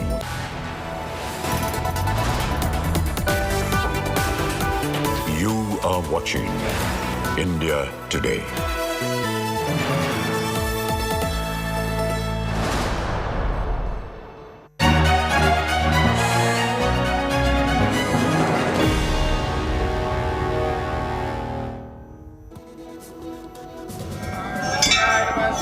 Counting down now, the NDA leading after the first round of counting. The votes of members of parliament have been counted so far. Draupadi Murmu got 3.78 votes compared to 1.45 lakh votes for the opposition candidate Yashwant Sinha. 2 more rounds of voting are left. Next, the state vote will be counted. The votes of the states will be counted in alphabetical order. Prime Minister Modi will be meeting Draupadi Murmu around 4 p.m. today. Preparations underway at Delhi BJP state headquarters for a victory celebration. People have already started celebrations at Murmu's hometown, Rairangpur in Odisha. As you can see on your screen, we're already seeing those celebrations begin in Rairangpur. Let's also get you some insight on-ground reports from Suryagni. These posters and banners are hung on the gates of Draupadi Murmu's school over here in Rairangpur, where she was a teacher. And right now, if you look at the visuals, the kids over here, they are rejoicing, they are dancing to tribal music, as Draupadi Murmu might be the country's first tribal president. Now, tribal president from the tribal community. Over here, students are dancing, and what we'll do is we will just go and speak to these students.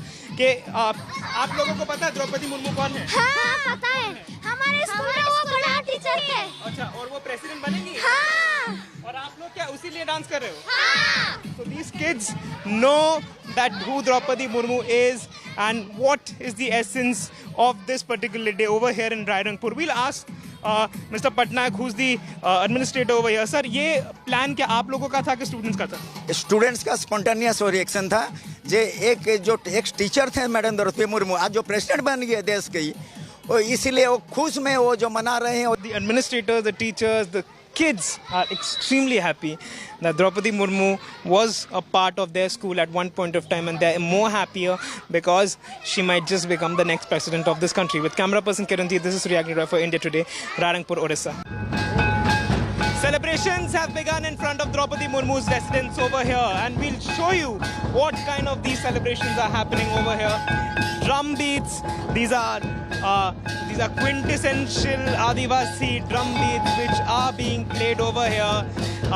People are extremely happy. This is the MLA of Rairangpur. We'll ask him, Dada, अभी से शुरुआत होगी जश्न का? देखिए, और कुछ समय देर रिजल्ट निकलेगा. हम लोग को मालूम है दीदी बहुत वोट से जीतेगी, इसीलिए हम उनका घर के सामने ये जो परंपरा है, ड्रेस पहने हैं, हम लोग का आदिवासी का डांस जो है, हम लोग खुशहाली मना रहा है. Supporters and people who have joined over here, they are dancing over here. These are the traditional Adivasi dances which are happening in front of the NDA candidate Draupadi Murmu's residence over here at Rairangpur. With camera person Kiranji, this is Suryagni Roy for India Today, Rairangpur, Odisha. Milan Sharma joining us live from Murmu's Delhi residence. Milan, take us through. It seems that, we've seen one round of counting, we've got 2 more to go, but it looks like it's almost certain that she's going to be announced as president. Well, that seems so because you saw as in the first round of counting, Draupadi Murmu has already had 72 and more than 72% votes when the MP votes were counted, and the weightage of the votes is also higher. Draupadi Murmu leads in that first round. But I am right now at her official residence in Delhi that has been decking up since the day, throughout the day. It's been covered in canopies, and here the stage is set, so to say, Abha, for the final countdown. On the middle there you see a chair, that's the lone chair, and we are just waiting for a word of when Draupadi Murmu will become the next president of the country, the 15th president, the first woman tribal president and the second woman to be a president of India. And certainly that candidature that NDA has put forward, the opposition parties have put forward Yashwant Sinha, but clearly here also within the residence preparations have been made, and we are hearing that after the votes are announced and after the final countdown happens, we'll see that celebrations will take place right throughout that entire route from the BJP office till here. Hectic preparations are still going on, security arrangements all in place, as we are expecting the Prime Minister to likely be here, arrive here to himself congratulate Draupadi Murmu, who was the prime choice for the NDA and the BJP as a candidate for the president of the country. Back to you there, Abba. We're seeing all these celebrations unfold outside her residence, Milan. BJP also is planning celebrations across the country, of course, once it's officially declared. What's the mood like where you are?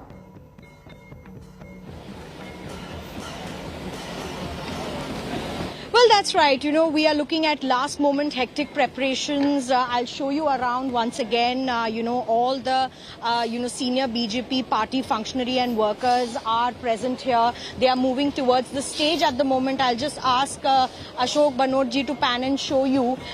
There's hectic discussions that are going on with regards to security preparations here, because we are expecting Prime Minister Narendra Modi to be here at the end of the day, of course, after the results are out. But throughout the day, we have seen how this entire premise has also been decked up. So you can see in front of you, discussions are being done on who will come, how they will walk and who will enter the stage, how they will sit. We are expecting senior leaders from the BJP, PM himself, and also many leaders from the tribal community to be here today to meet with Draupadi Murmu, to congratulate her. Perhaps, we are waiting for that final countdown, but she currently continues to lead in the first counting of the votes that was done for the MPs, garnering more than 72% votes at that counting level. But certainly her life and her career, as being detailed by us on India Today, has been exceptional. Her being a woman from a tribal community there, a woman leader, Governor of Jharkhand also, and the first time when she was elected, perhaps her name was also doing the rounds for the post of the president.